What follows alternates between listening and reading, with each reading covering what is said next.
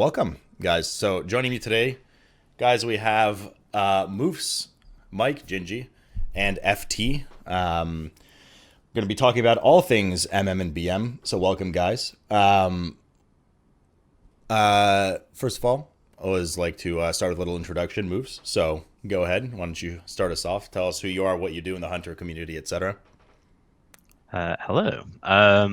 I've been playing Hunter since I've been maining Hunter since WoD, I think. MOP. Started MOP. I help out with a lot of the theory crafting. I write the marksmanship guide for Wowhead, a lot of the pet stuff for Wowhead. And then I have a Mythic Plus guide that I write. Yeah. All right, Mike. I'm sure some of you. Yes. My name is Gingi. I am also a streamer just like Teddy here. And I'm the back-to-back MDI champion as well as a world second raider, unfortunately. I lost that title to one of our guests today. And I mean, I've known for playing Hunter for many years now, but I'm known for multi-classing a little bit. I haven't been playing super much Hunter. I played a lot in MDI, but recently I was maining Mage and Boomkin, but I do have a fair understanding on the Hunter class. I've been playing it a lot, so thank you for having me. My pleasure, man. And FT. Hey, I'm FT. Started playing WoW when I was 14, vanilla, OG. And then I came back in WoD. I've been playing Hunter mainly since then, but in BFA, I played Moonkin and Mage as well. And I've been in Limit since Trial of Valor in Legion. Oh man, I'm gonna talk about that right around these parts. Guys, welcome. Nice to have you here. So with all the shows that we've had here so far, you might have seen them, might have not. As I said in the pre-show, we'd like to start with a bit of kind of spec history, and usually we start at Legion, just because Legion is the time when they did their whole, massive class and spec revamp, and some people got more love than others. Obviously, bigger changes to things like survival, going melee. That was a big point of discussion in the other show. But what about BM and MM? Were there anything major in terms of redesign, like resources, just how the toolkit worked, anything like that? Mike, for MM? Yeah, I mean, if we talk back in Legion, we of course had the vulnerable window. We had the sidewinders, and if you look at Legion and then transferring over to BFA, there was quite a lot of changes, and not for the better, in my opinion. I think Legion marksmanship was probably the best gameplay that I've ever felt. Marksmanship was in that was doing Legion. So in terms of just enjoyment and gameplay, I think it went a little bit downhill. I do think now here in Shadowlands, when playing the beta, it has become better than it is currently in BFA, with the implementation of some new things like volley. I think is a really cool ability that they've added. Now the only thing I think that we're really lacking in currently is the true shot window. That feels a little bit clunky, with not being able to use all your precise shot procs. Something that we had in BFA with the Master Marksman talent that got changed, so it kind of works like Ignite now. But in BFA, it worked as like your first precise shot after using aim shot was free. I think adding something like that maybe during your true shot window would make that true shot window feel a little bit better. But other than that, I mean, I think it's numbers-wise, on Cleave especially, Hunter's like really strong. But I would like to see some true shot changes for it to be in a really good spot, and potentially maybe make kill shot free and Hunter's mark changes as well. I think like that's kind of where Hunters needs to get a little bit of a rework, so for it to be in a really good spot. But like for Legion specifically, was there anything major from the end of WoD leading into Legion that MM received? Like, were they reworked completely? Anything crazy there, or was it kind of more of the same? Honestly, I don't remember. Back then in WoD, I was kind of like on a break at the end of WoD, so I kind of went into Legion at pre-patch. So I'm not the best one to ask there. Maybe the other guys have something to turn to that one. WoD to Legion for MM was like a huge change too. I remember like you'd use Thrill the Hunt to have aim shot like you aim shot would throw the hunt procs, and then you would get the focus back, and then Chimera shot just hit like a truck. Yeah. And that was all baseline. I personally, I mean, you were speaking about, you said Legion Marksman was your favorite. I loved WAD Marksmanship. Yeah, WAD was really good. Like I mean, that not was with just the instant aim shot, right? Yeah. I mean, not just because the instant aim shot. I mean, that obviously That was only like, HFC, helped, right? But yeah, in HSC, like we just had such good priority target damage, and it just it felt really good to play. And then I did really like the Legion Marksmanship. I don't know if I liked the pure single target. Like I know. A bit of nostalgia with like Patient Sniper and True Aim, stuff like that. And then like I know, man, I'm trying to think of back to Legion. Like I remember Lone Wolf was a talent. It wasn't baseline. That was a BFA thing. We had Mark Shot in Legion. And so I know we had a couple different builds. Like the single target was like True Aim, Patient Sniper, and we had that vulnerable window. And then if you remember the artifact weapon, we had a lot of crit stacking. So we had like, I'm trying to think of the name. I think it was Bullseye and Execute, right? Like the third, and then like I think it was like Rapid Killing. I think it was another crit thing, and then between that and then all the stacking vulnerable windows, like it was sort of one of those things where like your damage just fluctuated so much, right? Like if you didn't get a crit the last second of your vulnerable window, versus if you did get a crit, like that damage difference was just like tremendous, right? Like I remember going into like Veramathis, man, I can't say his name. It's a single target. White Icondrus. You call it White Icondrus. Yeah. I remember going in him, like one pull I'd be like bottom the meters, the next I'd be like topping meters, right? And so it's like the fluctuation was like so big for just marksman in general. Lock and load had a lot to do with that too, because you get a lock and load proc at the end of your vulnerable window and just blast. Oh, that was juicy. When you had in your true shot window in like Execute 30 stacks of Bullseye, and you just got the lock and loads back to back to back. That was juicy. Holy shit. Yeah. I remember like being in the middle of the damage meter, and then you just see a perfect Execute true shot window, and you just fly to the top. Yeah, that was pretty cool. Yeah, like it was really good topping the meters, and like when it hit, everything lined up. It was like hell yeah. But then it was like when it didn't hit, you're just like, man, this sucks. It was just like it's just your emotion playing marksman was just like so back and forth. And then but I do remember at the start of Legion, like my main problem with MM was to do a mark shot. It was like RNG. You get that buff on your arcane shot to put a hunter's mark up. I remember that was like really inconsistent and really RNG until they changed it later on. Yeah, I remember during Nighthold as well, there was the Black Arrow explosive shot build as well. I remember a lot of people played, so you played around the mark shots instead of the big aim shots. I mean, that was also a pretty funny build. But Sidewinders for me was the most enjoyable thing, hands down in Legion. But they obviously nerfed that quite a bit. Yeah, because initially in like against like Il'gynoth and stuff in EN, like Sidewinders was off, like it didn't have a charge system or anything, and you just basically it just replaced arcane shot and multi-shot, right? And you just literally just marked everything in like a 40-yard cone. And you just did like massive AoE. Like I remember Il'gynoth, you just stood at the back and just hit every tentacle at once.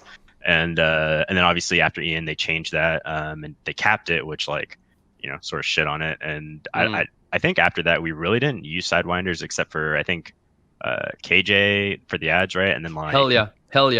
Sidewinders fight, hell yeah. And I think Coven, right? And Antorus. Yeah, Coven and a few fights like spread cleave. And then I don't know if you remember like the Mythic Plus build towards the end of Legion. It was like what was that one talent where you put something on the ground and it Sentinel. Sentinel's it was like Sentinel piercing shot and explosive shot. Remember it was like that big just like AoE mark shot spam, and like you did pretty mediocre single target damage unless you got like really good crit RNG. But did we have a target cap on trick shot in Legion too? No, well, so trick shot in Legion, remember it was a talent, and it was just like all your aim shots ricochet doing like I think it was like 30% extra damage or something like that. So there's no target cap at all? No, remember because our AoE in Legion, it was based off of marking targets, right? So like like Sidewinders, stuff like that would mark the target, and then we would mark shot to apply vulnerable, and then we would aim shot or whatever during vulnerable. Exactly. And doing Yeah. true shot, you had every multi shot was guaranteed marking targets. Otherwise, you could get a chance every time you auto shot it. That's kind of like how the playstyle was. And then Is that all sometimes True Shot did? Did it give crit too or something? Or... No, I think it was like, I want to say it was like 30% haste. I remember. Oh, it was an artifact talent. It gave us 30% crit during true shot. I think that's why it was good. Oh, yeah. And then Yeah, you had but the I don't- artifact traits in BFA as well. Like they gave us crits and then the rapid fire haste. Yeah. I remember. Yeah, we've been kind of been reliant on those Crit kind damage, of like. that's what it was. Yeah. Yeah, because it was. I remember it being like super the RNG and crit and stuff like that. I love watching this. I haven't like in any shows I had. It's been like, here's the history salute. Say something else that you guys are like, man, remember the good old days of like MM Hunter when like we would shoot things, and it's really cool to see like people that are like really loving of their specs. Throughout Legion though, for MM, ups and downs, how did it perform generally during Legion? Is it one of those like, I miss MM Legion, it was the best kind of thing, or were there certainly some pitfalls? I It was think above average. Yeah. In throughout all of Legion, it was above average. Hunter was always like a class you could bring, and then there was some niche as well with survival on Gul'dan that a lot of top guilds played as well, where it was super powerful. But overall, one of the changes that I obviously dislike is survival going melee. A spec that I love to play doing VOD, doing MOP. Survival was a really, really enjoyable Hunter spec for me. So. Definitely, I wasn't happy when I saw it go melee. I actually wanted to ask and like interject, and we'll get to BM in a sec with you, FT. But legit, just curious, just as a side note here, what were your guys' feelings on SV going melee? Because that's that was a big hot topic with the survival show. Yeah, I just want to throw spears, man. Let me throw some spears. Yeah, I think a good alternative to that was to give hunters maybe a 4th DPS spec that would be melee instead of removing survival range. That's just my opinion. Maybe call it like a tracker. That would be the 4th talent, something like that. Yeah. Yeah, I'm not a fan of melee. I mean, melee survival was really fun. Don't get me wrong. Like I love going there and throwing bombs and stuff like that. And I've been playing it a lot in beta. But I mean, realistically, you would never play it, right? Like I remember, God, WoD survival was so fun. Like what was it, High Maul, right? When survival was really good. Like the black arrow, multi-dot, serpent sting, and you spread it with multi-shot, stuff like that. Man, I loved that. But yeah, I don't. So nobody here is a fan of survival going melee, it seems, at all. Nah, I mean, hunters had like a dot spec, it was pretty cool. Now we don't really have anything anymore. Yeah, the main problem is like if you're gonna bring a melee, why would you bring that? Like Hunter doesn't bring any utility, so ain't that a theme of the show? You'd be surprised how many specs are in the why bring me when you can bring for melee it's been why bring me when you can bring a demon hunter, and for ranged so far it's been why bring me when you can bring a warlock. Those are the evil classes, or the ones to look up to, I suppose. But nonetheless, in terms of changes going into Legion, LT, what are we looking at for BM? I actually don't remember BM in Legion at all. But it was that bad, or? No, well, it was like it was a marksman expansion. Like if you're gonna be completely optimal. Yeah, it was. It wasn't bad. Yeah. So all right, I remember it. I was one of those mangas that refused to go marksman for a while, so I played BM for a little while. But BM was like, it was pretty undertuned relative to marksman, and like BM's always one of those specs where like it performs well during prog, right? Because you like can literally just like shut your brain off and just like focus on mechanics and stuff. And then like as soon as all the mages and warlocks learn all the cadences and learn how to hit their buttons at the right time, it's just like it just sort of like goes down the drain. And that's basically the story of Legion. It was good during prog, and then like the first or second week it just like fell, right? And it was definitely below average for the most part. So BM has never really had like super good cleave. All of the hunter specs since they removed range survival hasn't really had very good cleave, and so like BM, I think it was really good at single target back then, but I don't think it was like super good at AOE or anything like that. No, I remember like throughout Legion, like we talked about Matras earlier as well. Like there was a choice between playing the cooldown reduction on Aspect, the legendary, And then we were like, you know what? Why not try just play BM so we can get some more turtles out when you could immune the Varimatras mechanic. And we just went, okay, just take the aspect reduction and play marksmanship because it was doing more damage even when you were removing one legendary from the spec. So yeah. So back then in Legion we had 2 BM builds. There's one at the start of the expansion. It was like the Dire Frenzy. So if you guys remember, Dire Beast was baseline and Dire Frenzy, which is basically Barb Shot, was a talent. And that competed with Stomp, I believe. So you sort of had to pick one or the other. And they had a couple other things, like we had like Titan's Thunder, and then I think we had Way of the Cobra, which is like Cobra Shot did more damage for like how many pets you had out, stuff like that. Which obviously scaled with like Haiti, right? Because that was our artifact weapon. I remember that. Yeah, the 2 main builds was Dire Frenzy, which was like you stacked Mastery. I think you went Bestial Fury, and you went like Call of the Wild, like Predator, Apex Predator, or Huntmaster. I think it was like one of those, and it was basically maintaining Frenzy, right? Like you relied on Frenzy. It did good single target damage. If you had 3 stacks going into AoE, it did really good AoE damage. Do you guys remember during Nighthold there was like 2 weeks where they buffed? I think was it not Titan's Thunder. They buffed something in the artifact weapon that made it really OP, and everyone just like switched to BM for like those 2 weeks, and they nerfed it again. And it was. I remember that was with like using the legendary shoulders, I think, right? It was something like that. I don't remember. Yeah. That was before Frenzy had 2 stacks. Yeah, I remember that was like 2 weeks where everyone just jumped on the BM Hunter train. I think I did that myself, but it rings a bell. Yeah. Disgusting. Yeah.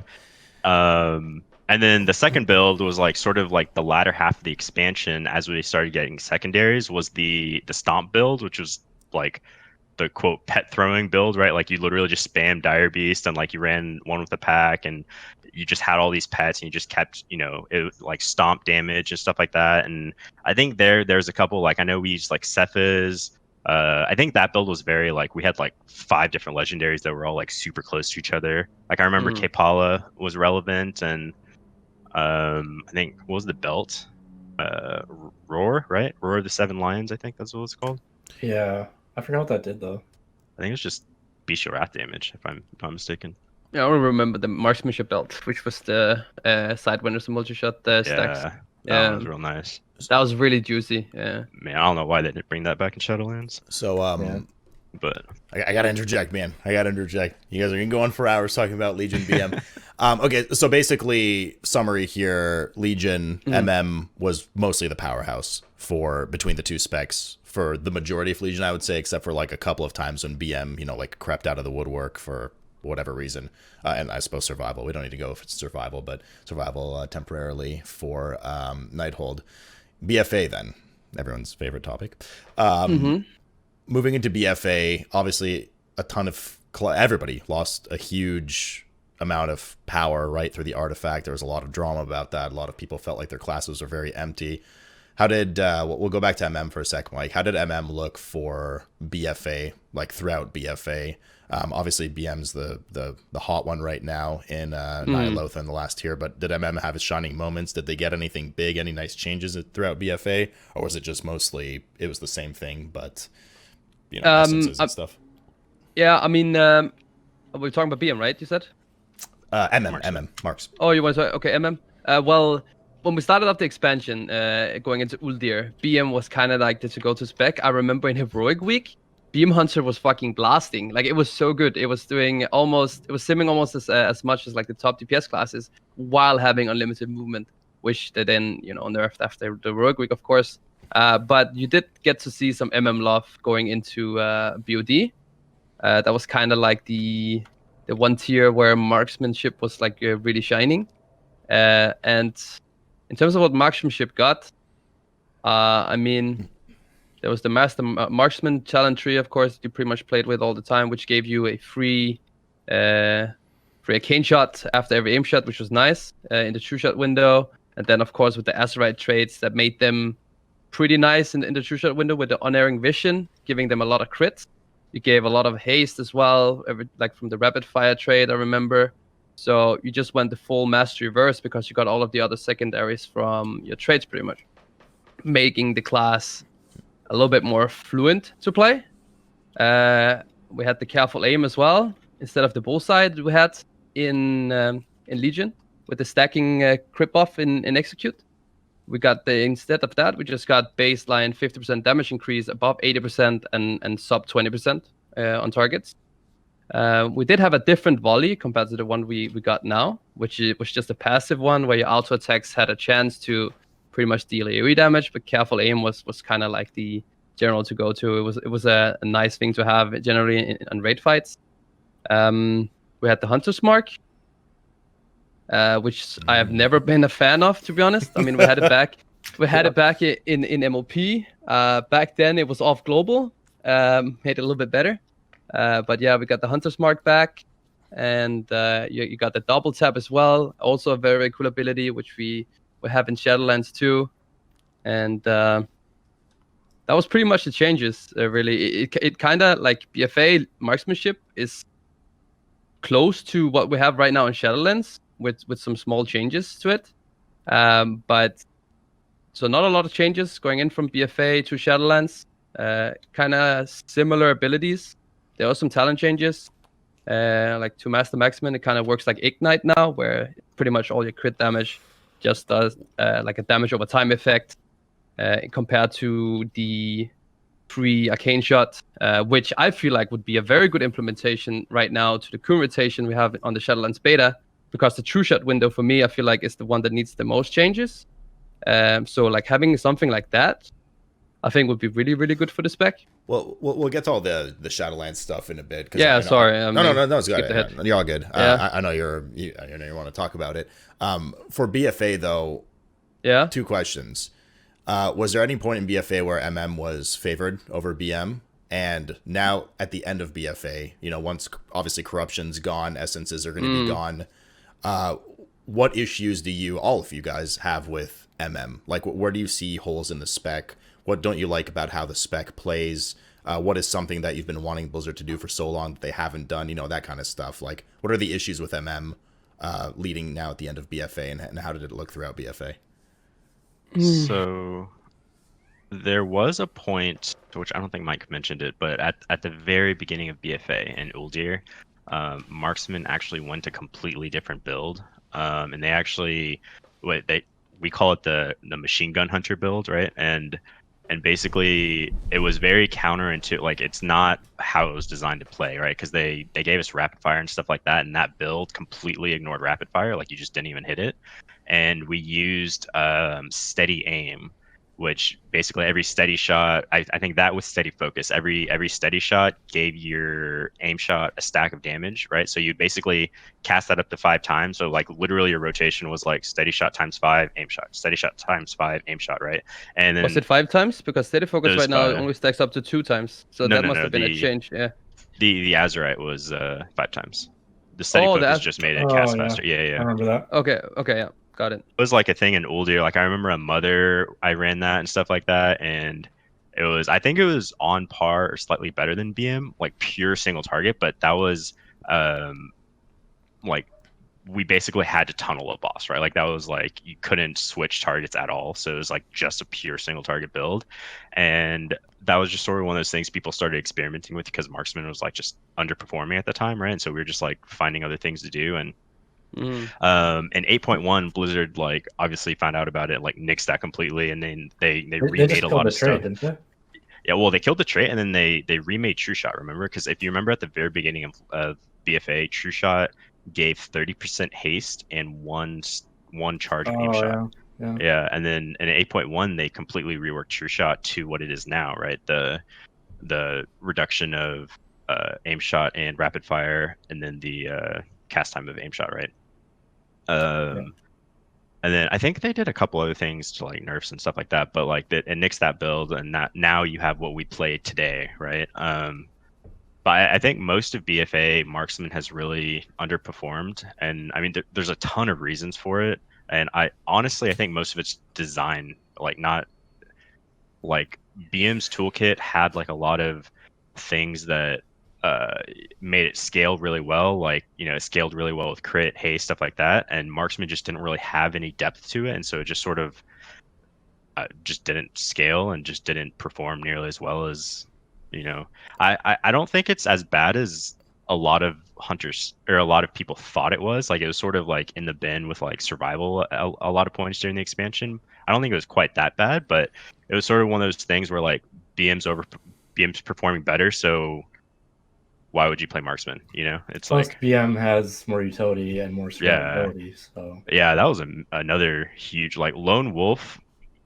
Just like lone wolf has a ramp up time, right? So like when you dismiss your pet, it takes I think it's like 15 seconds or something like that to get the full buff, mhm. and your pet's only good in pure single target, right? So you basically wanted pet for pure single target, and then lone wolf for like AOE, and just like your pet had the utility but then and the survivability actually, but then you wanted lone wolf for like mythic plus, right? And so you just no one brought you to mythic plus because you didn't have the utility because it was on your pet, right? But you didn't want to run Yeah. that for maximum damage, and then vice versa in raid, like you were anytime there was AOE in raid and you were using your pet, you just lost damage, right? And so it was like this whole like controversy between damage and utility, which was pretty bad. Yeah. So Like would if we talk about like a Spiritment, I think was like the biggest.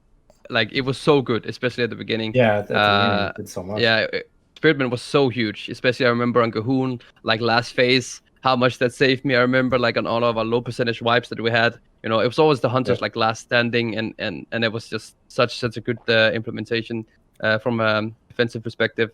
So- and again, you know, yeah, go ahead, Stud. so I just wanted to interject. So you're saying the main problems with MM, especially now leading towards the end of the expansion, are essentially that you have to make this crappy choice between utility and damage output because of lone wolf? Like is that is that the That's only one of- glaring? One It's of, one of- no, there's like four different. Also, But also this the design target swapping was not really the strong suit on Marksmanship either. With a longer cooldown as well as being a little bit of a turret spec. BM was just way Squishy. better for that. Yeah, squishy as well is one of the things Yeah. where No you had target cleave. exactly that's one Yeah. of the cool things that we have now. At least with commercial being so good at it is right now, we actually do have something like we have volley as well, which can give us trick shots 6 seconds every 45 seconds, and then we have the camera shot. So they're kind of like changing some of the weaknesses that we had in BFA, which is good to see. Now it's just the true shot window that I feel like needs a little change to feel like really smooth in terms of gameplay. And then Yeah. marksmanship has always been known for execute, right? Like that's our strong point. Always have like the careful aim.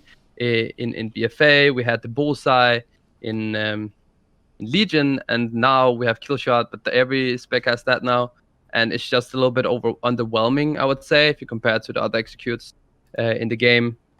So maybe potentially make kill shot free and a slight maybe 15-20% buff, and I think we'll be in a really good spot.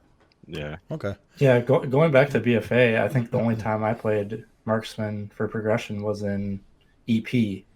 And the main reason I played it was because off the first boss, I bonus rolled a Max Titan Forge socketed weapon. So we call that the bazooka, and I was just blasting. And it was also pretty good in Zakul because True Shot would line up with the damage amp every time. Yeah. Yeah, it did have I think Ashbane is also really good, right? Because of careful aim, like you had those windows, right, were like above 80% health with the shield and stuff like that. Mhm. But it was like very niche. Like you hardly ever played marksman if you wanted to play optimally. So then for BM, right? Let's move to BM. We've identified MM. Obviously, BM was, I guess, like reverse of Legion, right? BM was the hot topic for BFA, whereas MM in Legion was kind of the go-to. What made BM so good throughout the expansion? And even if something's good, as we all know, right, like Shadow Priest until their rework is a good example of something that just because it does a lot of damage doesn't mean it's fun to play, or it has just good mechanics, whatever it may be. BM was BM just brought because it had everything a bit better than MMM, or was it particularly fun to play? It's often quoted as even Moofz said, like a fairly simplistic brain dead kind of thing to play. Truth to that, or like how do you guys feel about BM throughout BFA, and what kind of issues it has at the end of the expansion outside of borrowed powers, obviously? I feel like BM was played mainly because it's just more survivable and like pretty easy to play. You can not really know mechanics yet and just still do good damage and stuff. So. Okay. I mean, that's fair. Yeah, that's fair, man. That's all good. Like, you don't have to think about pooling Astro Power or something to move from Mechanic to Star Surge so you don't lose damage. Like, you just hit your buttons. So. Okay. Yeah. So the TLDR, Boomkin is really hard. Hunter is not. I mean, BM at the start of BFA wasn't really like I think it was like average. Like it wasn't good. It was better than Marksman and Survival, but it wasn't like, you know, you didn't want to bring in BM necessarily for everything. I think you wanted a couple during prog just because it's easy initially, right? But then I remember Crucible of Storms, like Hunter was like bad, right? Like I don't think I think Gingi, I don't think y'all used a Hunter at all, right? It was just like Shadow Priest, Warlocks, Ellie Shamans. Right? What's Something TS like again? Crucible of Storms. Gingi didn't play in that. I didn't play in Crucible. That's why we lost. True. Yeah. But yeah, like BM was never like that amazing, right? It wasn't until Eternal Palace, I think it was Eternal Palace, where BM started to scale, and we really saw the crit and haste, like as we got more secondaries, like Dance of Death and all that stuff started to take off. And yeah, then, they buffed it, didn't they? Dance of Death. Yeah, they buffed it. They buffed that, and I think they buffed Primal Instincts. There was like a huge wave of like buffs.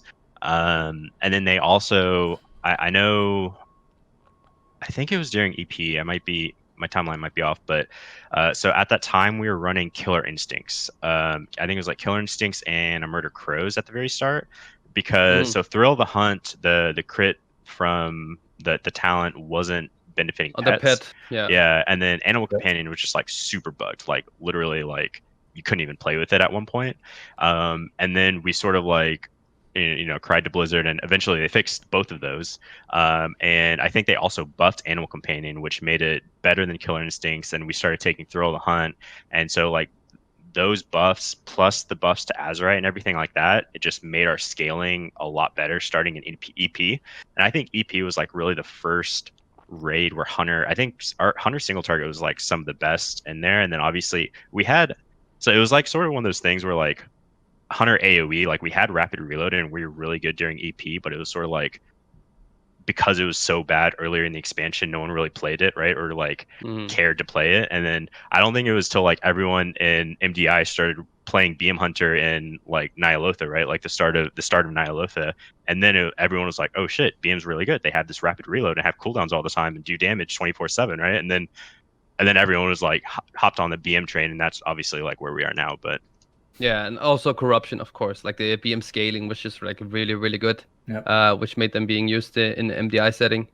But yeah, like I mean, like you said as well, in Eternal Palace, started seeing a lot of BM hunters come out. They were really good on Ashara, especially for the last phase. I mean, too many cooldowns, at least for our strategy with the burn phase, it lined up perfect compared to like 3-minute classes where you only got one usage out. I remember I was playing Boomkin that tier, and when I was like looking at the logs, I was like, holy fuck, the BM Hunter's blasting. But I mean, I was there for the 2 healer strategy and just giving out Innovate and some off healing. That was pretty much my job. So yeah, I mean, at the end of the day in BFA, Hunter wasn't really that bad because you guys had what, 2 or 3 on Gahoon, you had 2 on Jaina, and then just 1 in EP, and then 2 on the last bot or Zoth. So pretty, yeah, exactly. Pretty solid Hunter representation then throughout the expansion, right? Because part of the discussion is important, you know, MM versus BM, because people want to know about the specs, etc. But part of it is also where does Hunter lie on the totem pole versus all other DPS? Like, are we bringing Hunters to the raid? What's going on? Where do you think, well, outside of BM, where do you think Hunters in general fall short? Do you think they have any issues with like why bring a Hunter if it's not damage, right? Like, what do you guys bring that others don't from a utility perspective? You don't bring an aura, right? You don't bring a debuff. You don't bring a buff. Go ahead. Yeah, I mean, short cooldowns, good burst. We've had always been known for our execute, at least when playing marksmanship. We have our immunity. Our weakness has always been spread out cleave, right? Like if there's any kind of spread out cleave, then there's obviously multi-dot classes like Warlocks and things like that. That's just way more powerful. Good old Warlocks.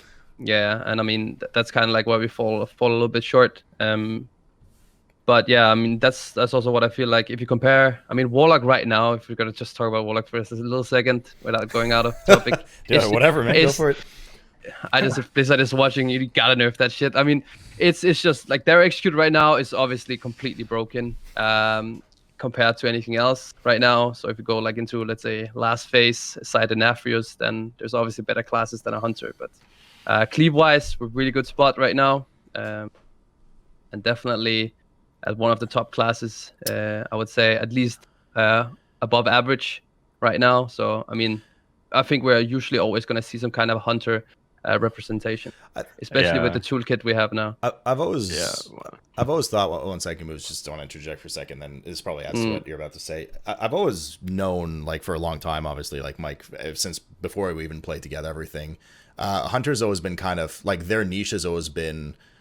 Frankly, like mechanics bitch, right? Like ranged mechanics bitch, because they have this advantage of being able to move while maintaining most of their DPS. Maybe not Marks as much, but and that's been one of their redeeming qualities. But there's a lot of like increased mobility in Shadowlands. We'll get to that in a bit, where other range can start to take advantage of that. So do you think that that niche kind of gets invaded for hunters, and you're more so now just at the mercy of, hey, like, are hunters tuned properly?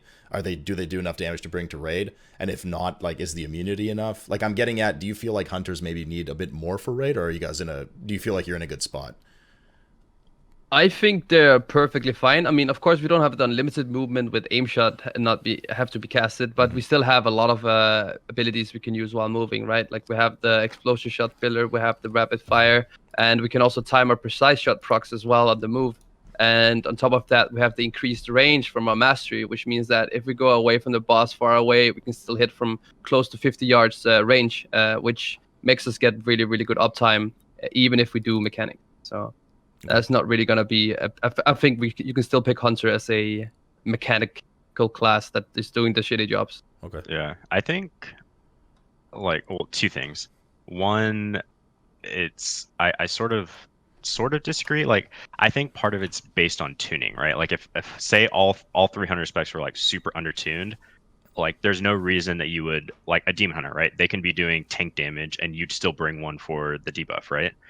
Or unless Vengeance was good or whatever, right? But like Hunter doesn't have any reason to bring it, right? So like if it wasn't tuned at least average, then sorry, my cat's going crazy in the back, but like there's no really reason to bring it, right?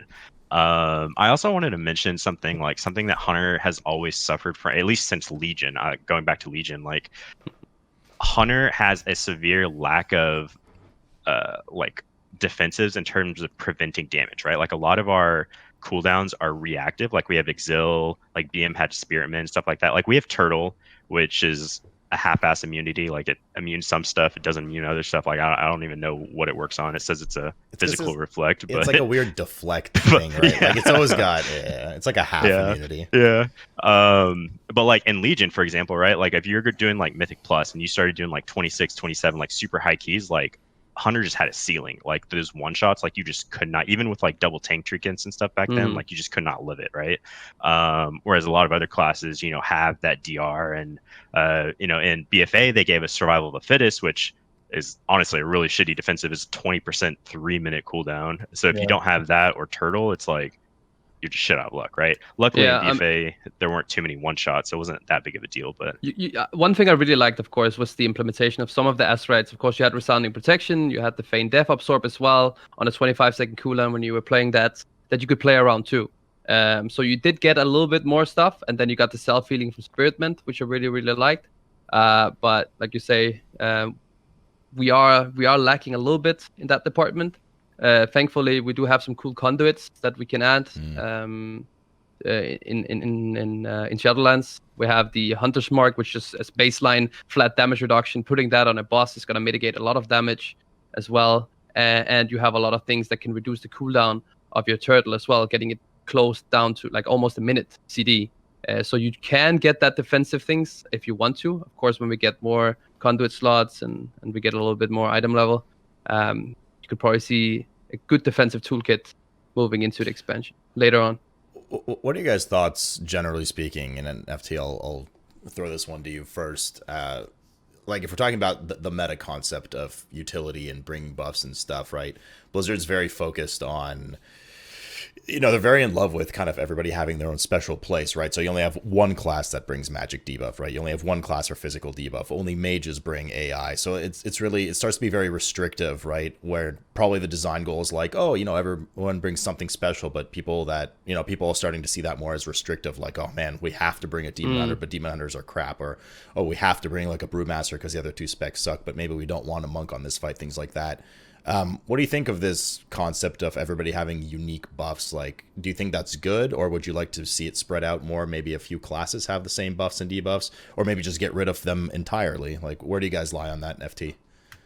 I think buffs are okay, but I also think it's the perfect opportunity to give hunter pets buffs back, because if you need, there is no reason to bring a hunter right now, and you could give the raid a reason to bring a hunter.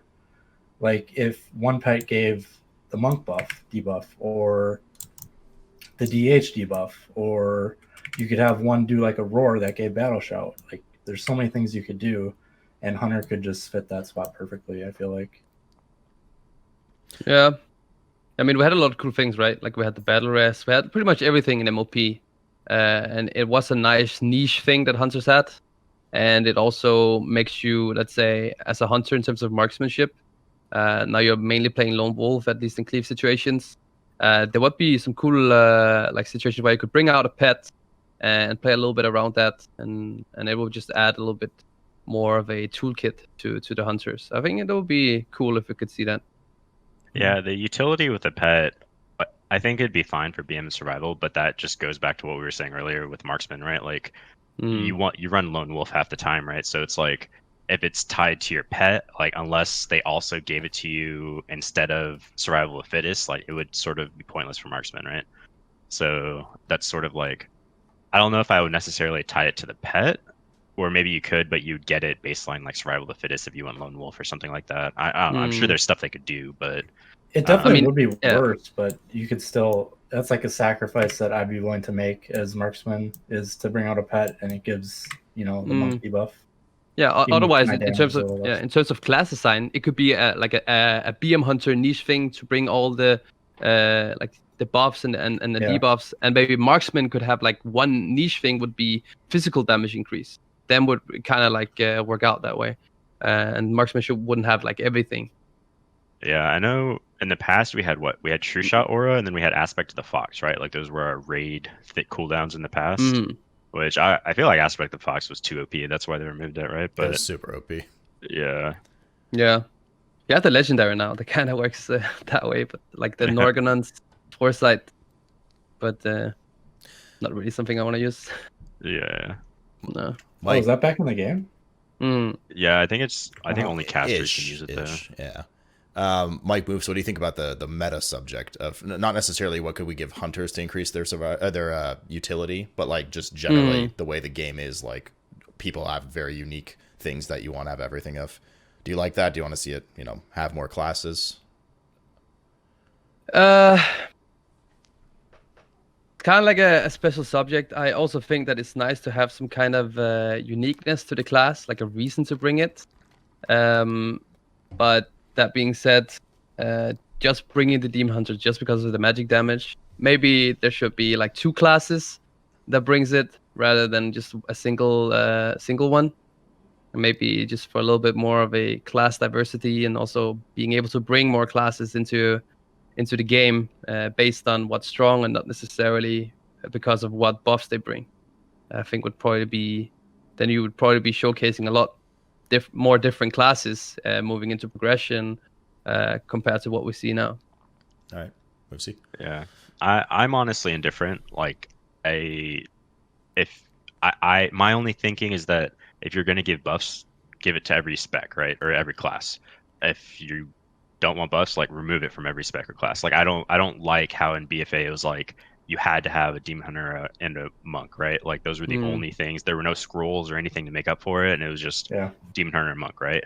I don't think like the warrior priest buff, all those buffs that you had scrolls for, like it wasn't quite as bad because you had other means, like you weren't forced to bring them, but obviously you had the 3% extra of whatever buff if you did bring them, right? But that wasn't quite as bad. And I know in chat. Yeah, so you hope they bring scrolls back into the game?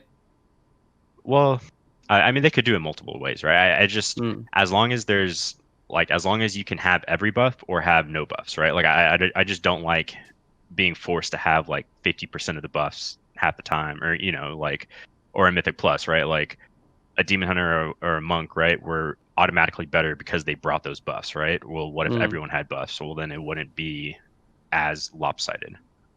Yeah, It is kind of an insidious thing because say like monk in general, like monk healer, monk tank, monk DPS is just bad, and you don't want to bring one to the raid, then it kind of nerfs all the physical damage that you could possibly bring to the raid. Yeah.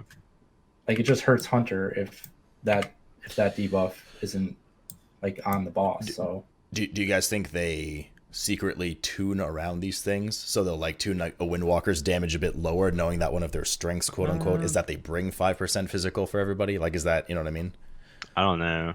So I actually heard JB say something the other day, and it was like the epitome of my opinion on this. And it was, I was talking to him about on stream, and he was saying like, I think we were comparing like hunter damage versus mage damage and warlock damage and mythic plus, right? They're all like sort of close right now. And he was saying, well, right now vengeance is the best tank, so like hunter's automatically out, right? Because you want the mage and warlock because they have the spell power buff. And I was like, that's stupid. Like why does a tank being good dictate like whether I'm brought to a key because of that buff, right? Like I think that's dumb. Fair. Okay. That's my main gripe with buffs. Other than that, I think they're pretty okay. Some people suggested, because this is something we always discuss on these shows, and one of the best suggestions I heard was that like the best of both worlds, outside of just give 3 classes the demon hunter debuff, etc., is stay away from these kind of one button or just fully passive things that don't really do much. There's no skill input to them. It's just like, hey guys, we're about to pull the boss. Okay, do we have battle shout? Do we have fort? Do we have AI? Demon hunters, monks, make sure you tag the boss. We're good, done. And try to go towards the unique stuff being more like, oh hey, you bring a 3-minute raid CD, or you bring like a specialization of this, or you increase our movement speed every 2 minutes, or something active that you kind of skill shot once in a while on the fight, rather than just, if we don't have this class, we literally lose 5% physical damage. And I think that would be maybe a good way to still have like some of the special stuff you're talking about, FT, but then also not just be feel like crap because you're missing 5% damage all of a sudden. Excuse me, like hiccup burped.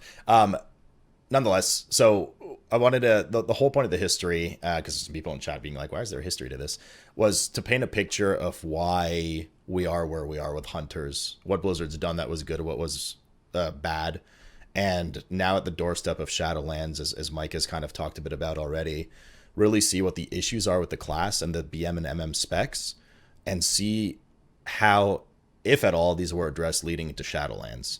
So let's start diving into the Shadowlands stuff and seeing, Mike, like you started us off, so why don't you start us off again with MM, the changes to the core of the spec. We'll get to legendaries and conduits and talents later, but just like core hunter or just MM toolkit, things like trank shot coming back. How are we looking for MM? So of course trank shot came back, which is of course in raid Soothe. It doesn't really have a lot of usage in a raid scenario. Very few amount of fights that has that, at least in the castle. So it's more kind of like of a dungeon utility thing where you can Soothe a little bit. I mean, you had that in BFA as well, just with the hunter pets, where you could Soothe, which was of course a nice thing to have. It's another reason to bring hunters really.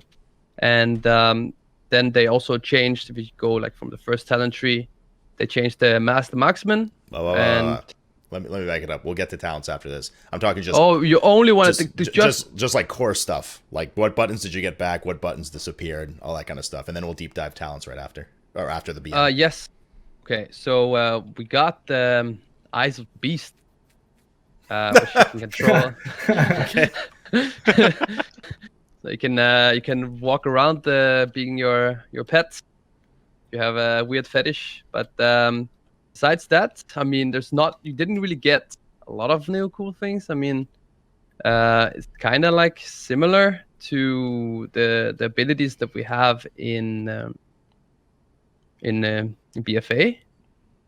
Like we got the trank shot, we got the survival of the fittest baseline. I don't know if we had that in BFA. Yeah, we did.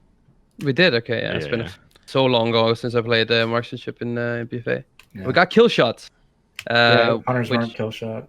Yeah, which is I mean, we did have Hunter's Mark. Right? It was just a talent in BFA. It's baseline now. Mm-hmm. Yeah, it's baseline now.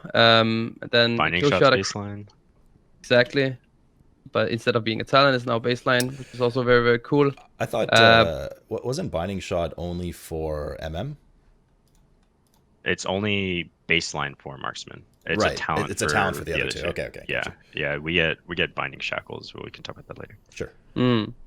I think that was like one of the only things we really got, right? Like just from a class thing. So a couple other things. Marksmanship's base focus is 5 focus per second, up from 3 focus per second, going from BFA to Shadowlands. The base focus region, you mean? Yeah. Let's see what else. We got Scab Beast as well. True. Yeah. Scab Beast. Yeah, also. I mean, Kill Shot was the only like good ability they brought back to us. Like Trank Shot for Marksman was really good, right? Because that just sort of the whole issue in BFA was like Trank Shot was one of those things that you wanted during Mythic Plus to have your pet out, right? But then the whole Lone Wolf issue that we talked about earlier. And obviously Trank Shot for Marksman, now that you have that, you don't need to have your pet out. So utility wise, that just helps Marksman, right? For BM, that we had that on our pet really already, so it didn't really do anything. It's just sort of like it's more a quality of life change for Marksman. It was off GCD though for BM, right? So it was on your pet's GCD, but yeah, it was off of your GCD. Yeah. I don't know how I feel about that. I feel like it's worse, probably. It's good and bad. Like for BM, remember you had to position your pet on that target, that was annoying. And so that was super annoying, right? Because if you weren't trying to focus that target that you were trying to dispel, you had to like switch your pet over, and that was pretty annoying. It's actually very awful because also on pet roll as well. Like I mean, yeah. So it's like it's okay, and then now obviously it's on. Like we have to cast that GCD, and it has a little bit of travel time, so it's not like an instant thing. So it's like it's good and bad. I personally think it's a little better because we also get focus from it now. Like whenever we dispel something, right? I think it's 10, right? It's only that. Yeah, I mean, it's still like we have. We'll talk about it in a bit, but like Marksman, for example, has pretty bad focus issues and stuff. So the interrupt definitely helps. I'm trying to think what else baseline that we got. Multi-shot was capped. Revive Pet. Yeah, misdirection, revive pet. Yeah. Oh yeah, true. The misdirection changed. Like it works like Rogue now, so that you can press it and it will last for 30 seconds until you start attacking something, which is a very, very nice change from someone who has been playing like MDI and you're doing a lot of snapping and stuff like that. This is a very, very cool change. Especially in a dungeon situation. So what was it before? Just so we're aware, it was like the moment you pressed it that the timer already started. You literally just had 8 seconds. So you didn't have like a little waiting to. Okay. Yeah, it was like, for an example, like Toldagor cannons, like hunters could not do it because like we would hit misdirect. We would, by the time we jumped in the cannon and shot the first mob, our misdirect would fall off, and then the second shot would just immediately everything would just get threat and just come attack us, right? Whereas Rogue, the misdirect didn't start until you dealt damage with the first shot, right? And so you had that extra time lead in. And I don't know if this is intended or not, but I noticed I was playing dungeons, and when I had tricks up, let's say the tank dies and it releases, my tricks is still running, and he still gets tricks like, and he can't mount up as soon as he release. So it stays after death. Don't know if it's intended or not, but at least you don't lose aggro when the tank dies. It's pretty cool. You don't gain any aggro. I actually didn't know. That's pretty cool. Yeah. So was there anything for BM then specifically that we didn't cover in the changes for Hunter for Shadowlands, or is it just basically everything's been talked about as more like Hunter wide changes rather than MM and BM? There's a couple things. There's a couple, yeah. Yeah, Cobra Shot is like takes more focus, so that's kind of bad. For some reason, we have Arcane Shot, and that was like the great unpruning. Yeah, I don't know why we have that. And then Aspect of the Wild's off the GCD. True Shot's off GCD now too. Yeah. Oh yeah. And then Beast of Wrath does damage when you hit it, which doesn't do that much, but it's kind of nice. Yeah, and actually, as of yesterday, pretty sure as of yesterday, Barb Shot, the bleed now crits, and so all of BFA didn't crit. Oh yeah. And nice. So now it crits and actually does pretty decent amount of damage now. Um, And then we got Beast Cleave capped. So yeah. And Hunter's Mark on BM as well. Yeah, that's Yeah. the big thing. All right, Which is awful. I gotta open up the can of worms. What? Talk to me about Hunter's Mark. Delete it. No, it's so you can't really delete it, right? Because it's really good for PvP. And so like I guess you could move it to like a PvP talent, but like so Hunter's Mark, you put it on a target, right? And you deal 5% more increased damage to that target. Like if you're in a raid scenario, honestly it's like it's whatever, right? Like unless you're target swapping a bunch, it's not really that big of a deal. Like but in Mythic Plus, for example, it feels awful to play with. Like you put it ahead of time, right, on your priority target, whatever. And then you deal more damage to that target. And then as soon as that target dies, I think the like sims come out to like that target that you have to reapply it to has to live between like 12 to 15 seconds for it to even be worth to reapply to that target. And so it's just like it's just one of those things where it's like, why am I even casting this? And it just doesn't feel good. Like you're not doing damage with it, right? You just apply a mark to a target. And then in AoE, so I've heard a lot of feedback from like, oh, you know, hunters do 5% more damage in single target. Why? Like it's good. Like Hunter's Mark's awesome. And that's like, I don't know who thinks that, but that's literally the opposite, because you can go on Warcraft logs and hunters sure as hell aren't doing 5% more single target damage than everyone else. So it's actually tuned the opposite way. And it's like they tune based on single target, and then your AoE is nerfed by that 5% damage, right? And so like all the targets except for that one target are taking 5% reduced damage because they don't have a Hunter's Mark, right? Yeah. So my main question is, what's with the recent change? They made a 20-second cooldown. What? Like, I can't think of a single reason for that. It's funny because like we were complaining so much, like delete Hunter's Mark, and what do?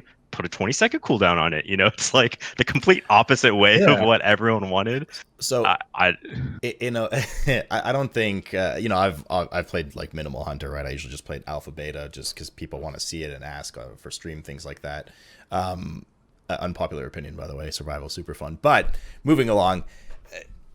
Yeah, Hunter's Mark, even for me that barely plays it, felt like an awful pain in the ass. But now that Blizzard doesn't want to obviously remove it for whatever reason, do you guys have a better solution in mind for it? Like, what could you realistically do? 20-second CD. Yeah. So, yeah, I mean, that would work. Like, off GCD would work. Like, obviously, you could swap it, but then it's sort of like, at that point, you can just macro it into every single ability, right? Like, why? Like, that's sort of degenerate at that point. But it would be better than what it is now, bit right? of a meaningful choice. Yeah. Oh, true. Yeah. Personally, I really liked back in WoD how like our multi-shot spread our Serpent Sting. Like if our like maybe we could do like multi-shot spread Hunter's Mark with a 20-second cooldown or something like that, which would it'd still be relevant in single target, but then it wouldn't hurt us in AoE, right? Because even with the removing Hunter's Mark off GCD, you're still losing that AoE damage, right? So I don't know. I mean, there's a couple different ways you could do it, and honestly, so I wanted to address the 20-second cooldown. Like honestly, it's not that big of a deal. Like if you're actually playing with it, right? Like raid again, no change, right? The 20-second cooldown doesn't matter. In Mythic Plus, for example, like it resets when you kill a target, right? So like the 20-second cooldown doesn't really matter that much. It's more of an inconvenience, right? Like I know it's happened a couple times. Like I'll put my Hunter's Mark on the target that's, you know, in the mob, you know, the group in front of me, and the tank's like, oh, I'm going to pull this pack to the left instead, right? Or like, well, crap, I just put my Hunter's Mark on there. I now have to wait 20 seconds, right? So like in that instance, it's really annoying. But like overall, the 20-second cooldown doesn't really change how you played that much. Speaking as a Better tank, communication in the team or a better tank. No, I was gonna say, speaking as a tank, that's why he pulled a different tank. Just FYI. He saw the Hunter's Mark. This is how we're trained. You see like a D&D go down, you move 5 yards out of it. It's just the way it goes. But in your guys' ideal solution, just like get rid of it. It doesn't really seem to add anything to gameplay. There's nothing fun about it. I think it has a half check in GCD, right? Or like a half GCD. It's a 1 Yeah. second hasted GCD now, Okay. so it is slightly less awful to press in Shadowlands, but it's still there. You still have to press it. And I don't know. Another thing is like maybe remove the damage component from it. Like maybe it just does stealth, but then it's like, why even have it, right? It should just be a PvP thing at that point. And so I don't know. It's just a question of how they would tune it then, right? If they just give it a flat out damage, it's obviously not going to be 5%. It would be something to equal out the single target, the damage, as well as the AoE. And what I feel like we need right now in terms of the Hunter design is that our cleave is in a really good spot right now, at least if we talk marksmanship. It's kind of like the single target that could get some rework, if anything, if it stays the way it is at the moment. For MM, Sure. you mean? Yeah, for MM, yeah. Okay. The only cool thing about Hunter's Mark, I think, is what Mike was saying earlier about the Conduit or Soulbind or whatever that gives us a DR. I think that's really helpful for Hunter. Yeah, but even then, like in a raid fight, like not. So it only reduces damage coming from the boss, right? And not all damage sources stem from the boss, right? Like some of them are like environment and stuff like that, which aren't affected by that reduction. So it really depends. Yeah, you're probably going to find some niche things, right? Like where you can put a Hunter's Mark on a certain target to stop a lot of incoming damage, where you might use it for a defensive cooldown rather than a damage cooldown, essentially. Meaningful choice. Exactly. Quite the theme, isn't it? So what about for BM FT? Would you say right now in Shadowlands, like Mike mentioned, for instance, Mark's looking really good for cleave, single target, maybe a bit of love needed. How's BM looking? Because I know, at least, correct me if I'm wrong, guys, but throughout alpha, beta, so far from what I've seen, it's been the MM show for the most part, right? Like BM's just not really been on the radar. Could be wrong saying that, but just from what I've heard and seen, is that kind of the case we're in right now? Yeah, I mean, I've been playing a lot of BM when we do testing, and for cleave, it's definitely worse than MM, but for single target, it's actually pretty good. And obviously, you don't have to plan movement or anything, so that's good. I feel like the main thing that BM has that Marksman isn't as good at is execute. Like with kill shot and killer instinct below 35%, it's like 8 to 12% approximately, and it's not. I think it's only like, what is it, like 5 or 6% for marksman below 20. So we have that going for it a little bit, but it's pretty much just it's more consistent. It's less bursty. Beast Rat's always a good cooldown for certain fights like Fetid, where you have a priority target every 40 seconds or something that you have Beast Wrath for. So I don't know. I think it's just single target and target swapping in that scenario. So it'll excel it. Yeah, so I've been playing a bunch of both, and my opinion on both of them. So marksmanship is doing more damage overall. Like I think it's slightly higher than BM and single target, and obviously does a lot more cleave and AoE.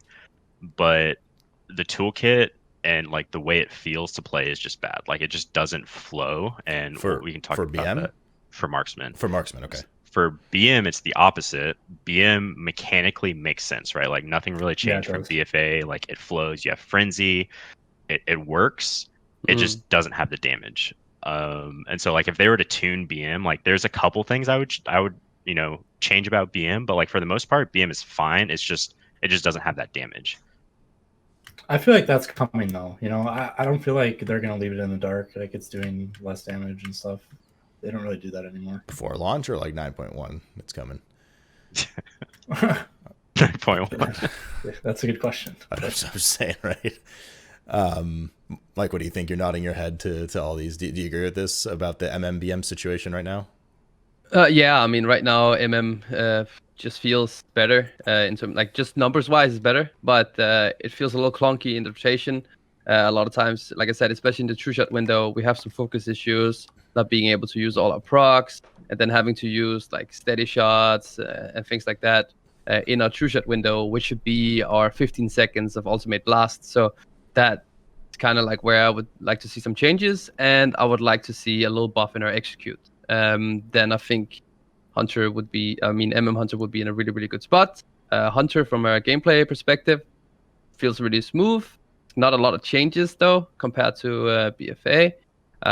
Just need a little bit of a buff in terms of numbers, so they can do a little bit more damn.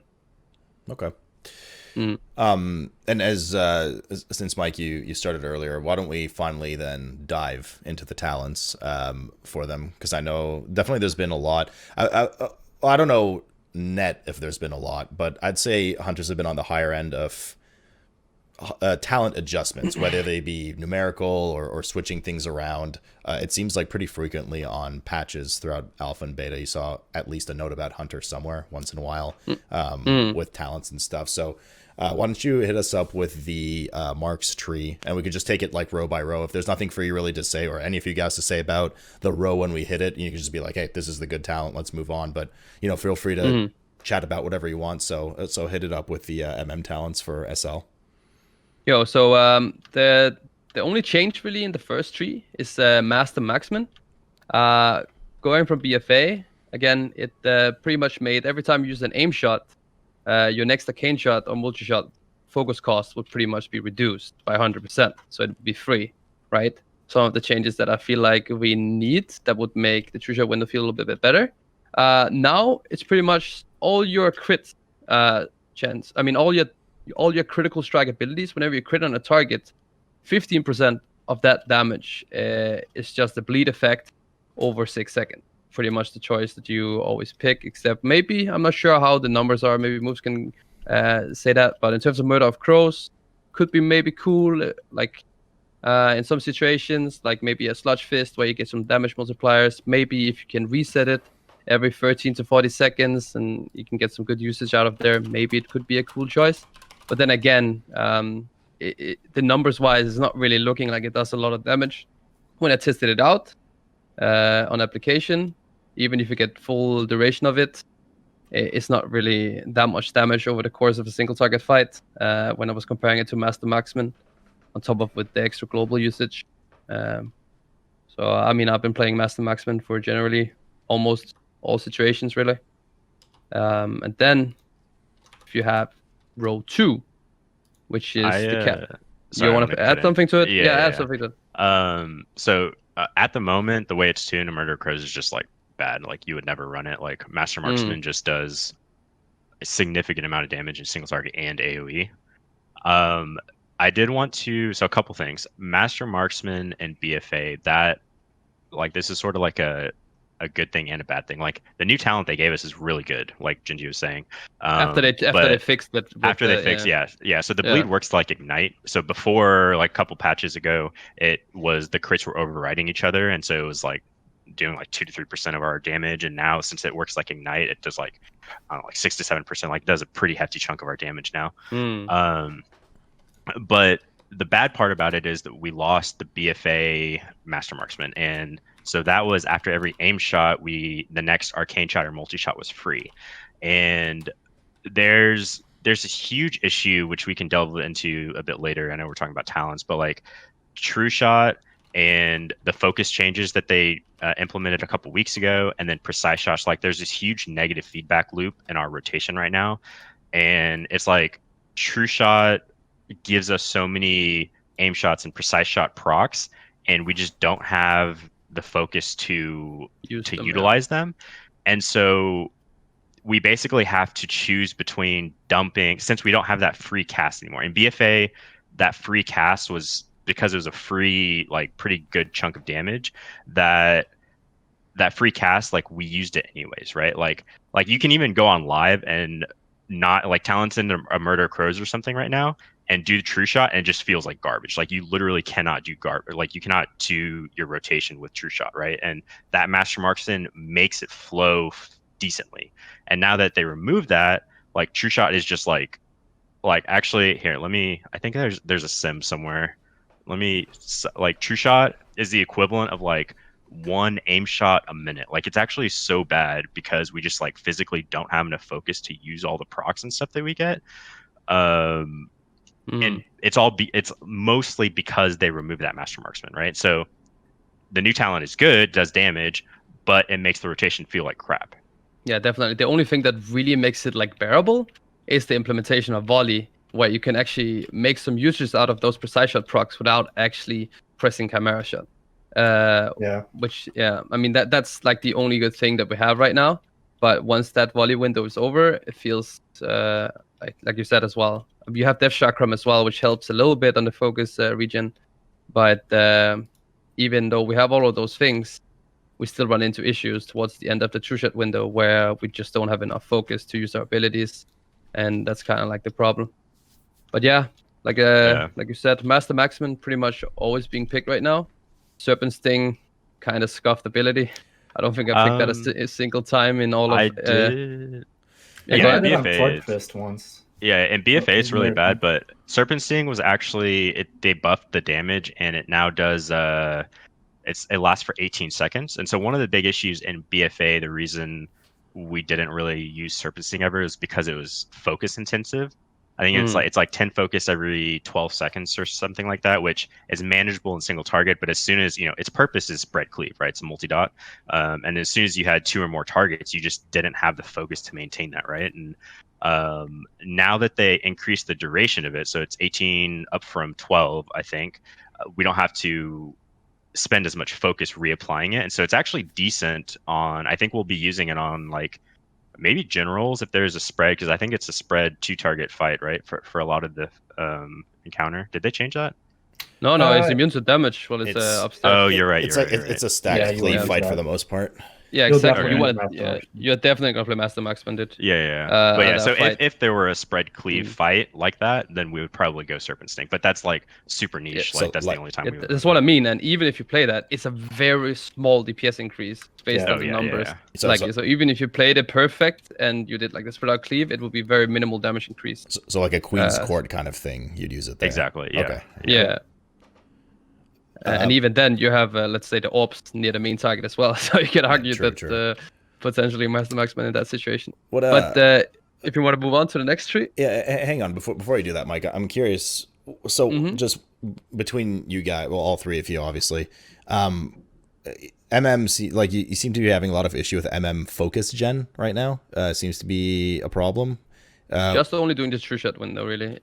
How do you fix that in your mind, or is that something that we're going to suggest later based on talents, or like what do we do about that? You could make focus cost on early abilities reduced by a baseline amount during your true shot window. That could be a change they could do. Yeah, I think that's an option.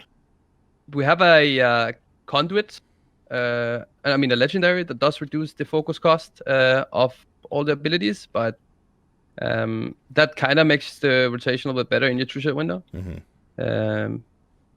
But maybe having that baseline would be cool. Yeah. Or potentially giving us a chance, maybe a little bit, or something consistent where we would get a chance on every auto attack to make your next arcane shot or chimera shot free. Something like that throughout your rotation could be cool, potentially. Okay. But I think just a baseline focus cost reduction doing true shot would be the simplest solution. Sounds easy. Yeah. I had a couple others, which I agree with the focus during true shot would be really good. If we baked in the old Master Marksman, that would encourage us to at least use one charge of precise shots or chimera shot, right? Yeah. The other thing I suggested, just buff the focus that rapid fire gives, because like you get more rapid fire cast during true shot anyways, right? And so like instead of 1 focus per second or 1 focus per shot, make it like 3 focus per shot or something, right? And that would help a little too. I mean, there's so many things you could do, or just rework true shot altogether, right? Like true shot's just like, it's really weird. And even in BFA, right? Like it gives you an abundance of aim shots and precise shots. And so like you have more things to spend, but you don't have enough time, and your focus isn't like, you still have the slow focus regen, right? Like that's not changing at all. So you just don't have the means to cast everything. And then, so it just, without Master Marksman giving us that free GCD, it just feels really bad during that window. Okay. Fair. Mike, go ahead with the 25 you wanted to get to. Yes. If we go to the first one, there is careful aim. Change there compared to BFA is that in BFA you had above 80%, above 80% and below 20%. You had 50% increased aim shot damage, which now got changed. So here in Shadowlands is only above 70% health. Kind of like I'm kind of sad to see that because kind of loses our execute value by quite a lot. And there's not a lot of fights where, the first 30% of a boss fight is the important fight part of the fight, right? If you go to the later bosses, most of the time it's the execute phase or something like that. So losing that execute, kind of like a big shot to hunters. You could argue and say that on side in Aphrios, maybe first phase could be like a black hand where you need that extra big dam, on top of the fact that you have the weapon in phase 2, where all damage from the weapon also gets redirected to the main boss, so you get a little bit more value there. But overall, it's not a really good change in my opinion. I would prefer above 80 and below 20, just from this talent tree alone. So not a good change in my opinion. And then we have a volley switched away from this talent tree compared to BFA, and instead we have barrage. Barrage was also a talent tree, it was just later down the row in BFA. And then we have explosive shot. Explosive shot is actually a really, really cool ability that does quite a lot of damage.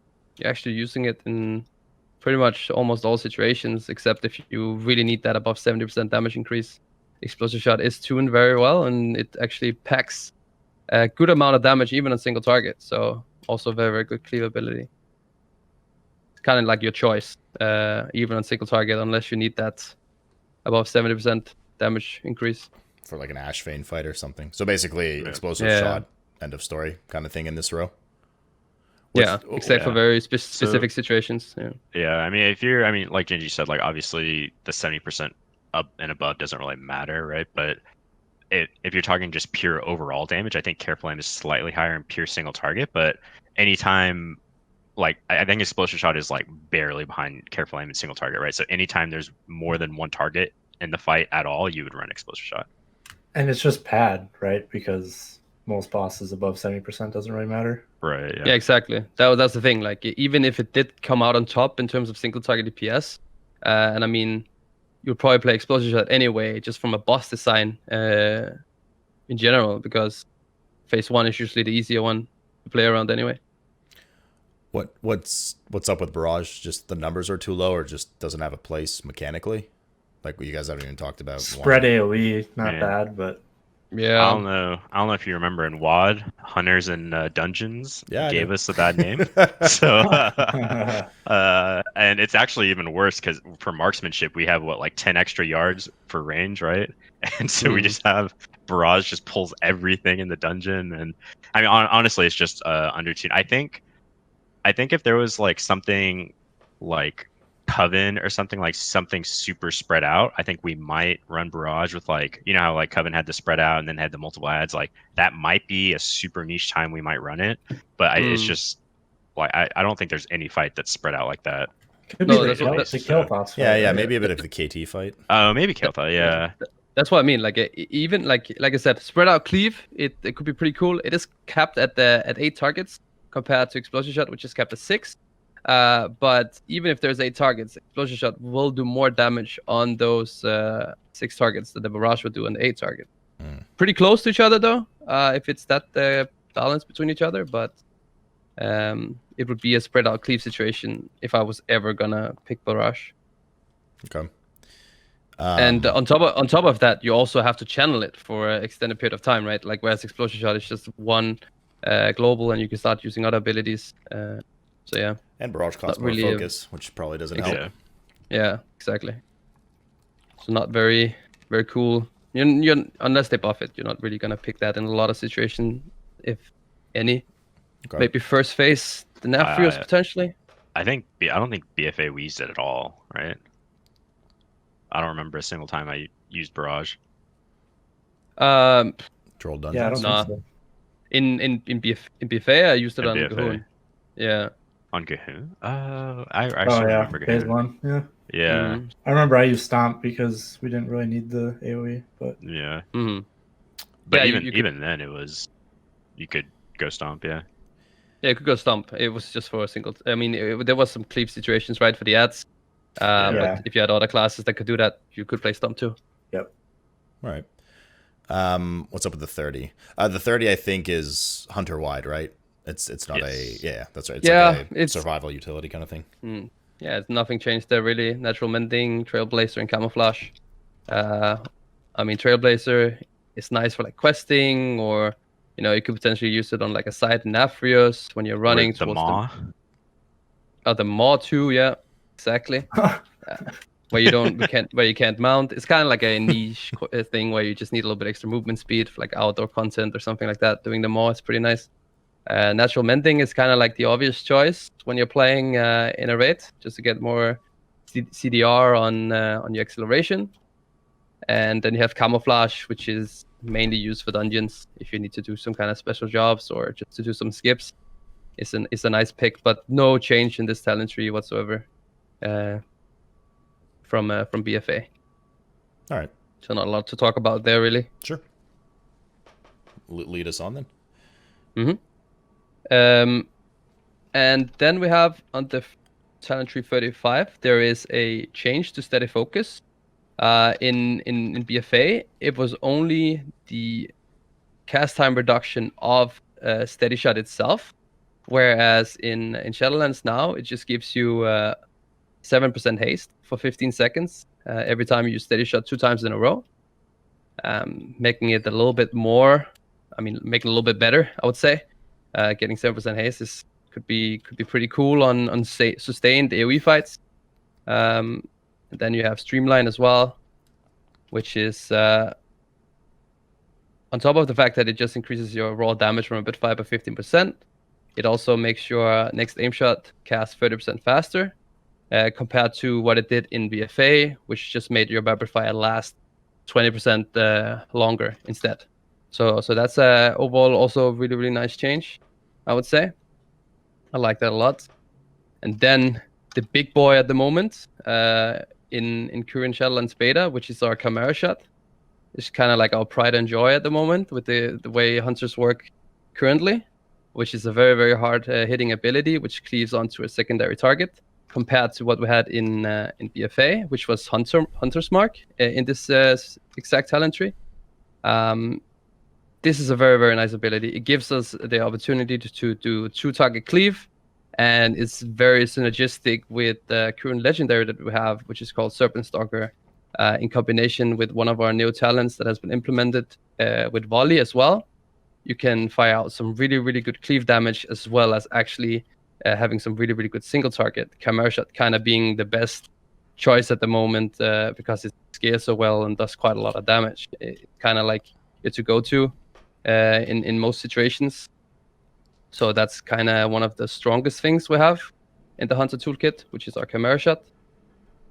So that's kind of like the changes in this talent tree. I think didn't Chimera Shot, it got buffed, right? Like it's not too long ago that it became the big boy on the row, if I'm not mistaken, right? Yeah. So when they first implemented it, so they basically took it from BM, right? So because BM had this all with BFA, it wasn't working. So it was sort of bugged with precise shots when it first, like it wasn't consuming precise shots when they first introduced it. It didn't work with Marksman Mastery when they first introduced it, and it didn't work with True Aim, which is a leveling passive that we have, which just buffs Arcane Shot and Multi Shot by 25%, right? And so all of those things, when they were finally fixed, it just like skyrocketed Chimera Shot, right? And it's just like Chimera Shot's the best in single target, and like Gingi was saying, like with the legendary, it's actually the best in AoE now. I did want to highlight this row. So like this row in BFA was actually like garbage. Like Hunter's Mark was where Chimera Shot was, and then Streamline and Steady Focus were the same. But Steady Focus, the only time we ever used it was in the Uldir build, the Machine Gun Hunter build that we used, and that was literally just spam. That build got nixed really quick, right? Streamline was actually negative DPS in single target. Yeah. It was so like the way Streamline worked in BFA, it extended rapid fire by 30%, right? And so it was so bad. So like our true shot window was very like aim shot, arcane shot, rapid fire. aim shot or cane shot, aim shot or cane shot, rapid fire. Like that was the true shot window, right? And by extending rapid fire, you actually pushed out your abilities.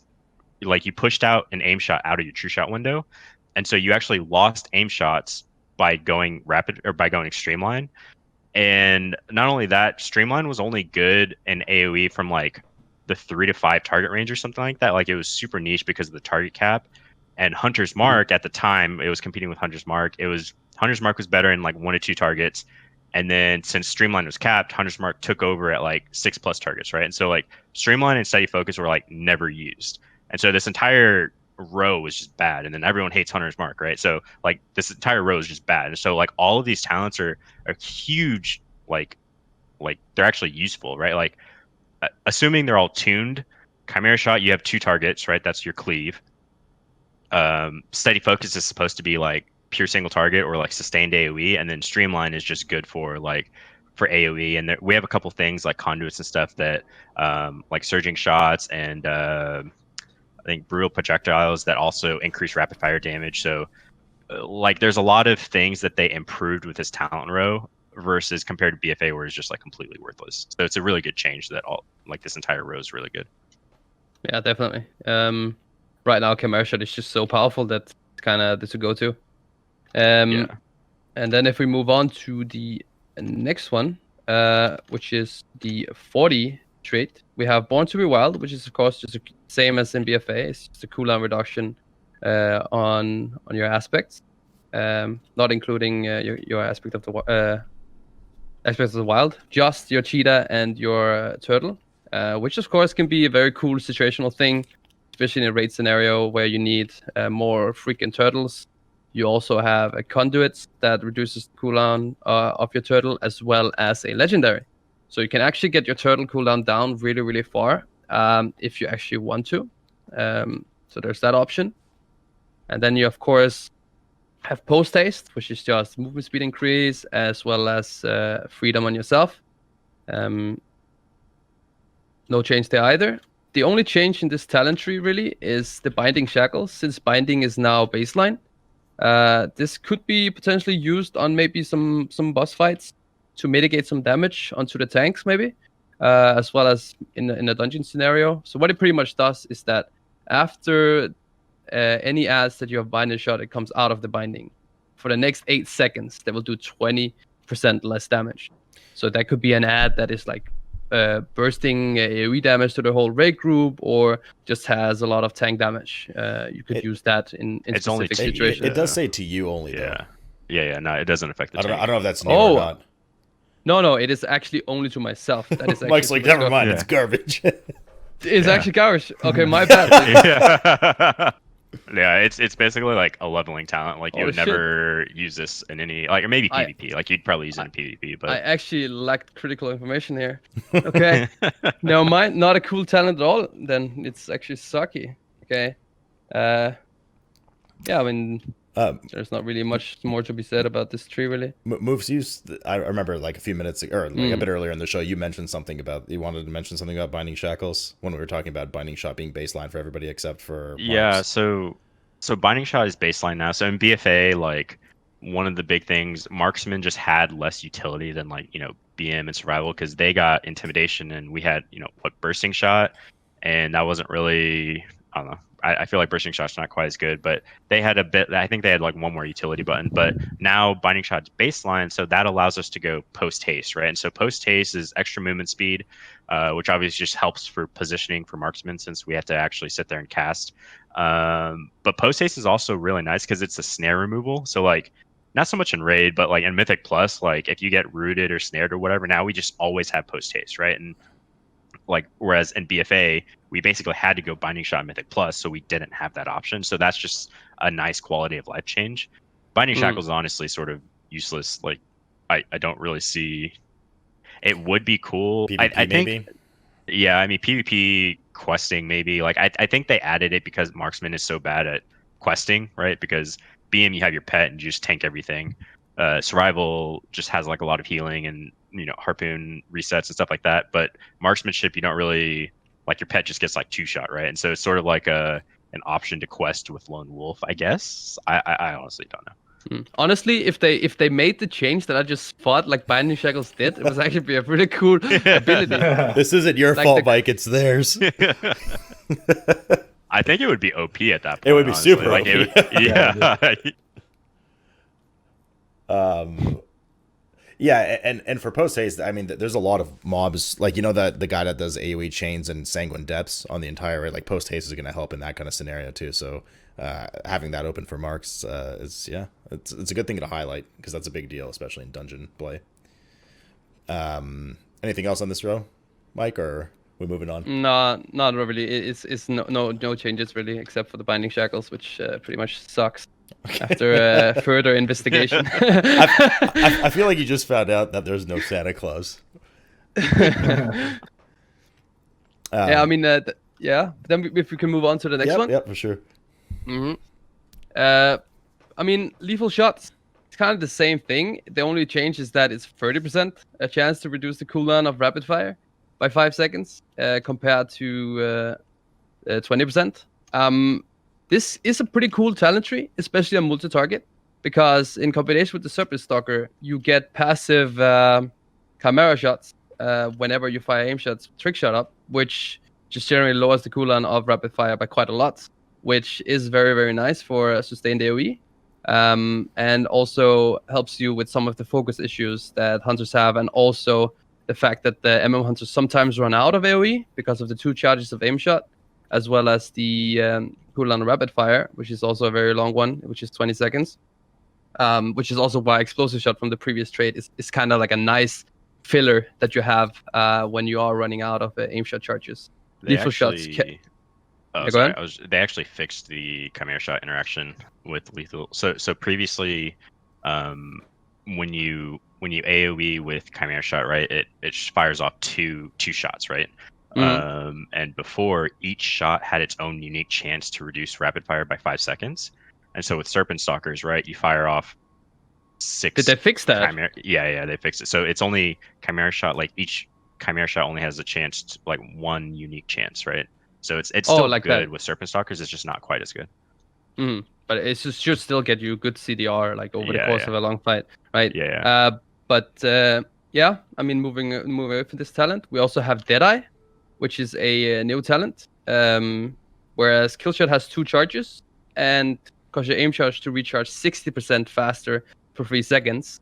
Looking at this could be a potential like really cool like execute talent, especially with the combination of Venthyr, which gives you a dot on your main target, which gives you a chance to make your kill shot work above. Well, it doesn't matter what percentage it is, really. The only problem right now that we have with this is that we can't really get a lot of usage out of it because of the focus issues that we have. And kill shot actually costing focus is kind of the problem with this build.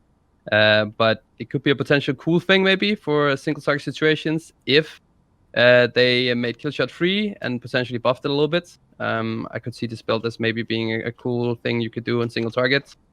And then you have, of course, double tap, which is the same as we have in BFA.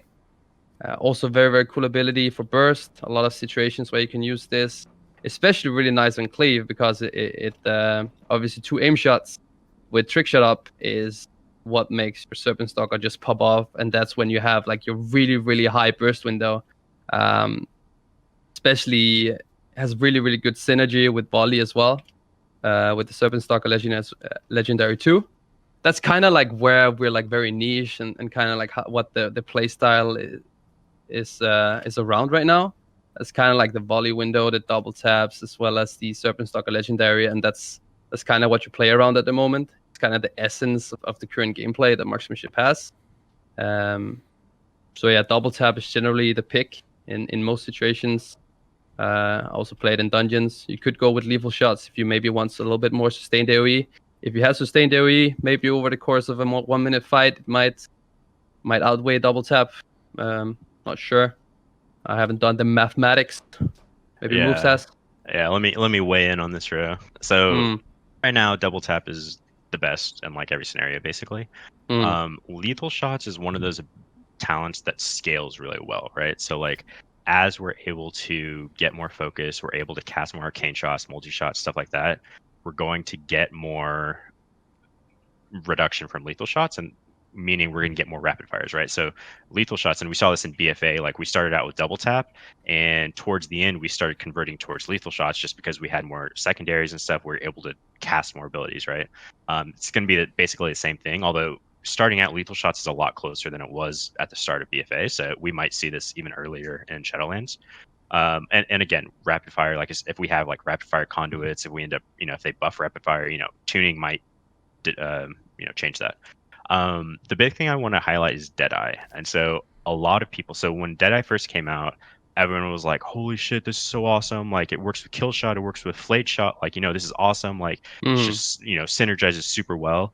And when you actually, so like the idea is fine, right? Like, flayed shot by itself does a lot of damage, but Deadeye, so first of all, when it first came out, Deadeye was actually recharging at a like almost double the rate that it actually says, and so you would get basically how True Shot works. It's the same issue with True Shot, right? Like you get an abundance of aim shots, but in Execute, especially with the focus nerf recently, you literally don't have enough focus to cast all of your aim shots and all of your kill shot procs that you get with Flayed Shot, and so you literally just like, it sounds really good in theory, but then when you actually go to practice, like you're literally just sitting at aim shot capped, and then or you're just ignoring kill shot procs, right? And you're just wasting kill shot procs, and it's just I think the tooltip is accurate now, which I think there's like a build like 2 or 3 patches ago. I think Deadeye regenerates properly now, but even now with the focus changes, like we physically, like Deadeye's a dead talent basically, because even with Vinthier it's not very good because we just physically can't utilize all of the aim shots and kill shots that we get and Execute, which is really sad because it sounds really good. And is this just like a gear thing, like not enough haste on the starter gear, or is it legit you just need to have your passive buffed or this talent needs to get changed? So haste is like one of those things where like the more haste you have, like you get more focus, but you also spin more, right? And so it's like it doesn't really help, like stats won't help the issue. It's really just a matter of focus. Like we just don't have that focus. And then if you that's not even including like during True Shot. Like True Shot during Deadeye is like you're just wasting procs out the butt. Like you're just not able to cast anything, right? Yeah, that's also assuming that you're not even using your precise shots too. Like you can't use anything. You have no focus for anything. I think one of the things they could do is, of course, buff the focus region from rapid fire and steady shot. I mean, that will be some really, really good changes to have, because right now it just feels okay. I do a steady shot, 1.6 seconds cast, and then I get 10 focus, and it just feels very, very underwhelming compared to the focus cost of our actual abilities.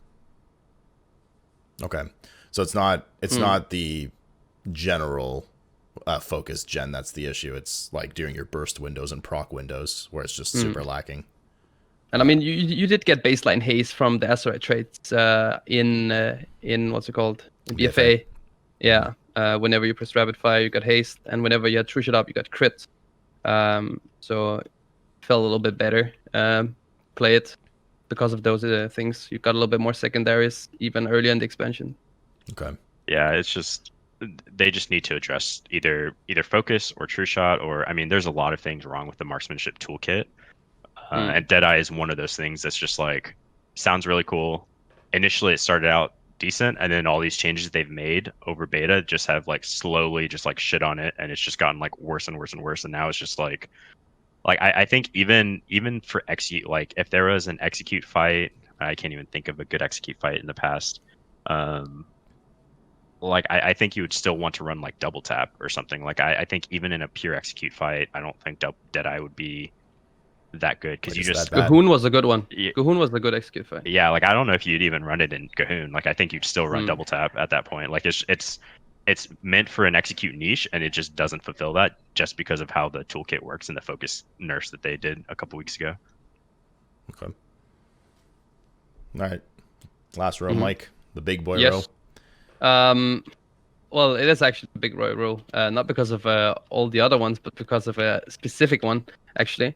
We have calling the shots. It does the same as it did in BFA, which is just reducing the cooldown of your True Shot by 2.5 seconds for every arcane shot or multi shot that you press. including Chimera Shot, because Chimera Shot obviously replaces Arcane Shot. Not very anything cool because your True Shot window is not very nice right now with the focus issues that we have, so it's not really a talent that you pick. You have Lock and Load, which is your best single target, but not by a lot. The change here is that your ranged auto attacks have an 8% chance to trigger Lock and Load, causing your next aim shot to cause no focus and does the same thing as it does in BFA. The only change is that it went up from 5% and now it's 8%. And then we have Volley, which is pretty much I think the best ability they've added for marksmanship, and is obviously the very best for any multi-target situation, while also being very, very close to Lock and Load, even on single target. So kind of like the go-to talent tree in most situations. And again, very, very good synergy with the legendary Serpent Stalker, even on single target. You have that 6-second window where you pressing any kind of aim shot while Volley is up will also trigger additional Chimera Shots or Arcane Shots if you expect the Streamline and Steady Focus onto your main target as well. So very, very cool ability that's also uncapped on AoE. So bring the Hunters from the eye and pump some DPS. Yeah. Okay, so Volley's the only... Volley's like the jam. Yeah, so couple things on this row. So since I mean we sort of already touched on like how shit True Shot is, right? Like calling the shot obviously relies on True Shot, and so since True Shot is bad, that like inevitably makes calling the shots really bad. Like why would you want to reduce the cooldown of a shit cooldown, right? Lock and Load is okay, like it's good pure single target, but it like Volley just takes over. Like I think Volley and Lock and Load on pure single target are within like 0.2% of each other or something, right? And so it's just like just run Volley. It's sort of the same thing as Explosive Shot and Careful Aim, right? It's just you just always run Volley. Volley, I wanted to highlight. It's really, really good. Like it gives us more cleave. It gives us burst damage. Like it's good. It does a ton of damage. Like the ability by itself, not even the trick shots component, it does like 10% of our damage in single target or something, or like an AoE. Like it's a lot of damage by itself. And it's uncapped, so it's really good in AoE. The bad thing about it, and this is going back towards like the whole toolkit, is Volley encourages us to ignore precise shots, right? And so what you want to do is, like ideally, you want to squeeze in 2 aim shots for AoE. Single target doesn't really matter unless you're running Serpent Stalkers, but you want to Volley aim shot, right?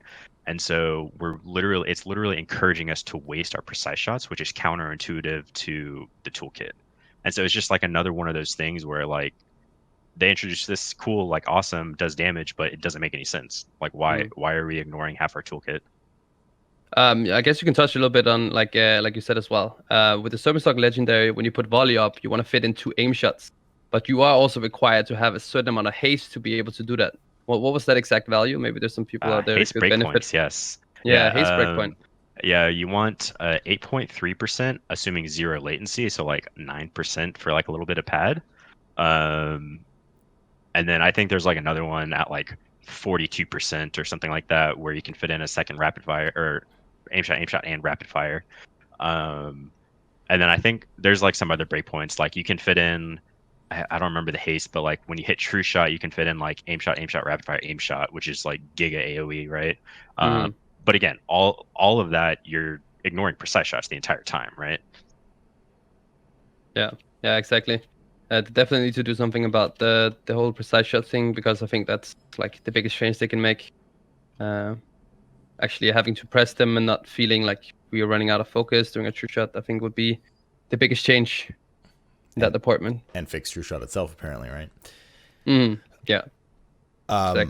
Is there anything in this tree, now that we've gone through Marks, FTL, I'll throw it to you because I know you've been quiet for a bit before we jump into the BM stuff here in a second. I mean, any of you, but FT, you start off. Is there anything in this tree that you guys would like to see baseline for the spec? I know everybody wants to see everything baseline and have everything. Like a low baseline would actually be really nice. But realistically speaking, I agree. Like the base really, of the kit. nice. Yeah, lock and load. Yeah. Lock and load baseline would be really nice for Hunter gameplay in general. It doesn't have to be gives you- 8%. It could be 5% like in BFA. It would just be very nice to have that added. It just gives you like a little bit of RNG and like flavor to your rotation. That's So how I I- like felt like a hunter in general. Whenever you played it, right? Like also if you talk Legion and you were like blasting the execute with the bullseye up, whenever you got like the back-to-back lock and load Yeah, procs yeah. in that execute window, Yeah. it felt so good. Like just from a gameplay perspective, it feels really good, and it also gives you a little bit more damage on the move in certain situations, which of course you'll feel like compared to BM. That is one of the big issues with marksman. Honestly, survival too. Like marksman and survival don't have any depth to their rotation. Like it's literally just like, I mean, marksman the toolkit's like all messed up in Shadowlands, right? But like in BFA, you just sort of like hit buttons. Like there's nothing to like react to or maintain. Like Yeah, it's always the same BM, thing. yeah, like BM has frenzy, which is something like, albeit very simple, right? But it is some depth to the spec. Whereas marksman survival, you like literally just hit the buttons, right? Like there's nothing you have to maintain or react to or anything like that. So it's just very straightforward and simple. Yeah, and like we were talking about earlier about the Master Marksman change, like they have to do something with that. They have to either put it baseline in True Shot where you get a free, every time you aim shot, you get a free arcane shot. Like they have to do something with that. Otherwise, it just doesn't make any sense. Okay. Definitely. I mean, you know, Blizzard by design has certain specs that are just meant to be baseline simple, right? So for more advanced and experienced players like you guys are with Hunter, obviously you want more, you want higher skill cap, you want things to react to, but and just like with survival, actually, ironic you mentioned that, Moofz, because they said the same thing in their show. It's just, you know, at its baseline, it's kind of meh to play. It's pretty simplistic, but it's got to be probably by design so that it has a low barrier to entry so that new players can actually, you know, play it and not get overwhelmed. And then the depth in the class maybe comes more from talents is the direction they're trying to move with it, perhaps. I thought BM was that spec, honestly. I thought BM was like the entry spec, but I don't know. All right. So just lock and load baseline then. I personally would like the old Master Marksman baseline too. Okay. Yeah. Yeah. That would be great. Like it would fix a lot of issues with True Shot as well. Having Master Marksman old one like baseline and lock and load, then oof. Oh, That would be fucking juicy, dude. That would be big damn. And you have Hunter's Mark and everything now. This is great. No, delete that. Don't say that. Overall, though, are you guys happy with the direction that the tree is kind of changed for Marks, like heading into Shadowlands? Never going to be perfect, right? You know, there's always going to be those dead talents and stuff. But like, is this a good start? Are we looking like we're going well?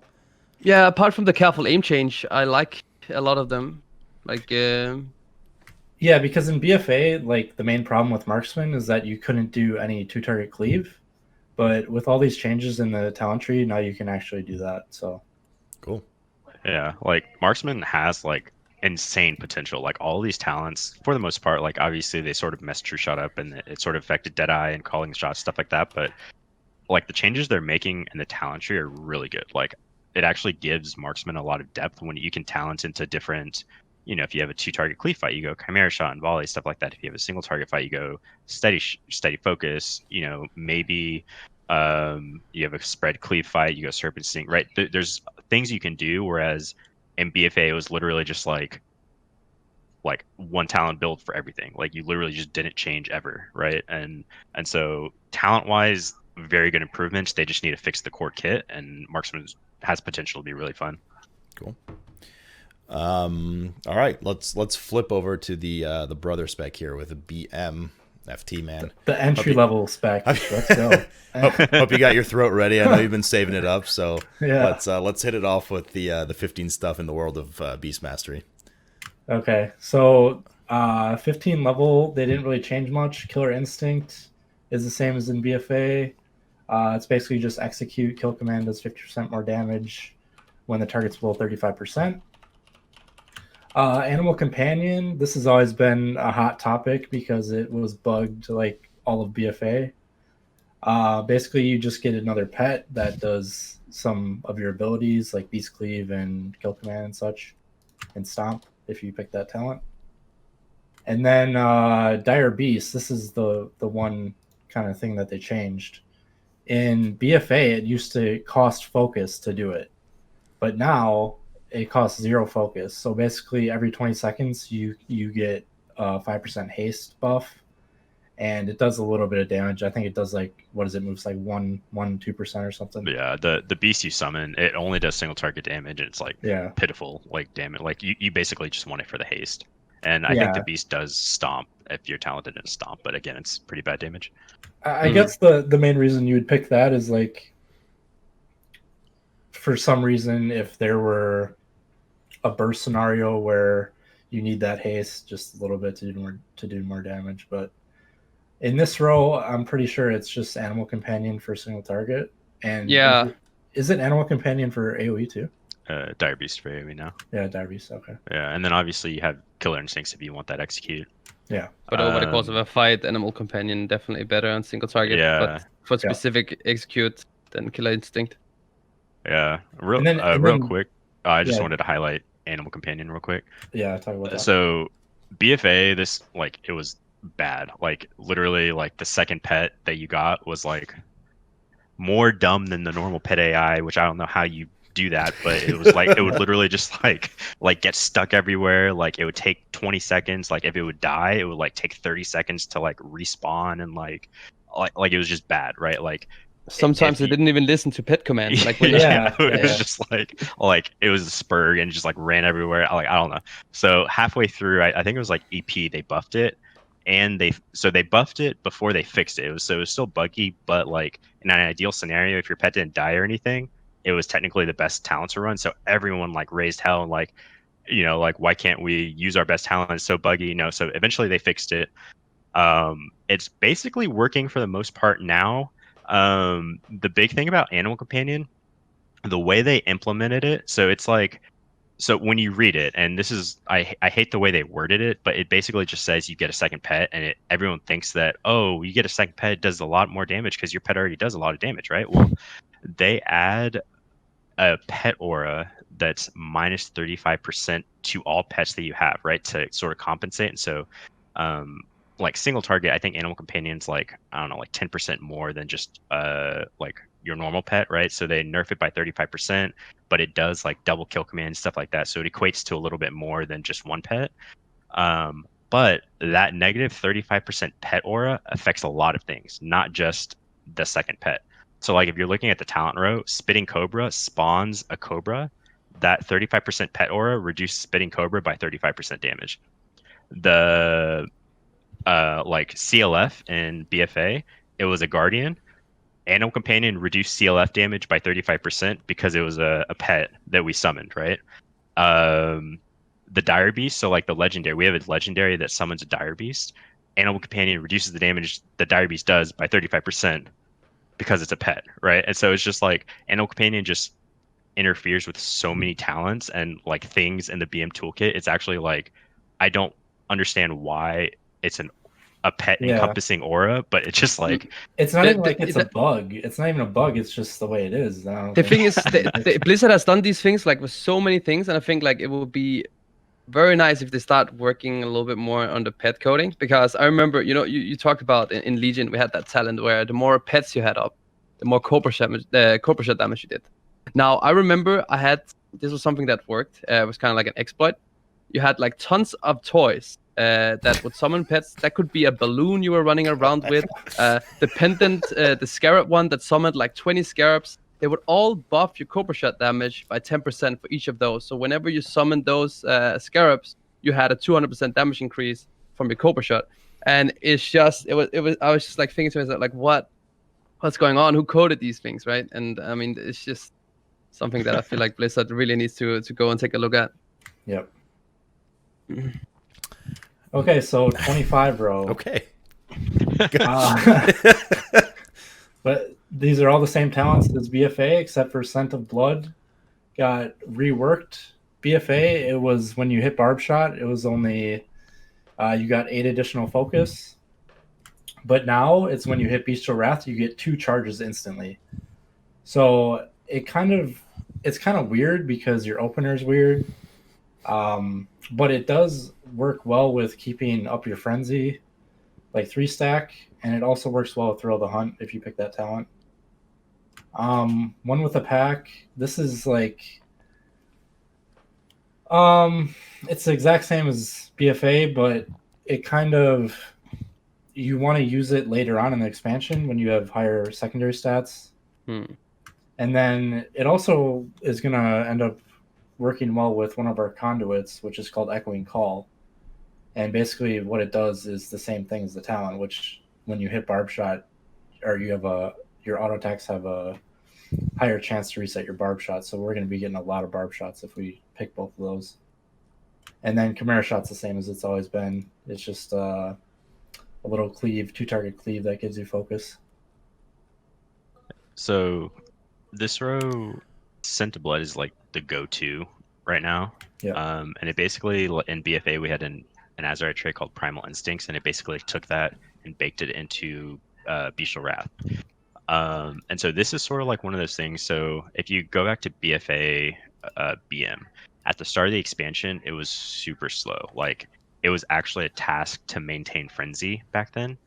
Like, just because you had no secondaries, right? And that, fast forward to live now, like, you can mindlessly hit all your buttons and you like Frenzy's not even a thing, right? It's like an afterthought. So you would think that the same thing would happen going into Shadowlands, right? Like, you low secondaries, you'd have to maintain Frenzy and stuff like that. But Scent of Blood gives us so many barb shot charges initially. I think we have, like, I think every 30 seconds we get a Bestial Wrath or something like that on average. Yep. And so every 30 seconds we get 2 charges of barb shot, right? And that basically allows you to maintain almost 100% uptime on Frenzy at the start of the expansion, which is going to feel really good going into Shadowlands. That being said, it's a really good change because, like you're saying, at the start we're going to be able to get 100% uptime, but then we're going to pick one with the pack and we'll still be able to get 100% uptime. So it really fills that gap. Yeah, definitely. One with the pack usually outscales later in the expansion once you get some more crit and some more haste. Yep. But for now, it's a nice change. We always lack secondaries start of expansion, so this is a very nice talent to have for sure. That's the thing. Like, BM in terms of rotation, I feel like it feels really, really good. Like right now, gameplay wise, yeah. So is Chimera Shot just like a crappy version of Marks that you'll just never use, or? Yeah. So it was sort of like, so at the start of BFA, we actually went Chimera Shot because, Scent was useless in BFA, but one with the pack didn't have enough stats, right? And so Chimera Shot gave damage and focus, and so it was just sort of like the go-to option. And then as we started scaling, we went with one in the pack because it just gave us enough, we had enough crit, haste, stuff like that. It worked really well. But now that Scent gives us so much barb shot and allows us to maintain that Frenzy, it just outclasses Chimera Shot in single target and AoE right now. Eventually, I'm not sure. I know it's like really high, but like eventually one with the pack will take over. But I think you need like insane levels of like crit and haste for it to beat Scent, for one with the pack to beat Scent. But I Chimera Shot, like, obviously it's tuning, right? Like, if they increase the damage or something, like, we could run it or something like that. But as of now, Scent's the go-to. Okay. The 30 row FT, I assume, is the exact same across all hunters, right? Yeah. Is there anything notable from a BM perspective with this row? I don't think so. You guys? No, I mean, the only thing would be maybe natural mending, the amount of CDR you get on it compared to marksmanship. I'm not sure, like, how the focus usage is and the focus region is on BM Hunter. How far down could you get the cooldown in a BM rotation? Yeah, that's a good point. You probably get a little bit more benefit from natural mending because barb shot gives you so much more focus. Okay. But it's pretty insignificant, I think. Yeah. All right, then 35. 35 row. Okay. So in BFA, Spitting Cobra was level 100 talent, but they changed it to 35. It was previously called Venomous Bite here, which is when you Cobra shot, it reduced the cooldown of your Bestial Wrath by 1 second. Literally never used. But now Spitting Cobra, it's basically when your Bestial Wrath ends, it summons this little snake that hits the target with just single target damage. This thing's been just massively bugged throughout the whole beta. Like, just didn't work at all. I remember using it, testing it on a dummy, and it did like 0.1%. But yeah, they recently fixed it. The problem with this talent is that with the change to Cobra Shot, it costs so much focus that you can't really do so many Cobra Shots that it does enough damage. And then Thrill the Hunt. This is the same exact thing as in BFA. It's a really good talent with Scent of Blood because you should have almost 100% uptime on Frenzy. So you'll have 9% crit the whole time. And then Murder Crows, same as BFA. Probably not going to be used in Shadowlands, I don't think. Oof. Yeah, The entire expansion. Yeah, I think Stronger for pure BM though single than it is for Marksmanship, right? yeah. Because you can also line it up with Bestial Wrath, which gives you increased damage. I think pure single target thrills like slightly ahead of Crows, so like maybe if you get resets, it might be good. But like thrills automatically good in AOE. Or potentially some damage multiplier, like a Sludge Fist, where Murder of Crows would line up like perfectly every time. Good. Yeah. But yeah, it's like FT was saying, Spitting Cobra's been bugged for 4 years, and they finally fixed it yesterday or 2 days ago. Thank God. It literally. And it's been so bad.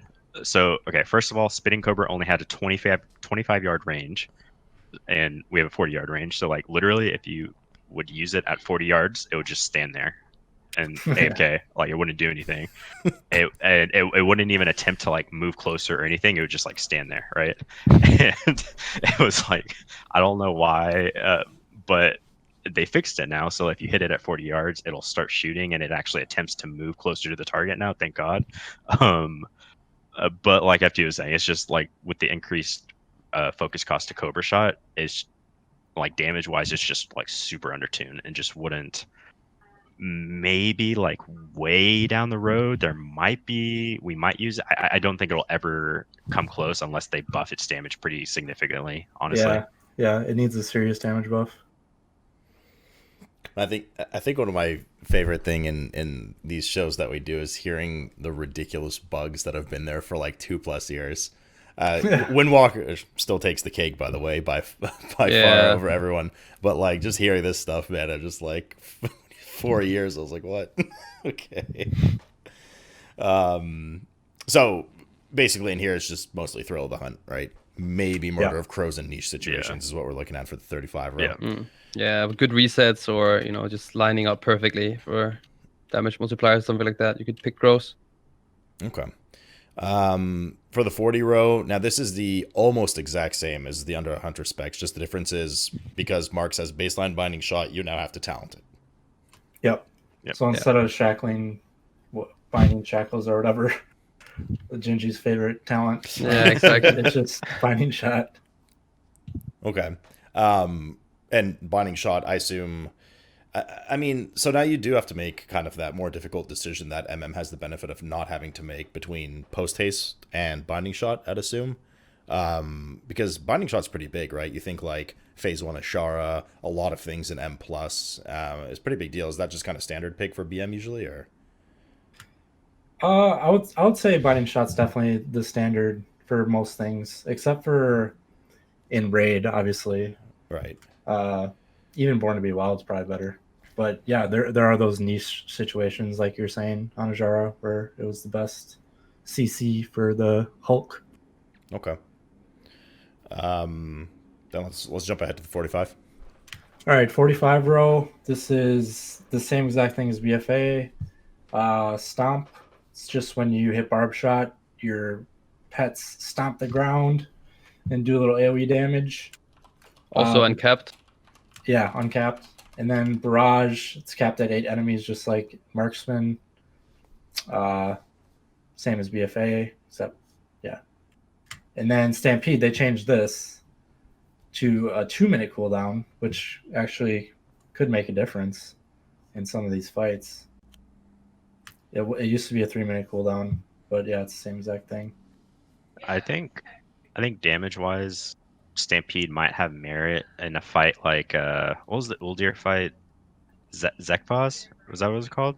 Yeah. It was like every every minute there was like a giant ad wave. Yeah, Like yeah. like Yeah. something like that, Stampede would be really good. Like if you consistently hit multiple targets every use. But I think Stomp just outclasses it because it's just like with Scent of Blood, you just have so many barb shot procs and you just have consistent damage and it does AoE, right? So Yeah, That's it's the something. thing. Like, yeah, BM is like really synergistic with all of the talents, and it just Yeah. comes together in such a like nice flow of rotation. Later on in the expansion, Stomp always gets better too because you always have so many more barb shots. mm. Would you not I take was gonna say- Stampede for something like Sludge Fist, or would the sustain from Stomp during the non-burst phases be worth it? You might. Yeah, I you don't might, think it but does I'm not enough sure. damage. So Stampede scales with mastery, and so one of the big reasons it was good in BFA for like the Zekfas. Well, Stampede wasn't good, but for that niche scenario, you could use like triple Primal Instincts, which gave you a lot of mastery, and then you'd line it up with Stampede, and then you'd do a lot of AoE damage, right? And so now that we don't have that mastery, Stampede loses a lot of value. So it's like its base damage isn't that great, and for a 2-minute cooldown, it's honestly pretty lackluster since Aspect of the Wild doesn't do anything anymore. I assume it loses value as well with Animal Companion, right? Like Stampede. With It actually the- does not. I Okay. don't know why Stampede that's doesn't lose value with that, but I'm pretty sure it does not. Someone correct me if I'm wrong, but I don't think it does. Does Stampede pet AI have any issues, or do they know how? Or do they know how to run in a line?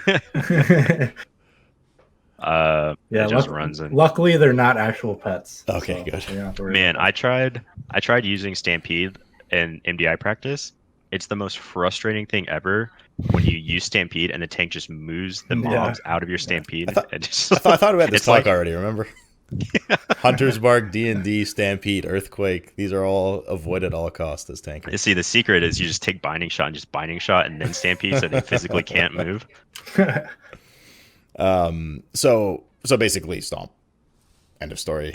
Yeah. And Barrage for both specs just seems so underwhelming. Is it just like a tuning thing? Like, would you guys like to use it, or do they just need to redesign the entire talent by now? I think it's kind of cool because it's like spread AoE, you know? Like we don't really have a spread AoE thing except for Barrage, but it just doesn't do enough damage. I feel Yeah. like. High focus cost, low damage. That's a problem. If they had Sidewinders in this tree, dude, Yeah. that would be juicy. If you could That'd be pick perfect. Sidewinders instead of Barrage, this would be a really, What- really cool thing to What be would able the to just... Sidewinders do? You can take it, Moofz. Go on. Okay. Yeah, so in Legion, Marksman's toolkit was a bit different. And so the way it worked is like you used abilities to proc Mark Shot, and then you would Mark Shot your target, which would give you vulnerable, right? And so Sidewinders replaced Arcane Shot and Multi-Shot, and basically was like a cone in front of you that was 40 yards, right? And so it would literally just like you would mark everything in a cone in front of you, and then with Mark Shot, you just hit Mark Shot and just hit everything, right? And so it was like a giant cone that you would deal damage with. So I don't know how it would work without vulnerable and Mark Shot, but They would definitely have to completely rework it, but the general concept is still the same. yeah. Okay. So once again, then Stomp, go to Stampede, like maybe once in a blue moon niche situation kind of thing. Pending Yeah, tuning. basically. Okay. And then the big boy 50 row FT. 50 row aspect of the beast, same exact thing as BFA. Basically, it just increases your pet's damage by 30% and like beast cleave and stuff like that. And then it also increases like the leech and the endurance training and pathfinding by 50%. That didn't change at all. And then Killer Cobra is the exact same too. It's just when you have Beast of Wrath up, you just do Cobra Shot, and then it resets kill command. So you just rotate that with Barb Shot properly. And then it used to be Spitting Cobra, but they changed that to the 35 row. And now they have a new talent called Bloodshed. It's on 1 minute cooldown. And basically what it does is just it does a little dot to your target, and then to that specific target, your pet does more damage to it. Mm-hmm. So it's like a niche thing. Like on Sludge Fist, you'd probably use this. But I'm pretty sure single target Killer Cobra beats it out with Animal Companion. I haven't played a lot with Bloodshed. Like, how does it work? Is it only your main pet, or does it also scale? Like, let's say you use Bloodshed and you have like Crows running and Dire Beast running, for example. It's only your main pet. So Yeah, it's only main actually pet. it's technically not bugged, but it's just a really bad interaction. But like with Animal Companion, again, right? This doesn't have anything to do with the pet aura, but since you have 2 pets, Bloodshed only works on your main pet. Yeah. And so Bloodshed innately does 35% less damage because your second pet isn't benefiting from the Bloodshed, right? And so, which is sort of weird. But yeah, Bloodshed doesn't work with like Dire Beast or Spinning Cobra or anything like that. It's literally just your main pet at the moment. Yeah, so this talent would be really, really good if they changed that. If it worked on all your pets. Yeah. Everything or or even just your second pet. I'd be satisfied with just your second pet, honestly. Yeah. But like at the moment, you can't take Animal Companion and Bloodshed because it's nerfed, right? But yeah, I mean, like FT was saying, at the moment, since they changed the Arcane Shot Cobra Shot issue we had, Killer Cobra's back to being, I think it's like slightly higher than Aspect of the Beast and single target, and Aspect of the Beast takes the cake in AOE. I think I know Bloodshed without Animal Companion and Killer Cobra, that entire row in pure single target's relatively close to each other.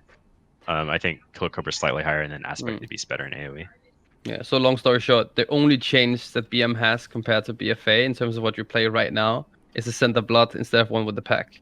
Everything else kind of stays the same in terms of talent choices. Yep. Yeah. How does Aspect of the Beast like stack up with Mastery? Is it just like additive on top of it, or? So it's a little confusing. So BM pets, they do their melees, but they also do basic attacks, which are like bite, claw, smack, right? So Aspect of the Beast increases the damage though, like the basic attacks do. And so basic attacks do damage in single target, and the basic attacks cleave, or they do AoE damage. And so that's why Aspect of the Beast is good in single target and AoE. And then the other thing Aspect of the Beast has over the other 3 is it has defensive benefits. And so pets have 3 different specs, right? You have ferocity, tenacity, and cunning, and each of those things. So each spec. So let's say tenacity, right? Tenacity gives you endurance plus survival of the fittest, right? 1 active, 1 passive ability. Aspect of the Beast buffs the passive abilities each spec gives you. So for tenacity pets, you get endurance, which is 5% bonus health. With Aspect of the Beast, you have 7.5% bonus health. Oh, I see. Yep. Okay. And so it has a little bit of a defensive benefit as well as offensive benefit, which is pretty nice. Okay.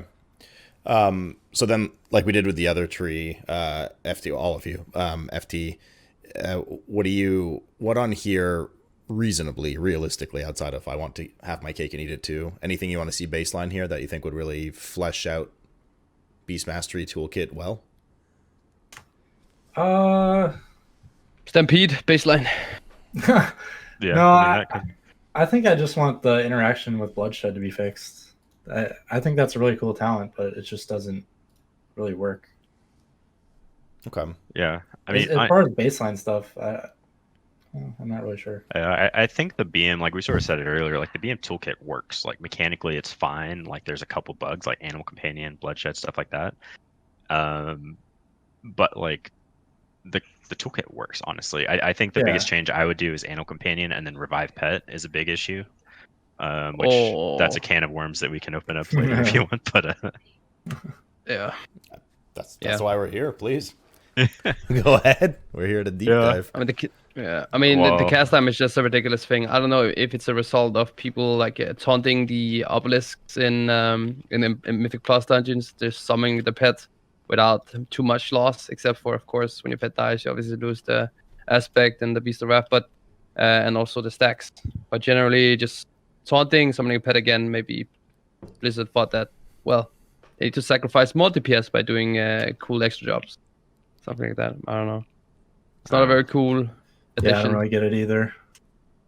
Padra's telling me that I have to say stomp baseline or else he's defriending me. So I guess that would be cool too. But yeah, that'd be all right. Keep the friends.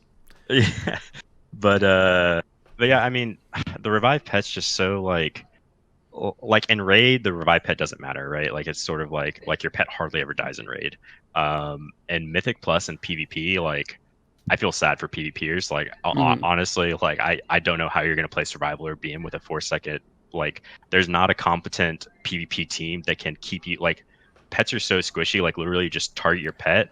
Survival can't regen focus. BM, you're missing 70% of your damage, right? And you have to sit there for 4 seconds to channel. Like any competent team can literally just lock you down for 4 seconds every 4 seconds, right? So it's like you're just gimped. Like it's bad. And then for Mythic Plus, I already have a list of 12 abilities that kill your pet that aren't reduced by that 95% pet aura that we're supposed to have. So everyone that thinks that Mythic Plus, like PvE is not an issue, right? Like there's already 12 abilities in Shadowlands that kill your pet, so it's like it is an issue. Which one's the most ridiculous? Yeah, you go. Yeah, take that, Shadowlands. Wait, hold on. I need to look at my list. Hold on, I have it somewhere. I got Mike. What were you gonna say while he's looking? Yeah, because I can talk about like if we still have that in BFA, right? Like if you go to Temple of Sephraliss and you go to the second boss room, for example, with all the tenders and whatnot, they throw out a debuff, and that also goes on your pet. If you go into a high key, a pet is just permanently dead. Not a very nice mechanic. And then you also had what was the other dungeon? Man, I was wondering why my pet was always dead. Yeah, Temple was so bad. Yeah. All right, you ready for the Shadowlands list? Yeah, go with all right. Sanguine's Depths, Agonize, Dreadshot, Anima Infused Strike, all hurt your pet. Necrotic Wake, Throw Flesh, and Gore Splatter, all hurt your pet. Of course. Plaguefall, the shoot, like the freaking shoot targets your pet and kills your pet. The other side, Gushing Wound and Arcane Lightning, kill your pet. Mist, Poisonous Secretion, kill your pet, and Spire's Burden of Knowledge kills your pet. And those are all like. Is this a recent notes, or have you tested these after? As of like 2 days ago? So not after the recent build. Yeah, so some of them are like AOE, right? So some of them aren't like Temple where they like put a dot and just like obliterate your pet, but they still can kill your pet, right? Yeah, the one thing that annoyed me the most, like, okay, the Temple one, you can probably outplay a little bit if you have a healer that actually has pet frames and dispels your pet. But in Shrine of the Storm, on the last boss platform, with all the eels, for example, man. the eels, yeah, that I mean, they just have a stacking debuff. The tanks just can't survive in a high key, so they're usually kiting. And of course, if you have a hunter in your group, all those stacks goes to the pet, and it's just permanently dying all the time. So that's kind of like an annoying mechanic that I just think should have been fixed a very long time ago. And it's so annoying because, like, so BM, you have Bestial Wrath and you have Frenzy, right? Like, if you have 3 stacks of Frenzy and your pet dies, you don't have any stacks of Frenzy anymore. So you have to, like, regain your stacks of Frenzy. And it's just, like, it's bad. Like, even with 2 seconds, it was still annoying. Yeah, and now it's 4 seconds. And it's just, like... And there's nothing you can really do. There's no outplay. That's the main problem. And like if you don't have Turtle to pair with your res pet, it's like you at 3 seconds in, an ability spawns on you and you have to move. All right, well there's 8 seconds down that you just wasted, right? And you're just not doing damage because you're trying to sit there and res your pet. And it's just like at least Warlock has the Felder domination. The 3-minute cooldown. You have a trait that can reduce the cooldown on that. Actually, that would be a nice thing to have for Hunter. Yeah, or bring back in WoD, or was it WoD or Legion? That pet that had is like Phoenix Flames or something, right? It would like res every 5 minutes or 10 minutes or something like that. Yeah, Phoenix Flames that made your that made your res pet instant. That could be a cool addition as well to have baseline, for sure. Heart of the Phoenix was very nice to have. All right, so LT generally happy with the tree looking in Shadowlands, guys? Yeah. Yeah? Like, more so than MM, it seems. You guys seem pretty happy with the general synergy and interaction of BM playstyle-wise, for sure. But there's not a lot of changes to it. Again, you're playing pretty much the same as you are in BFA. I would like to see maybe, like, I don't know, Barrage. It seems a little bit underwhelming. Maybe if they added Sidewinders and they, like, everything you hit with the Sidewinders would be affected by your next kill command or something like that. You know? Something cool, big blast AoE. Maybe a little bit OP, but I just want Sidewinders back, dude. One more cool talent would be good. All right, fair. I don't know why I called you LT instead of FT. I just like slipped off my tongue, but now you're LT. Okay, so one thing I wanted to touch on before we dive into Covenants, hot topic stuff. One of them native to Shadowlands, one of them not. First one being GCD. Obviously, they started finally taking stuff off GCD. They made some things better through GCD by adding, something to it to make it feel well, like FT you mentioned earlier. Sorry, I forgot the name of it. The one that now does a bit of damage, and everybody was just complaining for it. Your main spam. Beast Wrath? Yes. Yeah, it does. It does like a little bit of damage now at the start, which is nice. Yeah, so they added a bit of reason to press that button. True Shot, I think, is off GCD now as well, right? Yeah. Aspect of the Wild. Is there anything else that is really outside of Hunter's Mark that's really rough that you guys kind of want to see off the GCD? Exhilaration. Yeah. Yeah. Excel would be nice. For sure. The thing with the GCD in general with me is I don't really have that big of a problem with it. I only had a problem with it when you had like 2 cooldowns and then you had to waste all that time back to back pressing them. But if only one of them was on the GCD, I don't really have an issue with it. Okay. Maybe double tap. Double tap could be a cool thing off GCD as well. Yeah, I mean, you are just pre-pressing it in general, right? Yeah. Just take that off the GCD. I think would be nice. Yeah, I don't mind double tap, but yeah, I mean that would be nice. I don't know. Yeah. I think Exil, for BM, you saw it in BFA all the time. We had Spiritman and Exil, and Spiritman was I think it was a 10% hot or 15% hot plus a 30% over time or something like that. It was more healing than Exil, and it was on your pet's GCD, so you could literally. I think I used Spiritman first, and then I used Exil if Spiritman wasn't available or if I was out of range. The only problem with Exil is that it doesn't scale with haste, so it's such a long global compared to the rest of it. I think they fixed that. That's got to be an oversight or a bug, I'd assume. Makes no sense. Yeah, I know they fixed a couple of the GCDs that don't scale with haste. I know they fixed Dismiss Pet and. Did they fix Exil? I think they did. I mean, go Bloodlust or something and try it. I'm pretty sure they did. Yeah, Future's saying they did fix it. Yeah. Seemed fine to me. Just pressed it. Ship it. But yeah, I mean, that was super frustrating. Okay. You guys, honestly, from everything I've heard, plus a few bonuses from them removing a bunch of stuff off GCD, you guys don't really have it too bad. Like hearing FT be like, oh man, it felt so bad when there were 2 spells Unholy DK, Red Paladin, Arcade Mage. It's nothing compared to other specs. It gets rough. So you guys have it obviously not too bad, pretty well off, if I do say so, the GCD. But the other topic I wanted to touch on, because I noticed as well, Mike talking about it during the MM talk, the AoE cap, right? That they're forcing upon a lot of abilities. Obviously, some abilities and classes and specs did have some AoE caps. Fury comes to mind. Fury's always a good mention for that. How did MM and BM going into SL, how many of their abilities got put on random caps, etc.? The only thing that changed was Beast Cleave, right? People, THD's having a fit on Twitter about people. Specs having target cap, and I'm sitting here playing Marksman, a whole expansion with the target cap. Yeah, so, I mean, Marksman's been used to it, right? Marksman, this is nothing new for Marksman. It's always been 5 for multi-shot and all that? Yeah, all of BFA. Marksman and Fury Warriors were the only 2 specs that were capped. Okay. I mean, Marksman was even more games. We couldn't deal damage to 2 targets or more than 5 targets. So don't even talk to us about GCD caps, right? So, target caps. But yeah, BM obviously, as you see in the MDI and stuff, BM's doesn't have a target cap at all in BFA, right? And you just pull 20 mobs and we're just beast cleaving everything and hit everything within range. But the beast cleave in Shadowlands, you definitely feel it. Like in Mythic Plus, going from what we are in BFA to what the AoE is in Shadowlands, you definitely feel it. You don't really notice a difference in terms of gameplay because nothing's changed how you deal AoE. But when you look at numbers, it's oh, I've been beast cleaving this whole time, but I'm only doing 5k. It's sort of underwhelming. Yeah. But I don't really do much Mythic Plus, but I feel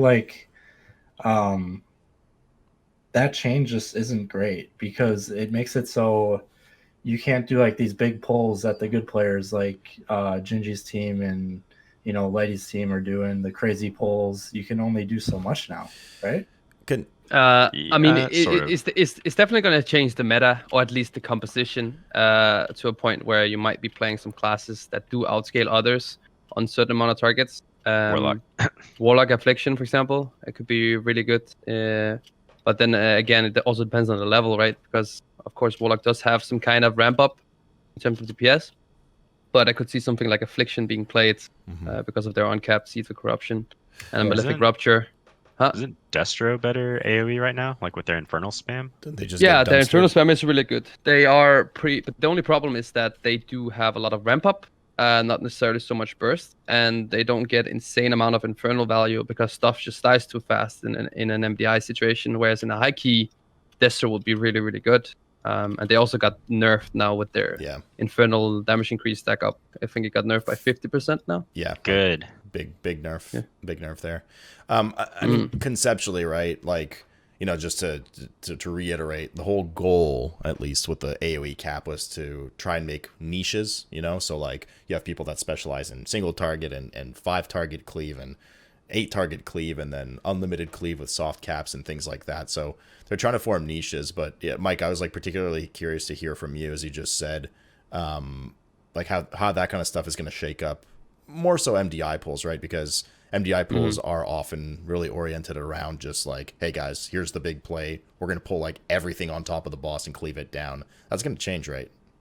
Yeah, it's probably going to be something like, you do a boss and there's trash around the boss. Oh, you pull one pack in, that pack's dead. Pull the next pack in and just cleave it as you kill down the boss, right? A lot of situations you can probably do that. Or you're probably going to play a comp around in some dungeons. I think there's, at least in terms of dungeon design, like if you look at Necrotic Wake, for example, where there's like a gauntlet and one pack spawns, next pack spawns, and the other side, for example, as well. There's not really a lot of choice a lot of times compared to BFA. So it's definitely, I mean, I would have to play in a competition, in a competitive scenario, and actually play the MDI to really look at the polls from a speedrunning format, as well as see some of the changes. Like something like Starfall could be pretty cool if they just buff some of the other numbers a little bit. Also, uncapped AoE in a 40-yard range around you, in terms of like toolkit wise, is a very, very cool ability that could maybe cool in some situations.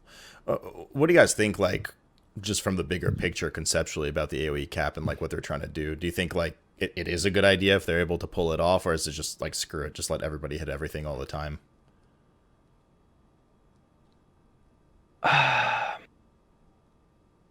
I don't think it was a change in the right direction, personally, from an enjoyment perspective.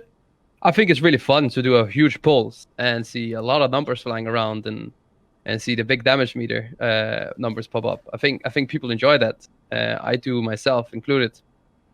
Just like Useloot enjoy Prod Paladin because it's fucking blasting. But I mean, it's just a fun element in the game to be able to do that. And I don't think it was a good change personally.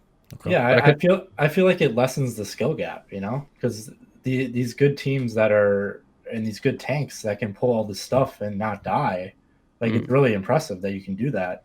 But no, you can't. You can only pull so many mobs. Yeah, definitely. There definitely comes a lot of control and a lot of utility in place when you do these big pulls, because it's not just grip them in, do a stun, and they die. That's not how it's been in the past, especially with the implementation of so many trash mechanics compared to previous expansions, where most of these mobs, they have 2 or 3 mechanics and they just constantly cast them all the time. It's not like you assign one person to one interrupt on that target, and every 15 seconds he needs to kick it. They actually have a lot of extra things, and of course it takes a lot of skill, like you said, to manage that. And it's definitely something that's it's not a change that I like personally, but I guess I will find a way to live with it somehow. Moofz, what do you think? Yeah, I don't know. I mean, I think they said it basically. Like, I don't like it, but I mean, it sort of is what it is. It's not like that game breaking. Like, as long as everyone's on the same boat. Like, I don't think it's fair that a lot of other classes have to deal with it. Like a hunter's pretty like relatively simple in that we don't have that many GCDs and stuff to deal with. But I don't know. I mean, I personally don't like it, but I sort of is what it is. I don't know. Okay. I'm not gonna stop playing the game because of it. Yeah. Yeah. It's just tough pill to swallow. Life goes on, kind of thing. Yeah. Just like the GCD we had to deal with, and whatever other changes our way. 7-day conduit. Oof. Okay, let's dive a bit deeper then. Let's start to get into the nitty gritty of the SL stuff. Let's talk covenants. We'll chat about soulbinds and conduits and legendaries a bit later on, but just covenants in terms of class ability and obviously the general ability if it helps you in any way. What kind of covenant tier list are we looking at? Obviously numbers tuning is going to be a thing at some point, but is there anything particularly mechanically that's just the go-to, the bee's knees for hunters right now? Does it differ between MM and BM? Mike, what do you think? Well, right now the to go to for both specs would be a Necrolord, if you want a good combination of the two. You have Death Chakram, which is a 45-second cooldown. It does a lot of damage, while it also generates focus, which helps a lot on some of the focus issues that you have especially on the marksman spec. Curian is also something that could be pretty cool as well, especially multi-target situations on marksman. Whereas BM kind of just want to go Necrolord right now. We do have the Night Fae ability. I don't know if they fix that after the recent build. No, so it's like it's still bugged, right?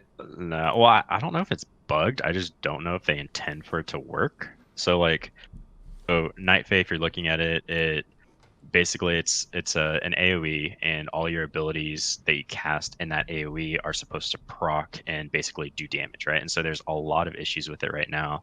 It's not working on pets and stuff like that, right? Yeah, so for BM it's dead because it just doesn't work on pet. I wouldn't say dead, but like multi-shot procs it, but like kill command doesn't proc it, beast cleave doesn't proc it, any of that stuff, right? And that's like barb shot procs it once, but the following bleach doesn't proc it. Yeah. Which is like, and also the other thing is it has an internal ICD, so it can only proc every it's a little less than a second, I think. But like, even if you, so like marksman, for example, right? If you double tap aim shot, the double tap doesn't get counted because of that ICD.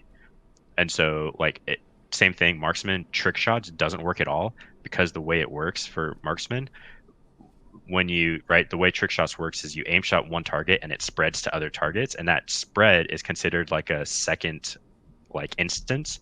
And so since it has that ICD, that second instance doesn't count at all. And so there's just so many things that are just like not working for it that it's just like in the gutter. Like we would never take this in a million years type thing. Mm-hmm. And then there was the whole with Venthyr, with the Flayed Shot. I mean, it could have good synergistic component together with Deadeye, if they fix a little bit of the focus issues, or potentially even buff the kill shot a little bit. Could be a cool single target thing. But again, Necrolord is really, really good all around. And you also have the two options. I mean, that's kind of like what I'm thinking about right now, because I mean, I'm not necessarily thinking long term. I'm thinking from a mythic progression situation, and I want something that's good early on in the expansion. So I'm not thinking all the way down, having all the trades, all the conduits. So there's a couple options you can pick. You can pick Hamir, which is the bottom one in the Necrolord, as well as the top one. Now you have the Volatile Solvent, which of course, when you use Fleshcraft on a dead target, you do get a buff depending on the whatever type the mob you kill is. So humanoid would be mastery, and it's right now it's a flat amount of mastery, actually 342. It's been like for a while. It started off with a percentage, but now it's 342 flat, and it's been like that for a while. I'm not sure if it's intended or not, but it's a very, very high value. And it also, of course, since there's humanoids in the last two fights, could be a potentially good pick, because you have it on Stone Legion and you have mastery inside the Nafrius. Whereas if you pick Hamir, the bottom one, you can get 2 potency conduits very early on, and maybe go down to Hamir's Arsenal's Marrow Gemstone, which is just giving you crit chance, pretty much. It also a very, very good offensive trait. So if you can get down to that one, also a viable option if you're thinking from a progress perspective. just like going for trying to kill the mythic rate as fast as possible. Yeah, it's kind of hard to talk about this stuff because there's just so much that we don't know. Mhm. You know, like Exactly. how much renown we're gonna get, how much. Yeah. Yeah, I mean, in the conversations we usually have, the Soulbind section's brief because, like you guys said, not only the renown thing, but they even just this past build 2 days ago, they just changed a bunch of them, right? Like they just buffed a bunch of them, nerfed a bunch of them. So the Soulbinds are just constantly changing right now. It's hard to tell. FT, from a general Covenant perspective, outside of Death Chakram, do any of the generic abilities like Door of Shadows, the Necrolord Absorb, etc., are they particularly attractive to any of the 2 Hunter specs? Yeah, I mean, at least for now, the Venthyr Blink doesn't really do anything for us in this coming raid, but if you're doing Mythic N'Zoth with those beams and you have that blink, like it's huge. It can matter so much. And then the Absorb is really good too. Like maybe there's a huge AoE that's about to happen where only the hunters die because we don't have really a good DR. So then you just do the Necrolord shield and you'll be fine. Yeah, and I mean, there's a lot of cool things like that, right? There's the ultimate form as well. If you go to the Plague Divisor Marilef, which is when you're channeling it, and 4 seconds after your channel is done, you're pretty much immune to any type of crowd control, which you can potentially use on some boss mechanic in order to avoid a stun or something similar, potentially fear. Could be also very niche ability for the future. Yeah. Kyrian has the health potion and the bleed, the cleanse or whatever, which is pretty useful. Mm-hmm.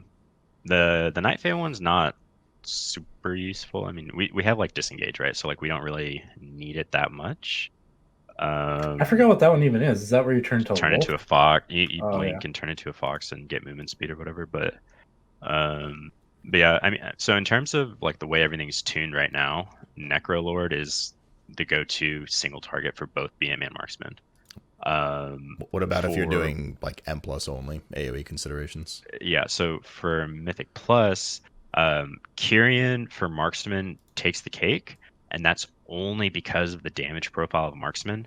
So the way Marksman does its damage, you literally do all your burst within like 5 GCDs within Resonating Arrow, right? So all your entire damage just gets 30% crit, right? And single target, if you run explosive shot, volley, stuff like that, it's also pretty decent. The downside of Resonating Arrow is if you go like lock and load, careful aim, stuff like that, Resonating Arrow is just like poopy in single target. So it's sort of like if you're gonna go pure Mythic Plus, Resonating Arrow is really good. The other thing that helps Resonating Arrow is the Pelagos is like super OP.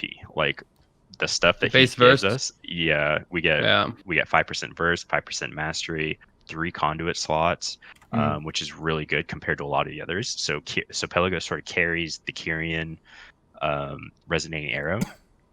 For BM, the Resonating Arrow is okay in AoE, but it's not super great in single target. For BM and single target, Necrolord is the best, and Venthyr is like slightly behind it, but Venthyr is actually not bad for BM and pure single target, and then Night Fae is just bad for every spec. No furries for you. Ventyr's actually kind of useful because currently with BM, like you do have that downtime. So if you pick Venthyr, then that downtime can be used with kill shot and such. So, but on the flip side, so they actually just buffed Cobra Shot, so there's a huge problem we had with Arcane Shot and Cobra Shot, and they just changed it. So Cobra Shot costs 45 focus, but it does a lot of damage now. But since we use Cobra Shot now, we have like a lot of downtime. I think we have like between 10 to 20% downtime versus like hardly any before with Arcane Shot.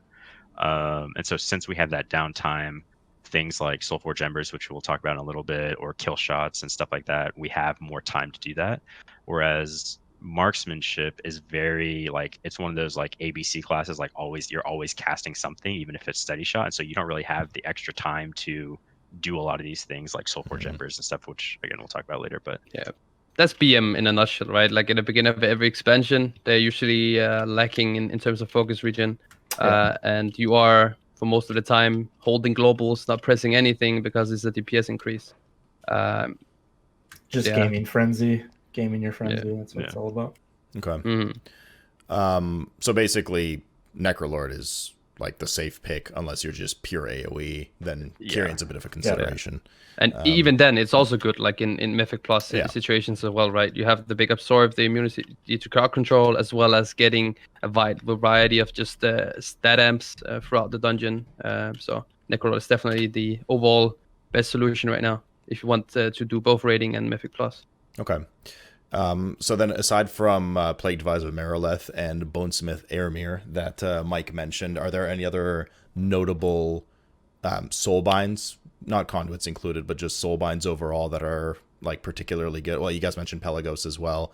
Anything in the Venthyr or Night Fate tree that's kind of like, oh, that makes it a bit more attractive for MM and BM? Yeah, so Pelagos is super good. I think it's the best Soulbind tree out of everything for hunters in general. For Venthyr, Flayed Shot for BM single target is good. For Marksman, it's not good. Well, I don't. It's not trash. It's just not as good as Necrolord single target. So, but the Soulbind for Necrolord, I think it's the first one on Venthyr, is actually makes it pretty good. It's sort of like a redeeming factor because it has a lot of good traits. I don't think it's quite as good as Pelagos, but it's like up there in terms of relevance. Isn't it 2 potency and then the single target one? You get the single target increased damage, and then you get like 10% burst or something like that. Yeah. Like it's pretty good. Night Fae, like the traits aren't bad. Like there's some that give you haste and stuff like that, but again, you would never take Wild Spirits, right? So that's not even worth talking about right now.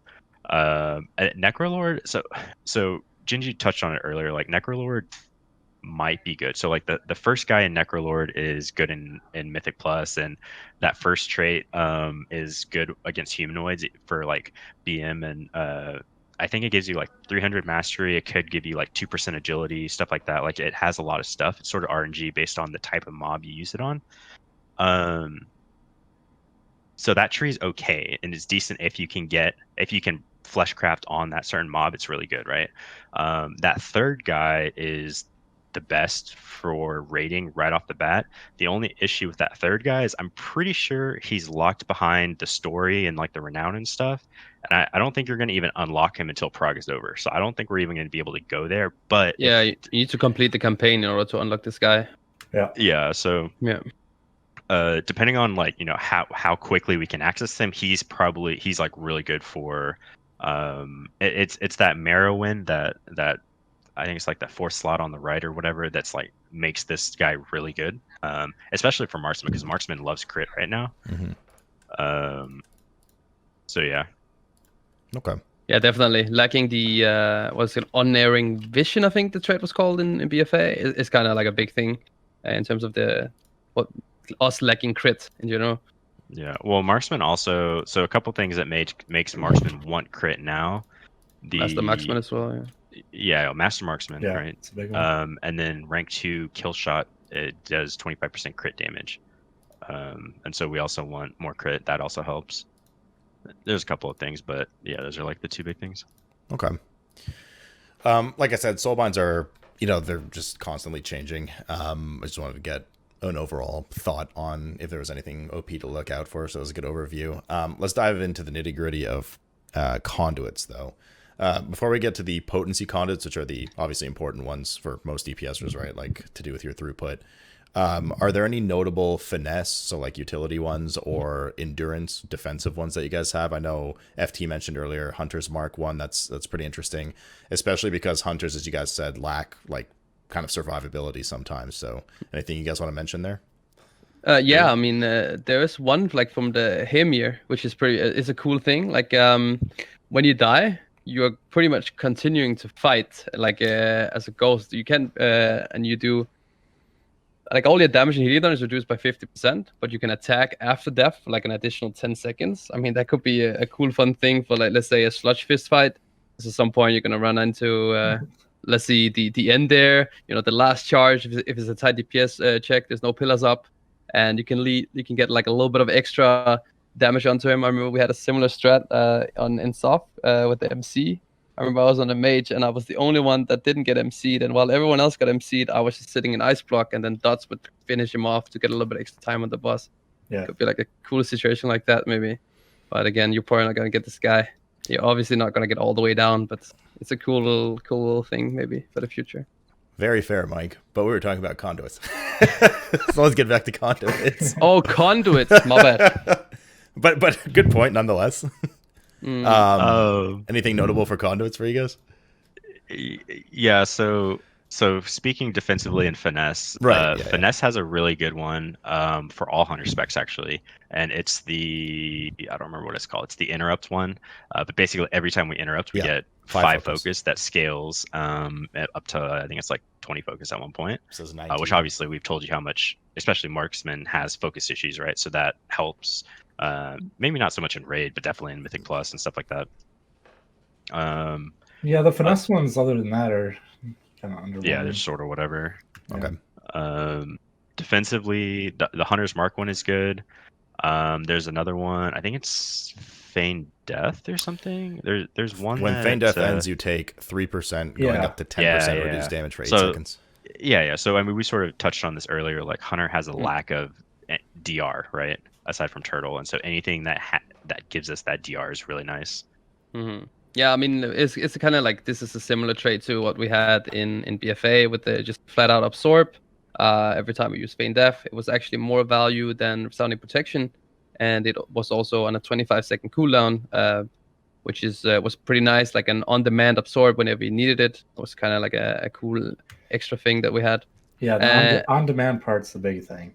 Yeah, the on-demand thing was really nice. And then the harmony of the Tortolan, and again another CDR on Turtle. Probably gonna be a lot once you get up to the later stages as well. Once we get some more item level on those bad boys. So you guys actually have some solid survivability conduits. It looks like compared to some of the other ones I've seen. You have 2 10% DRs at max rank, a bit of extra healing. Not that you're ever going to run triple endurance, right? But you have some good options.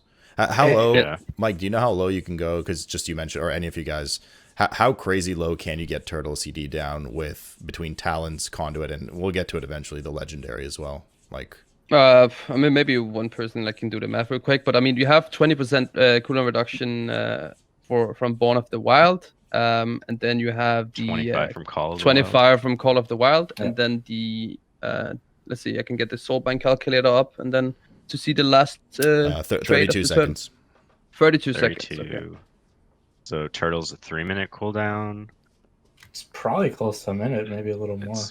I think it's a little over a minute, but yeah, I mean I mean with everything that's a lot of soaking, right? So down the road, it could be as short a cooldown as Cloak almost. And that's always a good reason to bring a hunter, like for Argus, for example. I remember we did something similar to that where you would soak the chains and just use immunities. So having the option to get your cooldown to what you want it to be, your defensive, is a really big thing. I mean, having an immunity close to a minute CD is gonna be really impactful on later fights. It's actually pretty insane because we know how powerful immunities are in this upcoming tier, and even a lot of Mythic Plus as well. Okay, let's dive into the real ones, the ones that we care most about, or that DPSers care most about, the potency. So you have your 4, you have your 8, right? 4 4 BM, and then you have on top of that the extra 1 per Covenant. So Mike, any notable here for marks between the ones that marks have? I mean, you have most of them is pretty much just flat out damage increases. You have the Necrotic Barrage, which is your Death Chakram generates additional 2 focus, and it's just 5% increased damage. It's a very nice one to have as well. You have the 5% flat damage from your precise shots, and then you have the AoE one, the 10% additional trick shot damage, the Deadly Chain. Otherwise, you can pick your auto attacks have a 10% chance to cause your next rapid fire to deal 1% increased damage for each shot, obviously going up in ranks as we get more and more item level. So For MM, it's mainly just, and then one last one is, of course, your true shot lasts 20% longer. But again, why would you increase the duration of a cooldown that's not very impactful right now? It could be pretty cool in combination with the legendary that we have that reduces the focus cost of all our abilities.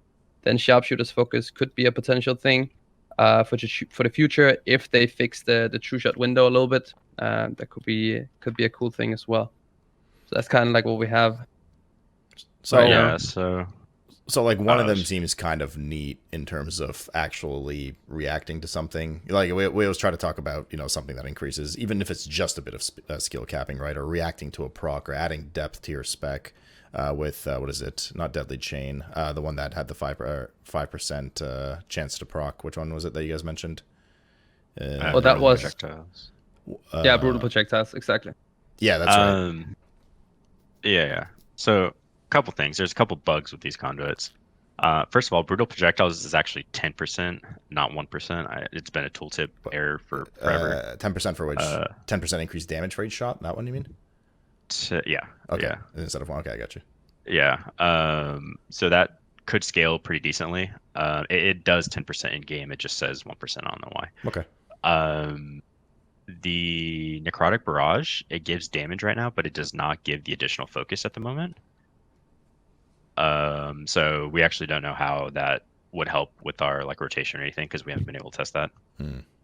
I imagine it'd be really good, especially for like marksman. And then the other one was the Resonating Arrow one. Enfeebled Mark. The damage doesn't work with pets, so it's basically useless for BM, right? Which one was this? Sorry. Enfeebled Mark. Is this? It's with Kyrian. It's okay, Kyrian. that's Yeah, the you have to be Kyrian Kyrian. Yeah. Not bad. But yeah, so Resonating Arrow, it just does. So Resonating Arrow gives you 30% increased crit, and then Enfeebled Mark just gives 5% bonus damage to mobs in that area, and it just doesn't work with pets right now. It kind of is similar to the Night Fae ability as well. Like it just added onto that in the Resonating Arrow, pretty much just flat out damage increase. Okay. The Kyrian ability seems just like a better version of the Night Fae ability. I don't know for the most part. Yeah.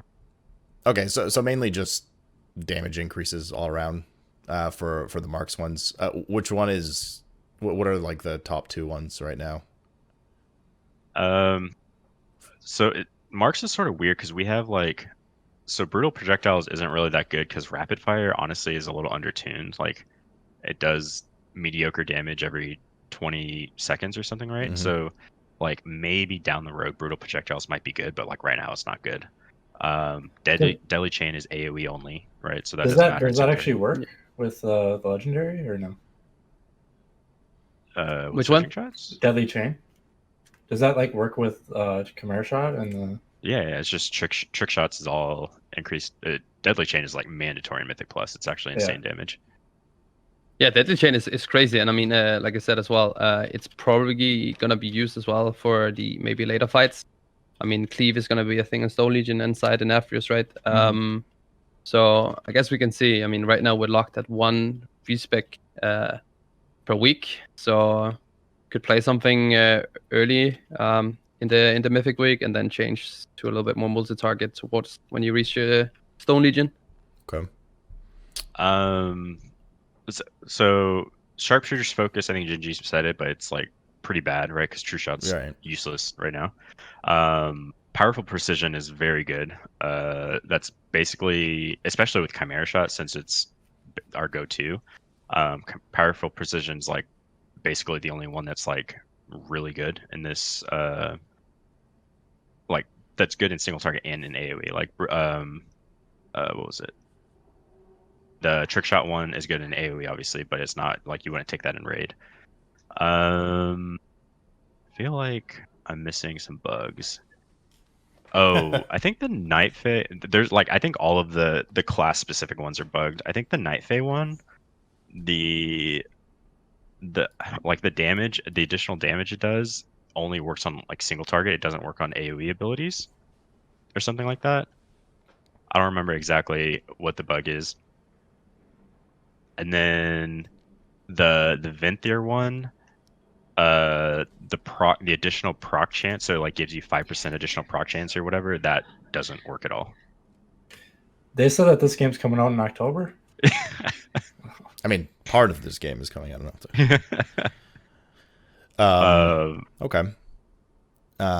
So for MM, basically, it's sharpshooter's focus is crap, powerful precision, probably like BIS for lack of a better term, and then deadly chain and brutal projectiles, like situational / maybe later in the expansion, depending on tuning. What are we looking at for BM, FT? First we got bloodletting, which barb shot recharge time is reduced by 1 second and the damage is increased by 10%. And then we got echoing call, which I mentioned earlier, which is basically the talent that we have, where wild call has a 5% increased chance to reset barb shot. And then ferocious appetite is pretty bad because, or at least now, because aspect of the wild isn't that great of a cooldown. Basically all it is your kill command crits reduce the cooldown of aspect by 1 second. And then one with the beast is definitely has potential to be very good. Basically all it does is increase the damage of Beast of Wrath by a base amount. Okay. So right now I'm pretty sure you want echoing call and bloodletting, is it, Moofz? Or do you want bloodletting. So one with the beast is really good, but that'll scale later on. Yeah, later on. Echoing call is decent, and it gets better obviously as we get more. But yeah, bloodletting is really good, especially since they changed barb shot now crits. So bloodletting is very good. And then what was the other one that we had? Echoing call. I mean, we have the ferocious appetite, which is kill command crits, reduces the cooldown aspect of the wild. Not very cool. Yeah. And then we have necrotic barrage, of course, which is the focus as well as the damage increase if you're playing Necrolord, of course, which we will. And then one with the beast, which of course will become better as the expansion progresses. Starting off at least at 155 item level, it'll only be 1% at rank 1. Going all the way up to 15 at max value. Yeah. Okay. Oh, I remembered what I was going to say about brutal projectiles, the marksman one. So the buff that you get from brutal projectiles is only 15 seconds long, and rapid fire is a 20-second cooldown. So you can get the buff, and there's a chance that you can't even utilize the buff, depending on when it procs. God. So I just had to nod to my camera in sarcastic agreement while you said that. Everyone looks distressed right now. I think bloodletting was the other one that you guys kind of danced around a bit with BM while you were doing like which ones are best. Is that a poo-poo one or? Bloodletting's good. Bloodletting's good. Yeah, it's good. Yeah, okay. Really good. Yeah. Okay. Echo and Call is also pretty nice. One with the beast could be a cool thing as well. Not sure if the 1% damage outscales the increased chance on Echo and Call, at least not at the beginning. And then you have Necrotic Barrage, which is, of course, is just flat damage increase on Death Chakram, which is a very hard-hitting ability, especially in single target. And if they fix the focus regen, it's going to be a really, really cool addition to the 2 specs. Cool. Yeah, I mean, Echoing Call in one with the pack's going to be... You're going to be blasting a lot of barb shots later on in the expansion. So, better relative... What are you guys happier with for conduits, BM or MM?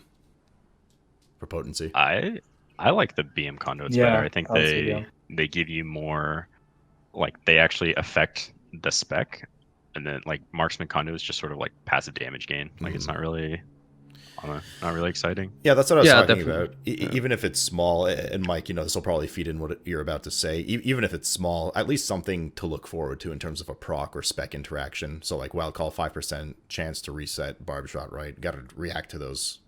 Nothing crazy, right? Like we're not talking that the spec is from a ground level completely revamped, but better than just here's 10% damage, end of story. Yeah, it improves the flow of the spec, right? Like getting barb shot procs is what makes BM Hunter feel good, like from a gameplay perspective, right? Which is why it was so nice when you got corruption and all of a sudden you were just fucking like flying with the barb shot procs, like constantly having really high uptime on Beast of Wrath pretty much all the time. a lot of stomp damage coming out, a lot of focus regen, and that's kind of like just such an improvement in overall gameplay. Cool. Even I mean, like even the BM conduit, like Ferocious Appetite, like by itself is not very good, but you can talent into Animal Companion, and you get twice the reduction because Animal Companion kill commands twice per cast kill command, and so you get twice the reduction for that. So it's like I don't know, the BM conduits are just so much, like there's so much more you can do with them, and then Marksman's just sort of here's more damage. You know, it's like a lot more interactive. Cool. All right.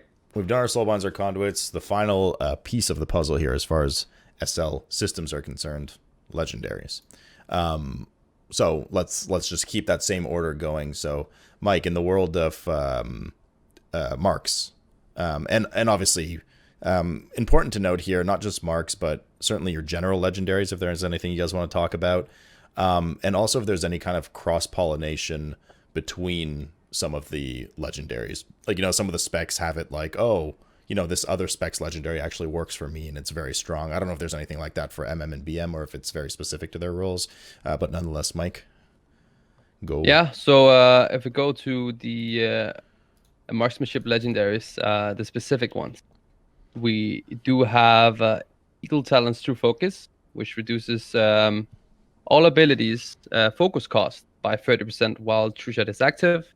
Something that would be very, very nice to have baseline, which would definitely add a lot of, would have a big impact on the rotation as a whole, on a marksmanship's perspective. Having this legendary is pretty nice, like in terms of gameplay, and it's also pretty cool on single targets. And then you have Searching Shot, which is rapid fire deals 50% additional damage, and aim shot has 15% chance to reset the cooldown of rapid fire. It's not really a cool legendary, to be honest. Very underwhelming compared to what other choices that you have. And if you move down to Serpent Stalker's Trickery, which is the current winner, which is good in both single target and also really, really good on AoE. So when aim shot hits multiple targets from the trick shot effect, 3 enemies struck by the aim shot also gets hit by an arcane shot. Now, if you spec Chimera shot, it will be a Chimera shot instead. So you go into a pack, you press multi-shot, you get the trick shot effect, and then you aim shot. You will now hit 3 targets with Chimera shot, which will in return also cleave onto the target next to it, hitting 6 times. Now, going into a pack with double tap, which makes your aim shot hit twice, Chimera shot hits 12 times. And do that in combination with the volley window, where you have 6 seconds of trick shot uptime, and you fit in 2 aim shots in that window with double tap. You're looking at insane amount of cleave damage in a very short amount of time, and that you can also do on single target, right? Whereas the legendary also works. So that's currently the true winner here. Serpent Stalker is also very close to the best single target legendary, and hands down the best in any cleave situation. So if you had the choice between creating 2 legendaries or upgrading one, upgrading this one is currently what you're wanting to do. Also because there's also cleave on the last 2 fights especially. And with the Sludge Fist, also with damage multiplier, having volley and double tap in that damage multiplier window, you'll be able to get a lot of value and a lot of free Chimera shots into that damage multiplier window, also making it a really, really good single target option for that fight. So yeah, so with the marksmanship legendaries, I mean, Serpent Stalker is literally the only legendary we have. Like it's AoE, and it's like I don't think it's even meant to be single target, but like it does relatively good damage single target.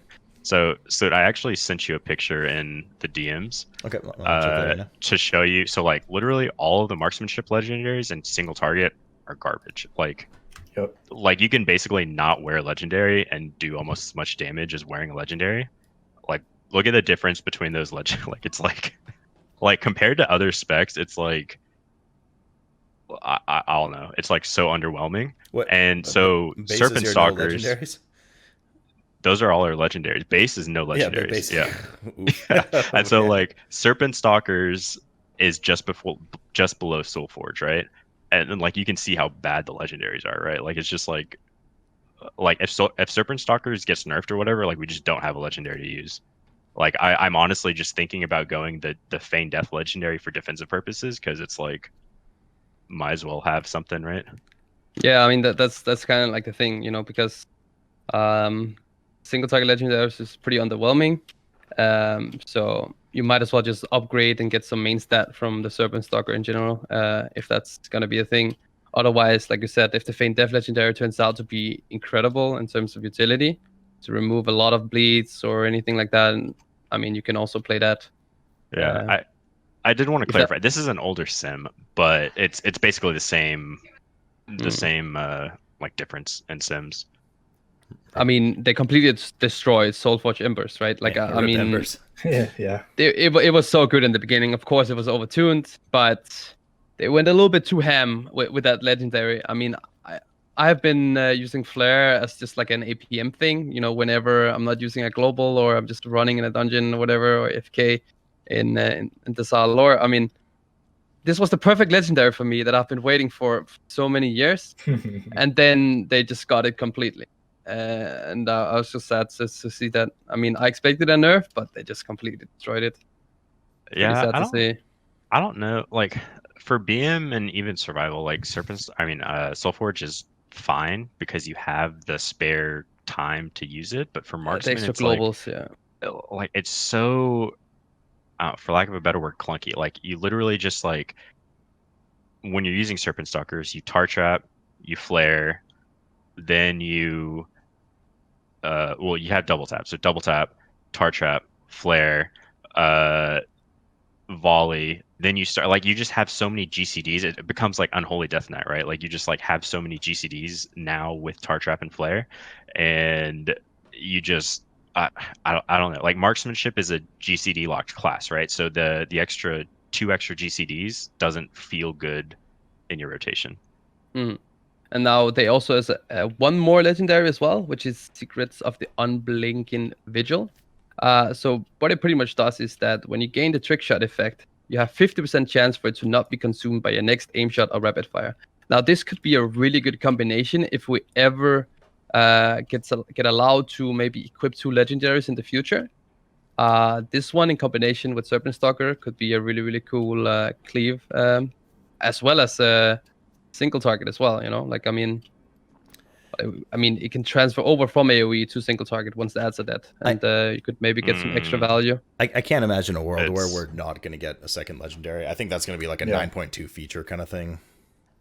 Yeah, I mean, right now Vigil is just like it's pretty worthless, honestly. Like it saves you focus, I guess, by not having to multi-shot. But like if you think about it, marksman is limited by aim shot charges, right? So like even if you are able to cast 2 aim shots back to back, then what are you going to do for the next 10 seconds while your aim shots are recharging, right? It's like would be cool in a true shot window where you have quite a lot of aim shots. I mean, so it would be nice in a true shot window. Yeah, speaking purely inside a true shot, it would be nice, but like other than that, it's like I don't know. Like your sustain AoE is like bad, right? Like I don't know. Yeah, I mean, like you said, you do run out of stuff eventually with the aim shot charges, and you're just sitting there like, okay, I'm just doing some steady shots, or just spam some dry chimera shot at some point. Moofz, you got a little pet going on there. Yeah, I tamed her last week. Huh. You know, my hunter immersion full swing. Are there any notables? I mean, there are because you guys have mentioned it a couple times, but like your general legendaries, the Feign Death legendary or the cooldown of the aspects we've kind of mentioned before has potential to play into lowering your turtle cooldown tremendously. But what about the Feign Death one, the stratagem? We've been doing a lot of testing with that one in raid testing. Yeah. But it definitely has the potential to do some cool things. Not really in this raid, but in other raids. Yeah, for sure. I mean, this raid, there's some bleeds. I mean, you can go Curian or you can go Dwarf or something if it's that overwhelming. There's not really anything like crazy game-breaking this tier with this legendary, but in the future, there might be some oversights and you could really cheese the fuck out of a mechanic with this legendary. What about the Nessinguaries one? Because focus seems to be is just poop. It's actually useless. Yeah. Oh, okay. It doesn't do any damage, right? Like traps don't do any damage, and when you use it, So you have 5% passive, or I mean 5%, 5 focus per second passive regen, and so like you can basically cast a steady shot and deal damage and generate basically the same focus. So it's like, why would you waste the GCD on the trap when you can just steady shot, right? Mm-hmm. And for BM, I think BM generates more passively than that one active ability. So like you can just AFK for a second and you get almost as much focus. And then I think it's semi useful for survival, like if you go Birds of Prey build, but like I don't know why that's even a legendary. Like it was a survival only legendary in Legion, and for some reason they thought it would be good to bring it back for an everyone legendary. I don't know. I think they should delete it, honestly. That might be the worst legendary. It's so bad. Honestly, it's so bad. And I'm pretty sure it's still bugged. Like I don't think it even gives you focus right now. I'm pretty sure it just you trap and just doesn't give you anything. Okay. Well, I was kind of optimistic for just a brief moment, but that got destroyed very quickly.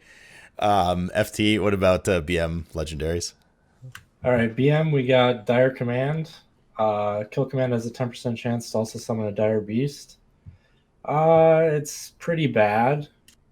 I guess one of the upsides is if you take Stomp, it does stomp the target, and also it gives you 5% haste. But other than that, it's just not very good. It's only like, maybe once or twice a minute it procs, and it's just. This guy is also bugged. If you're talented into Dire Beast and the legendary procs, it puts Dire Beast on cooldown. Oh, yeah, I didn't know that. So it's wonderful. Yeah, that's nice. And then the next one, Flamewaker's Cobra Sting. Cobra Shot has a 10% chance to make your next kill command consume no focus. This one's also not very good. Just Cobra Shot costs too much focus, and it's just underwhelming, honestly. The next one is Kapla Eridan War Order. This one was in Legion, I believe. The shoulders? Yeah. Yeah. So basically what this does is when you hit Barb Shot, it reduces the cooldown of your kill command by 4 seconds. This is actually, I think, one of our better legendaries for single target. I remember hitting a dummy with it, and it actually, like, it's pretty complicated to use it with when you're like gaming frenzy and stuff, but it does have the potential to be very good. And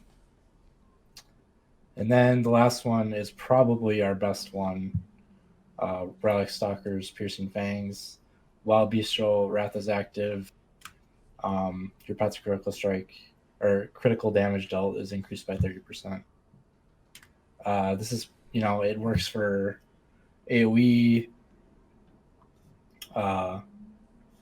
It's just our best one, and it's gonna only get better as the expansion goes on, as we get more crit and stuff. You don't sound too thrilled about them. It's like the best of a bad bunch kind of thing. Yeah, they're not. They don't seem very like interactive, or like, especially this last one. It's just base damage on your pet. Right. Yeah. This is not even off you. It's sort of boring, but I mean, it is the best legendary we have, and it's the only legendary aside from Soulforge that has application in AoE, because Bestial Wrath doesn't care if it's AoE or single target. But Relic Stalkers is actually going to scale really well, especially with one with the Beast, which increases Bestial Wrath damage. Yeah. If you go Curing Resonating Arrow, you get more crit. So there's like a lot of stuff that will scale really well with Relic Stalkers. Kepla, I don't know how you pronounce that, but that legendary is pretty good single target, and it changes your rotation a bit, and it's actually decent since Cobra Shot costs so much focus. So you basically, especially with like Scent of Blood and stuff like that, you have so many Barb Shot procs, and obviously as you scale with the conduits and stuff like that, you're going to get even more, right? So eventually you're going to get to a point where it's literally just kill command, Barb Shot, kill command, Barb Shot. Like you might throw a Cobra command or a Cobra, kill command, Barb Shot, kill command, you're going to get to a point where you just like keep constantly doing this, and you almost won't even have to Cobra Shot anymore. Yeah, that'd be nice. Then you could just use Aspect of the Beast or the other one, and you wouldn't have to use Killer Cobra. Yeah, so those two are like pretty decent, and then the other two, like FT said, are pretty bad. Okay. Not the most exciting legendaries that I've seen amongst all these shows, unfortunately, I gotta say. Yeah. Except the Soulforged Embers. I think it was cool. A lot of people complained about the Soulforged Embers just because, even when it was good, because they were annoyed that you have to spend 2 GCDs for it, and it just, I don't know, felt bad for some I was people. really excited for that one. I 'cause, thought you it was know, cool. I don't know. As a hunter, you want to be throwing traps and shit, and you never use flare, you never use your traps in raid, but now you are, and they just killed it. I think from a POC perspective, sure, it could be annoying, because you like randomly see them tanks dragging them out of the traps or something like that. But with a well-organized group, this is a really, really good legendary, especially because you could get 2 flares into 1 tar trap, so it wasn't really that bad. It was a really, really fun legendary to play with, in my opinion, and sad to see it getting nerfed that much. And Serpent Stalker is also a very, very fun legendary to play, I guess. Enjoy it for the last week you can. Pretty much. Yeah, I don't know. Soulforge was one of those legendaries. It was like when I read it, I was like, "Oh, this is so cool! I get to like ignite my tar traps. Like I've been wanting to do that all of BFA, And then like I liked it for the first week, and then I started playing with it a lot, and then it's like, all right, doesn't feel good to play with at all. I don't know. I always liked it. I would like to get a little bit of a buff again to make it viable. Yeah. Okay, let me rephrase. I don't mind it as BM. Like because you have the time to use those GCs. I hate it as marksman. Yeah. I feel like it'd be cool if they did a legendary with our ice trap that was like single target. And then you could make this one a little bit better where you use it on like 2 or 3 targets. That'd be interesting, yeah. Is there any is there any legendary effect from like all the, because they're like, hey, we're going to bring back effects from all these different tier sets and legendaries and blah, blah, blah. Is there anything you guys would have really loved to see come back that didn't make the list that maybe you're hoping later in the expansion will? So many. They literally had so many good legendaries and they picked like the worst ones. We got to start small, right? And then build up in the expansion. One of them was a legendary from Legion, the Marksmanship belt, for example. Every time you multi-shot at the target, like depending on how many targets you hit, the damage of your next aim shot would be increased by 10% per target, stacking up to 20 times. So if you multi-shot at 6 targets, get the 60% damage increase on your next multi-shot. Which gave you a really, really nice combination of, while you're doing AoE rotation, you would also get a big ass aim shot eventually that you could put onto like a prior target and just completely destroy them. That belt was really, really nice to play with. Yeah, the belt, and then I really like. So back then the boots were really good, but now that True Shot's like really bad, boots wouldn't really do anything for us. But if they fix True Shots, boots could be cool, right? And that was just I think it was like the flat CDR, or it was like every arcane shot or something you cast reduced your true shot cooldown. It was some CDR effect. I don't remember what it was exactly. And then you had convertence as well, and you could really get the true shot down very low. But I think they sort of baked in boots to calling the shots. That's basically what it is now. But the one I really wanted to see that I think would be really good with the current toolkit was the gloves from Marksman, MK2 gloves. So it was after every, I think it was after when you cast aim shot, your next aim shot got 15% crit damage or crit percent or something like that. And it was castable while moving, right? So it'd be yeah. So I think that would work really well with this toolkit. Yeah, there was every second aim shot that was castable while moving, if I remember correctly, right? Yeah, that was cool. That was good. Nothing. I remember. Yeah, go ahead. No, I was gonna say nothing for BM, like you guys were just mentioning Mark's ones. Oh yeah. I guess. No, I just remember something like I needed. I can remember on Kill Jaden that because I was playing with the gloves, that I needed to make a stop casting macro in my disengage because I was casting my aim shot, and then I was flying off the platform, and then I was pressing disengage, and it wouldn't cancel my aim shot, and I flew off one time. I remember good times. Are you looking at the BM stuff, Moofz? Yeah, I'm trying to remember what we had. So they brought back Call of the Wild, which was a BM one, or I think it was a BM one. I'm trying to remember. I think so. The ones we used in Legion, Cepha's Secret, which they brought back sort of. Kepla, which obviously we have. Roar of the Seven Lions, which is basically Relic Stalkers. I think Roar just gave us flat Bestial Wrath damage bonus, which is sort of like what the Conduit is, right? So I don't know if they bring that back. Parcel's Tongue, which was, I think you like Cobra Shot and it stacked up and you got like 5% extra damage, three or four stacks or something like that. And I think the only other one we used was like Apex Predator's Claw, which I think could be cool with like Aspect of the Beast. And that just basically does what Aspect of the Beast does, just amplifies damage. I don't know. The BM legendaries are sort of boring. Like there wasn't anything like super cool about them. I don't. Yeah, they always have been. Yeah, I mean, I think they brought Kepla back was like the only rotation changing legendary for BM. I'm pretty sure. Yeah. All right. Yeah. Oh. I like Siphus on my gameplay design. Actually, I think it would be fun if we could actually proc it in a lot of situations. Putting like doing Scare Beast in a dungeon, or like for example Huntsmaster, or putting a trap on something to proc the Siphus. I mean, I like that personally. Just get that a little bit of extra haste in terms of BM gameplay. Yeah, okay. So Roar was a focus cost reduction during Bestial Wrath, which allowed us to spam a lot more. So like Killer Croba would be like super good with like a focus cost reduction, right? So that could be really cool. And then Apex, I think if I remember correctly, it gave you, so earlier I was saying like we have like Tenacity, Cunning, Ferocity. Apex gave you all of the pet passives. So like if you equipped Apex, you would have Endurance, so you'd have increased HP, you'd have 10% Leech, and you would have 7% movement speed all at the same time, right? Which could be really cool utility-wise. Okay. I think BM overall, Legion overall had really, really good class design. Once you actually had your legendaries, you had a lot of choice. I think the only problem with Legion was the ability to get those legendaries and the randomness, especially in the beginning. Yeah. 7-0 was rough for legendary. Yeah. Like people re-rolling, legit remaking tunes to reset their bad luck protection and stuff. That was not good times. All right, so we've done our deep dive for both specs. We've kind of painted the picture entirely for at least what's coming so far that we know in SL. The question then circles all the way back to what we kind of started this discussion with, guys. What kind of gaps, what kind of Swiss cheese holes, so to speak, what are the two specs or the class lacking that you would have liked to see addressed in SL? So taking it all back right now that we've talked about all this stuff in SL, do you guys feel like the systems that we've talked about, Conduits, Soulbinds, Legendaries, etc., have addressed some of those issues with utility or, Mike, you mentioned lack of cleave currently in BFA or formerly lack of cleave for Marksman. Do you guys feel like SL has kind of helped this stuff?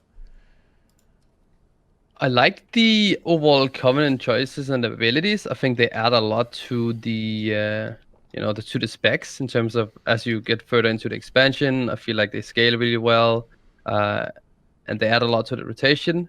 Now, I'm just the type of person that would like to have these kind of things baseline right off the bat, rather than like progressively getting a more fluid class. Mm-hmm. I think it should just be in the game design itself. I think I would prefer that. But overall, if it wasn't for the cap on the conduits, like actually only being able to swap once per week, I don't think I would have a problem with Covenants, to be honest. I feel like if I want to play BM, I want to swap to BM. If I want to play MM, I want to swap to MM. If I want to play Survival, I want to swap to Survival. And the only problem is with classes that has best in slot Curian from, let's say, a spec, and then best in slot on Necrolord for another spec, that's when it becomes an issue. And I feel like that's the overall big problem with people that want to play different things. That's kind of like the problem with Shadowlands at the moment. Okay. What do you think, FT?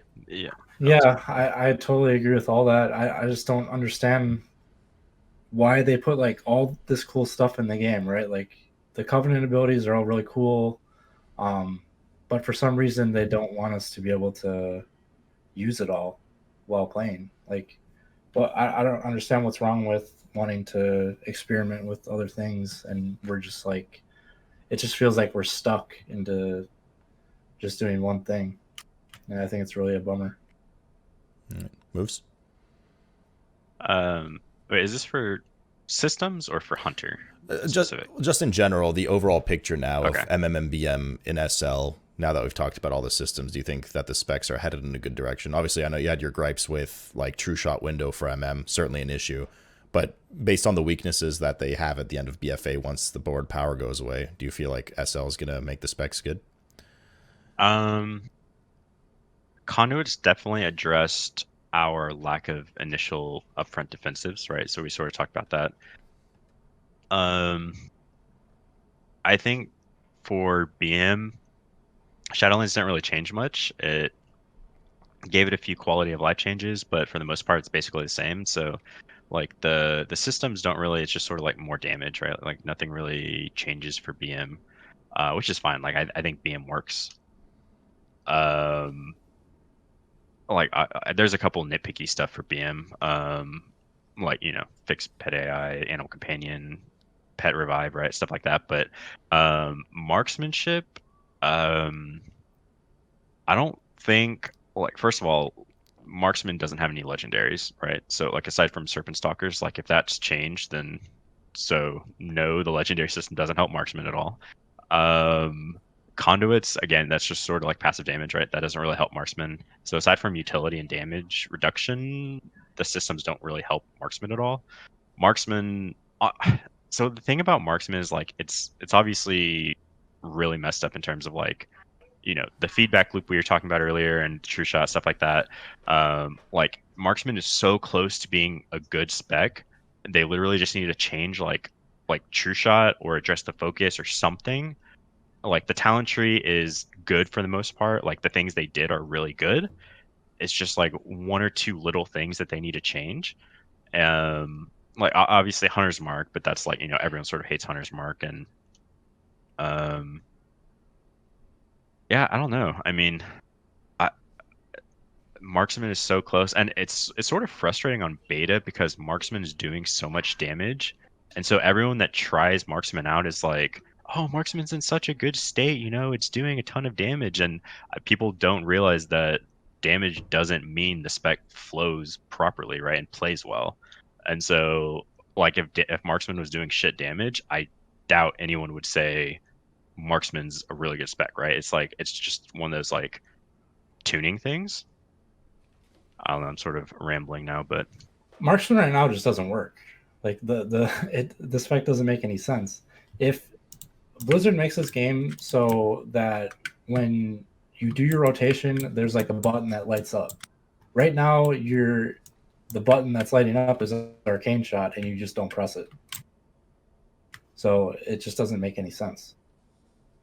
Yeah, I mean, there's so many things, like the feedback loop with like the lack of focus, the overabundance of procs, the aim shot charge. Like honestly, we could probably get rid of the aim shot cap, and that would probably fix a lot of issues, right?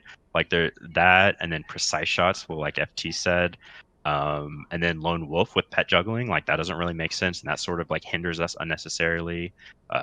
Hunter's Mark again, but whatever. But I don't know. There's like a lot of little things for marksman, but it's like one little change with like true shot or focus literally just makes it feel 20 times better.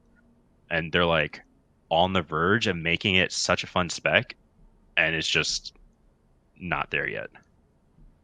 I think that we really should have the ability to get a buff too. I think that would be a reason to bring a hunter to. You mean like Battle Shout and Fort and stuff like that? Yeah, like right now, I don't feel like there's really a reason to bring a hunter because our execute isn't even that good anymore. Like we rely on the monk buff and the warrior buff, and sometimes classes are such that like if Windwalker's bad and warrior's bad for whatever reason, like maybe you don't even bring them to the fight, so then that makes us worse.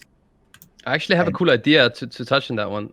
Imagine if Hunter's Mark was 5% damage from all players in your team, like, and not just you. So if you needed like an extra, like a burst window on a prio ad, you put the Hunter's Mark, and the whole raid does 5% increased damage on the target. Could be a cool thing. Someone suggested that to me. I think it could be cool. That's literally a Torghast power. Yeah. Legendary, perhaps. What if they did that? That's pretty strong. What if they did that, but they put a cooldown on it, Mike? instead of permanent 5% damage on the target. Do like a 30-second cooldown on it. Lasts. It already has Yeah. a 20-second. What do you mean? Yeah, but it It lasts has a forever. What do you I mean, mean? like Yeah, for sure. I mean, if it's that powerful that it's 5% flat damage across the whole raid, then it obviously potentially needs a little bit of a CD. Yeah. It's never gonna happen, but that is cool. I like it. Like imagine it's on a 2-minute CD, right? And you just put that all the 2-minute classes. They're just blasting with a 10% damage increase that lasts for 30 seconds. Something like that. That would be really cool because I noticed that there's a lot of things that they added into the game where you need to have some kind of synergistic play style with your teammates. Like if you go to Lady Ineva, there's actually a trinket that's called Memory of Past Sins. It's a strength and agility trinket that stacks up to 25 times. Now you cannot stack it up by yourself, and this is kind of like a trinket where you will have to use it together with your teammates at the same time to get the most value from it. To stack it up to 25%. I mean 25%, 25 times. Sorry. Don't rogues have find weakness, which does that already? Doesn't it? Everyone takes or that target takes increased damage during find weakness from everyone. You mean all other rogues gain they gain the find weakness from the other rogues? You mean?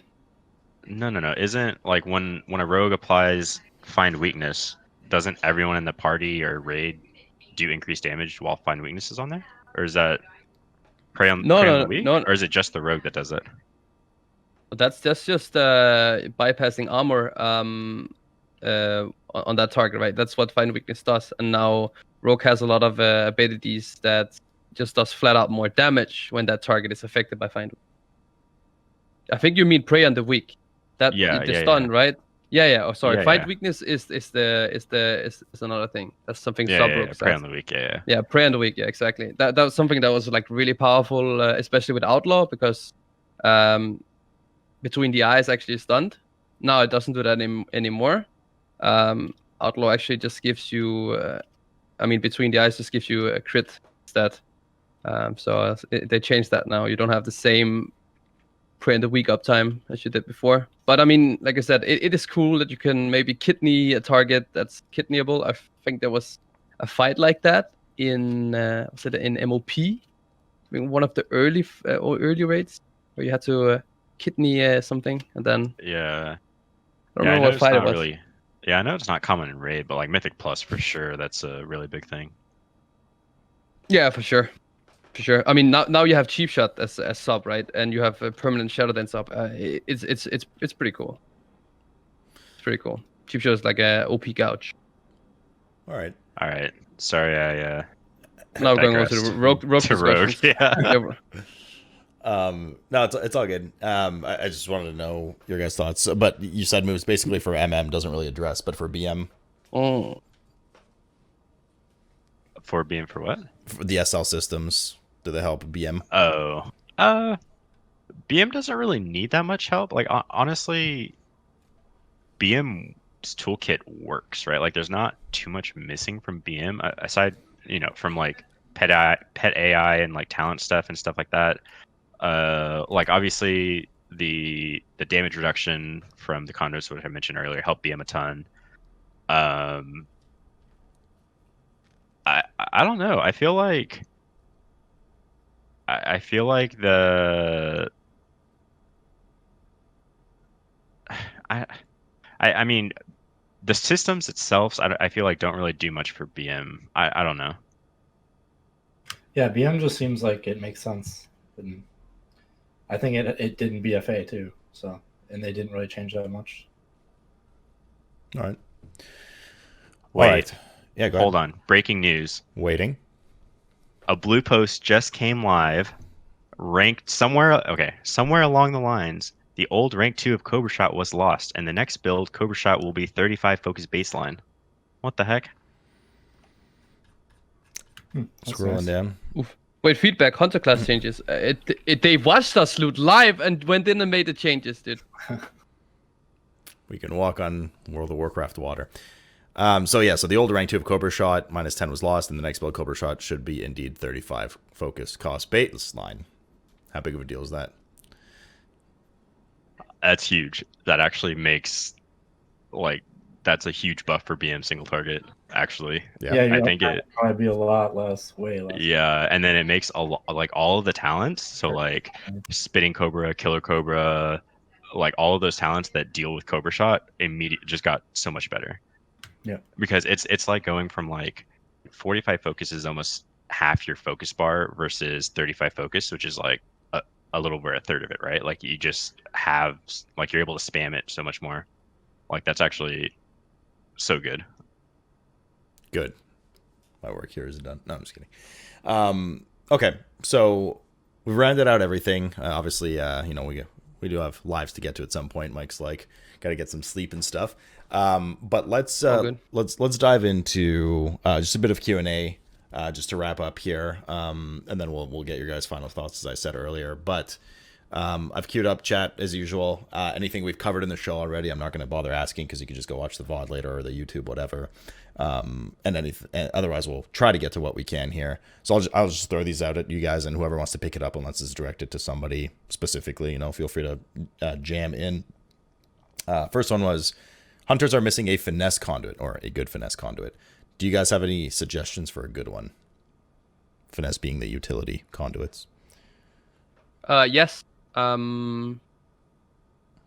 It could be the. You remember we had the aspect of the pack that increases the movement speed. I mean, you can do it so that the cheetah's vigor or something like that. Whenever you pop aspect of the cheetah, our teammates will also get it, kind of like a stampeding roar. That could be pretty cool. Yeah, that'd be nice. Yeah, that could be cool. Or aspect of the fox could be a cool finesse one, but it was maybe a little bit OP back in the day. But can always dream. Okay.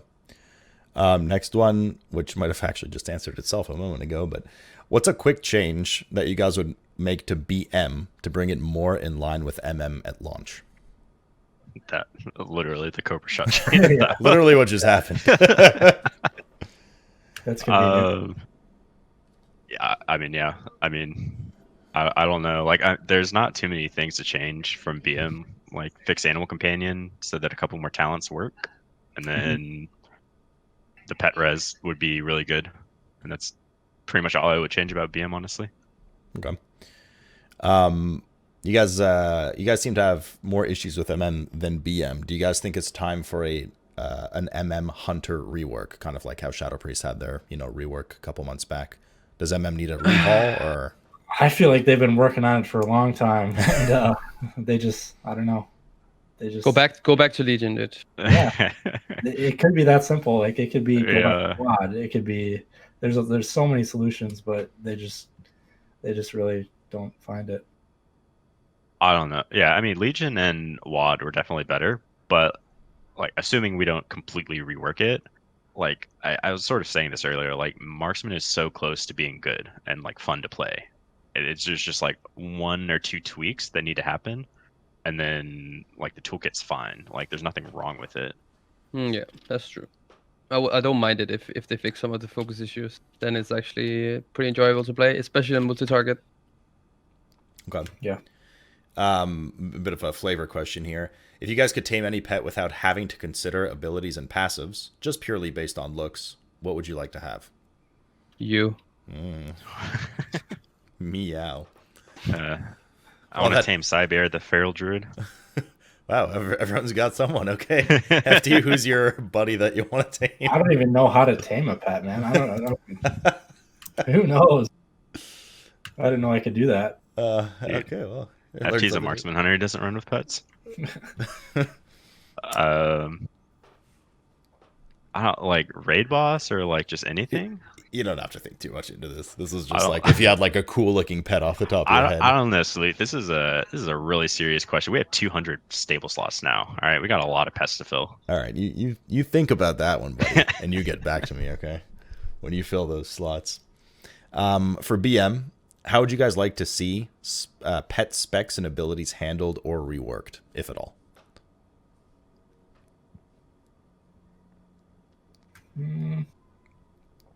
I think they're fine. I think I like what they did with the different specific pet talents. So it wasn't. Yeah, I like what they did with the pet tree. There was, I think Muffin is did a tweet like a month ago now or something that was suggesting that they might implement teachable abilities. So like your Spirit Beast has Spirit Mend, like you could teach like a Core Hound Spirit Mend or something like that, and vice versa, right? So like once you, I don't know how it would work, but like you could teach an ability to a different pet, and that might. So like one of the big issues in BFA was that Spirit Mend was so overpowered that like basically we like 95% of the time we just ran Spirit Beast as BM, right? And we just didn't have like, even if you had a super cool pet that was like ferocity or cunning or something like that, you couldn't run it because you had to have that Spirit Beast, or you just like were hurting yourself, right? So like if you're able to teach pets different abilities, theoretically you could use whatever pet you wanted while having Spearmint, right? For example, which could be cool. I don't know how it would work. Maybe like going back to Classic or whatever, but I mean, it could be cool. Yeah, so you could have like a Lust pet that Spirit Mends as well. Yeah. That's not a bad idea. All right. Yeah.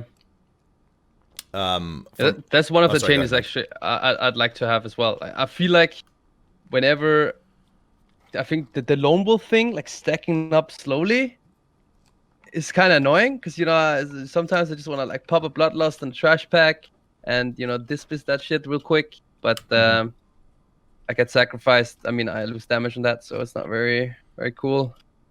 So just get it to 10% instantly when I don't have a pet. Why does it need to be stacked up? My opinion. Okay. For MM again, do you guys think that Tricks Shot's 3-target requirement is a problem, or is that okay? Volley kind of fixed it, but that was definitely a huge problem in BFA. That's 3 instead of 2. Yeah. Trick Shot 2 targets would be really nice. Not gonna lie. Yeah. I think with Chimera Shot and Volley, it's sort of overkill, but I know in BFA, like why didn't we just like I feel like honestly for me personally in BFA, that 5-target cap wasn't even a big deal, right? Like that was just sort of like tuning. Like if you want me to do big damage in mid-range AoE, cool. If you don't want me to do damage in mass AoE, whatever. The 2-target just felt bad, right? Like I don't like you've never experienced frustration until a tank is only pulling 2 mobs and you literally have to sit there and just single target the mob. Like it's the most infuriating thing that the tank just won't pull in a 3rd mob so that you can AoE, right? Like Salute's smiling so big right now, but it's just like so super infuriating, and so like that 2-target is just feels so bad. But like they were saying, like Chimera Shot and Volley, like you sort of have that now, so it's like not quite as bad. Honestly, our cleave is actually pretty good now with Volley and Chimera Shot the way it's tuned right now. Explosive shot too. It's yeah. Nothing to scoff at. It's a good amount. For BM, does the Rylax Stalker's Lego work on AoE, given that our pet Beast Cleave doesn't crit? Yes. So it's sort of a common misconception. So Beast Cleave itself doesn't crit. Beast Cleave, but the auto attacks. Yeah. So Beast Cleave replicates your auto attacks, but your auto attacks can crit, and Beast Cleave replicates that, right? So if your main attack crits, your Beast Cleave is quote critting, right? So it still does work in AoE. It's just not like Beast Cleave itself doesn't crit. Okay. That's the cool thing about it. You just need to crit one time, and then you crit a lot of time. All right. Do you guys think Hunter overall is missing cool looking animations like Spenders, Builders, in brackets, aim shot is boring to press? Aim shot boring to press is, I guess it's slow. For Marksman in particular, or just Hunter in general? Like both specs, I suppose. Yeah, I mean, I sort of touched on this earlier. Like, I think BM sort of has Frenzy, right? So it has that depth, like between Frenzy and Killshot, like you have something to do, right? Marksman doesn't really have that depth to it. Like Marksman Survival, you just sort of like hit your buttons, and that's. I think they wanted precise shots to be that quote depth, right? Like but I mean, really, it's just like hitting buttons. It's not like there's nothing you have to manage. You just hit the button that lights up. Theoretically, I mean, that's not how it is now, but I think the question is more like literally how the spell animations look. Like, do you think hunters need a rehaul on how their abilities look when you press them? Oh. Or do you guys like what you see? I don't, I'm not I sure don't how know. they would do that. You know. I don't know. I'm missing my fantasy. I don't physically pull a snake out of my boot when I shoot my Cobra shot. So I wish we had that a snake holster. Isn't it a snake though when you cover shot? Pretty sure We it's don't. that comes out of your gun.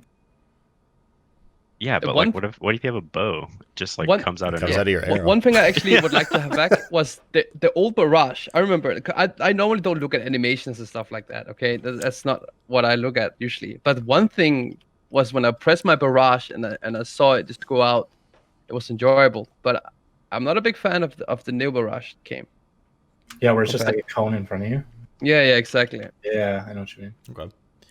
Yeah, I like volley. The volley animation is really Volley's cool. super cool looking. I think at least. I know everybody loves resonating arrow too underneath the boss, so you can't see. That is, melee. I really hope they like lessen the Covenant effects because like Yeah, a it's freaking Blood Death Knight's D&D with resonating arrow on like all this crap on the ground, like you literally just can't see mechanics. Mm.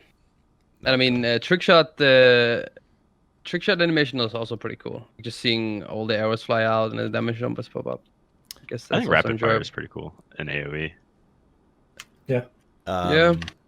Any ideas for addressing precise shots beyond making BFA Master Marksman baseline? Yes. Hold on. Let me look in my 34-page sheet. Oh, good.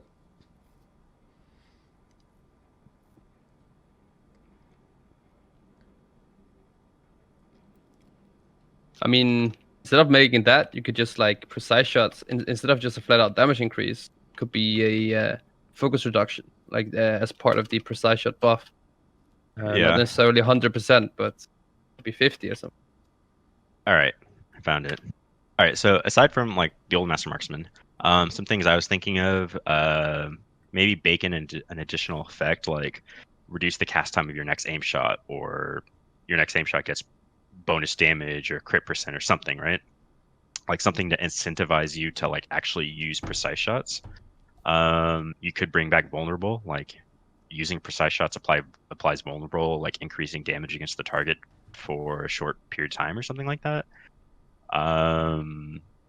Or you could even make, maybe precise shots has a chance to reduce rapid fire or something like that. I mean, there's a ton of stuff you could do. Like you basically just need to give us a reason aside from just damage, right? Aside from tuning, because I mean, we have the conduit, right? The precision or whatever it's called, which eventually it'll scale high enough that we just never want. I think already we hardly ever want to ignore precise shots anyways, even during true shot.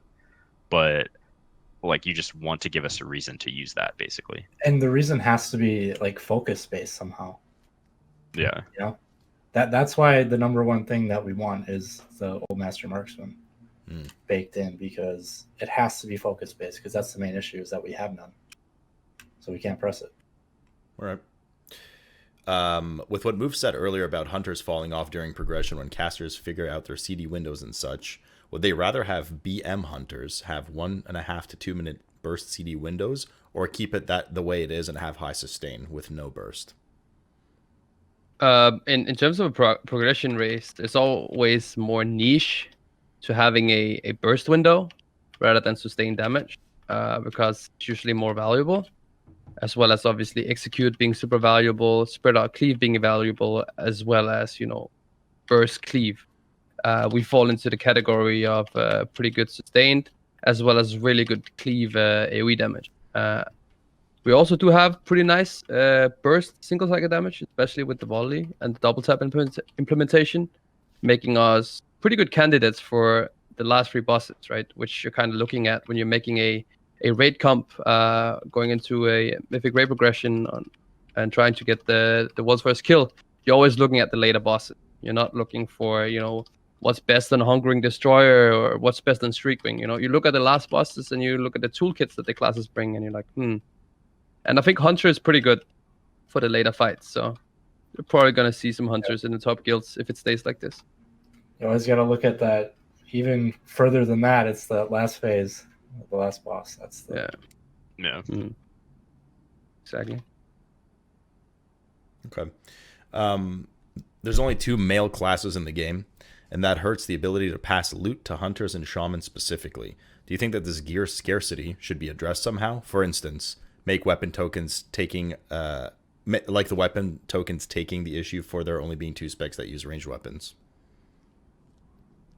I mean, the weapon token is kind of like a specific thing. Like if you're in a top guild and you're doing split rates, and let's say you're playing a druid or you're playing a paladin, and then you see that you're linked together with a warlock, you're kind of like, fuck, I'm not gonna get any weapons. So Yeah. I mean, it's kind of sad in that area, but I guess it fixes the issues of being able to trade gear to hunters, since hunters can only trade weapons to other hunters. I don't know. Yeah. I mean, aside I from don't know. introducing more male classes, like I don't know how you would really balance that. I'm still waiting for the tinker, man. I was waiting for the tinker, the engineer. Yeah, I want to throw some rockets and shit. That'd be cool. I like the trinket changes, though. I think a lot of these trinkets are looking very, very nice. Actually. Yeah, some of them are pretty cool. Yeah, I really like the trinket design from the ones that they implemented. Like Yeah, there are Stone some- Legion, it's just like a stat stick, right? That's just better the more players in the group that's using it. Then you have the side in Afrius. I mean, if that is 10k, like that's his mythic version, 3 times on a 1.5 minute cooldown, that's pretty crazy. Like that's 30k damage from a trinket every 1.5 minutes. That could be a very, very insane trinket as well. And then you have the Lady Nava Darkvein one, which I think is gonna be really cool once most of the raid has this one. Could be also a really cool trinket. There's, I think they went over and beyond to try and not make too many like, oh, here's a haste proc, that's it, you know. So Yeah. nice to see. Although half the dungeons still have stat stick trinkets in them, which I really hope they change because screw stat sticks. Very What do you boring. mean? You don't like the 80 stamina trinket? No, I don't. Well, I mean, that one's unique because it's stam, right? At least you can make an argument for that to be like, hey, look, here's like a survivability trinket. But like, you know, primary stat, secondary stat can go away. Next one, since survival got changed to melee, did you, I think the question means to say, since survival got changed to melee, do you think anything from its old ranged toolkit would fit well into MM or BM now? The Black dot Arrow. potential. I want Black Arrow. Yeah, I mean, I love Serpent Sting as well. The old design, I think, was really good. Explosive shot. Well, I mean, We the have old that explosive sort of, shot. right? Yeah, but the old it's not the explosive same, shot. but- No, it's completely different, actually. I really want, so like you said, Serpent Sting. I really want the ability to, back in High Maul, we were able to multi-shot and spread Serpent Sting. Like that would make Serpent Sting so much better. I think it'd be Yeah, a that's- little OP, yeah. but That's what I mean. Like, if Serpent Sting got buffed and it was actually a really, really good multi-dot ability, like make it permanent.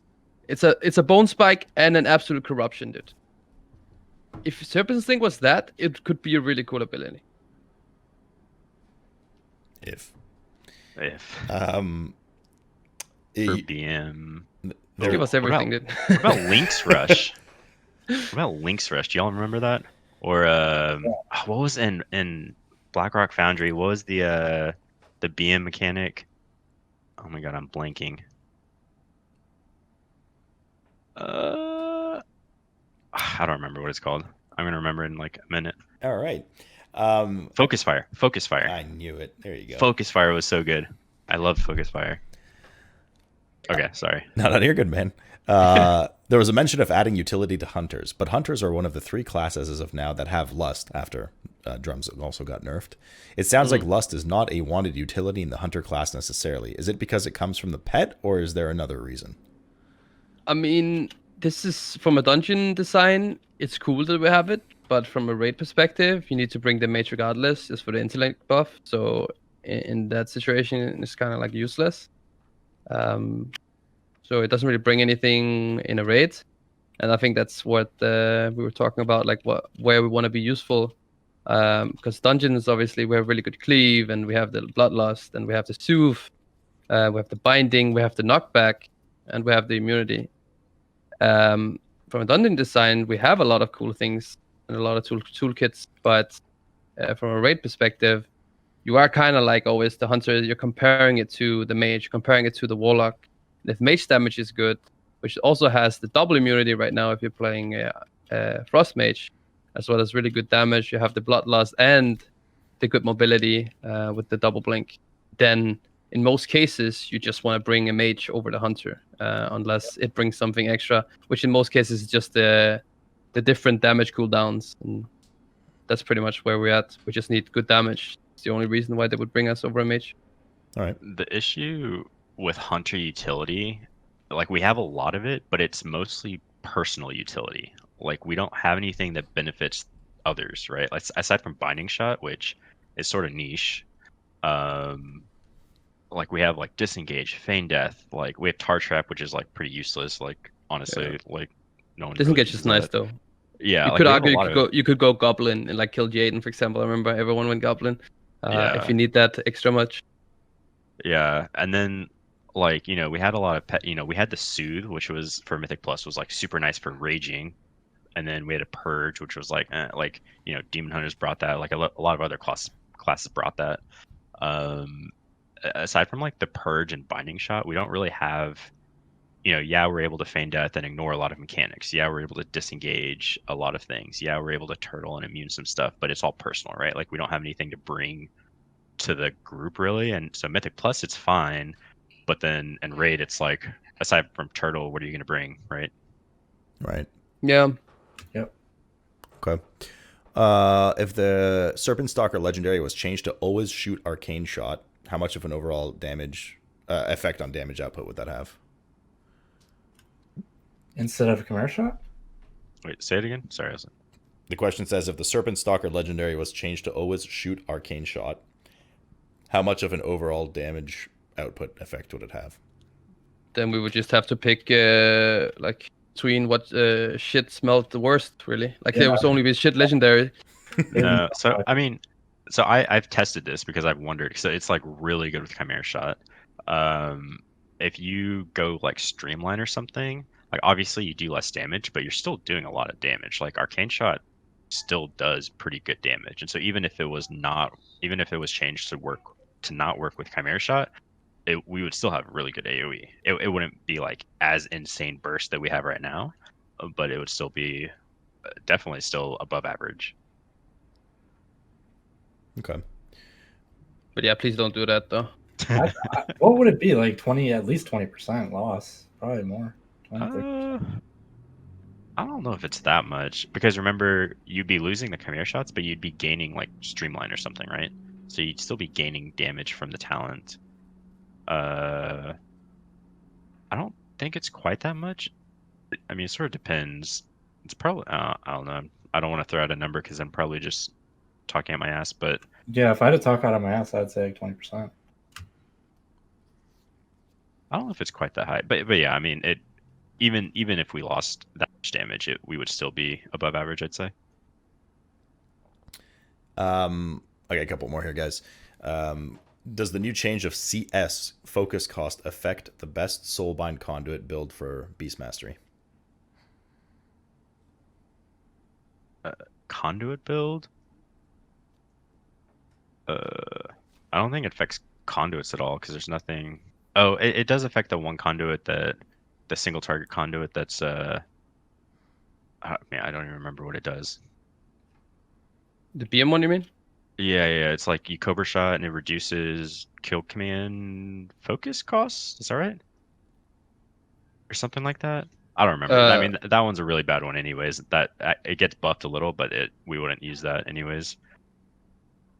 And then, I mean, the focus cost reduction for Cobra Shot really just buffs those talents that we're using Cobra Shot, and then just buffs. So it makes us do more Cobra Shot damage, obviously, and then it makes us do more kill command damage, right? Because we get the more reductions because we're casting Cobra Shot more.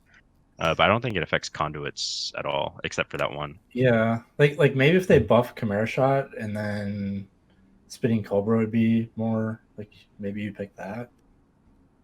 But yeah, it has nothing to do with conduits, I don't think. Just talents. All right. All right, last two questions, guys. Chat. A lot of the questions I've gone through here, by the way, were answered during the show. Like, what do these guys think for progression? et cetera, et cetera. So if I didn't get to your question, it's because, well, it's already been answered in the show earlier. But last two questions here. With the CS changes, once again, and focus cost increase to marks, do you feel it would be more acceptable now to main BM in progression? This was definitely a very good change towards BM, especially in the single target department, which could go ahead and compete with marksmanship on single target at least. Not so much cleave. MM will still be superior there for sure. Yeah, I mean, from like a progression standpoint,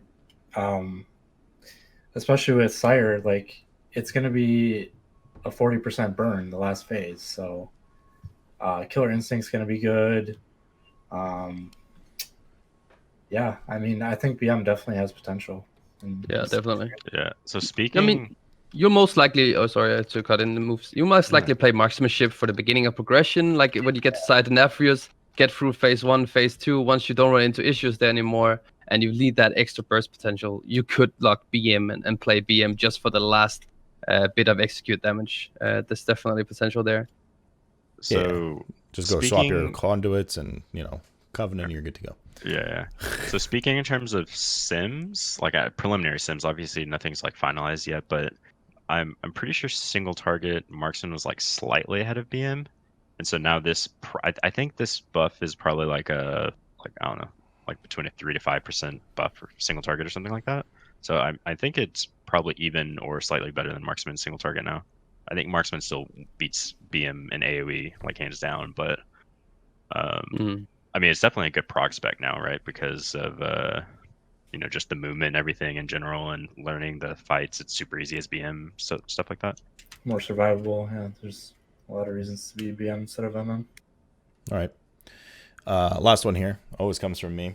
Always curious to know if we lived in a magical world, which we don't, but if we did, where Covenant choice was not influenced by player power, it was just choose the Covenant that you think is the coolest, or looks the best, or has the best lore, what would you pick?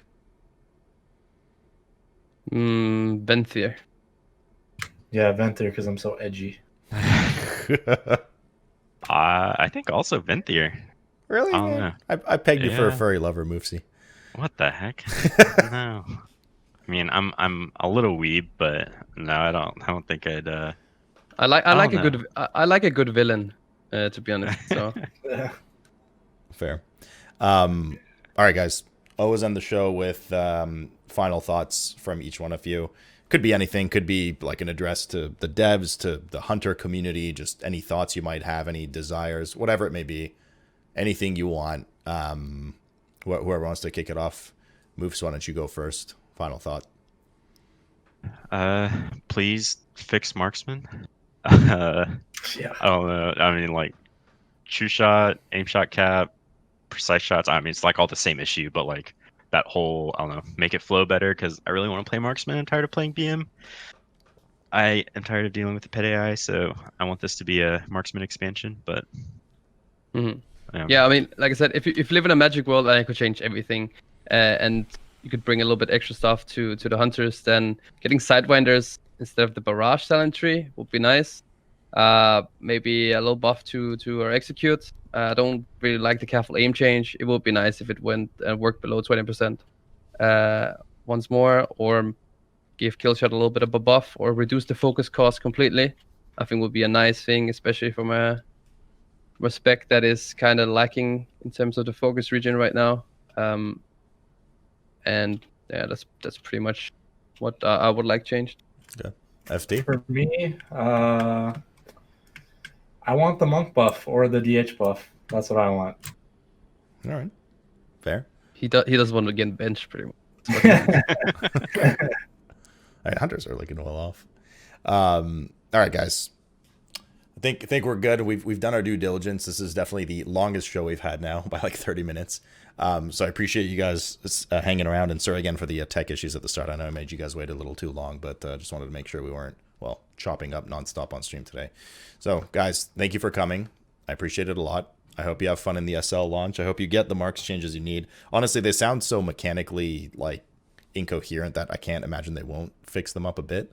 Because it's not like a damage lacking thing, right? It's just it just doesn't play I mean, it does a lot of damage, just Right. it doesn't work mechanically. Exactly. Nonetheless, guys, it's been a pleasure. Thanks for hanging out. Hopefully we'll catch up again during or like after SL launch, after progression, that kind of thing, so we can kind of revisit how hunters are. But nonetheless, I appreciate you guys spending Friday evening here. Likewise, it was fun to be here. Yeah, thanks a bunch. All right, dudes. Thanks a lot, and I will talk to you soon. Take care.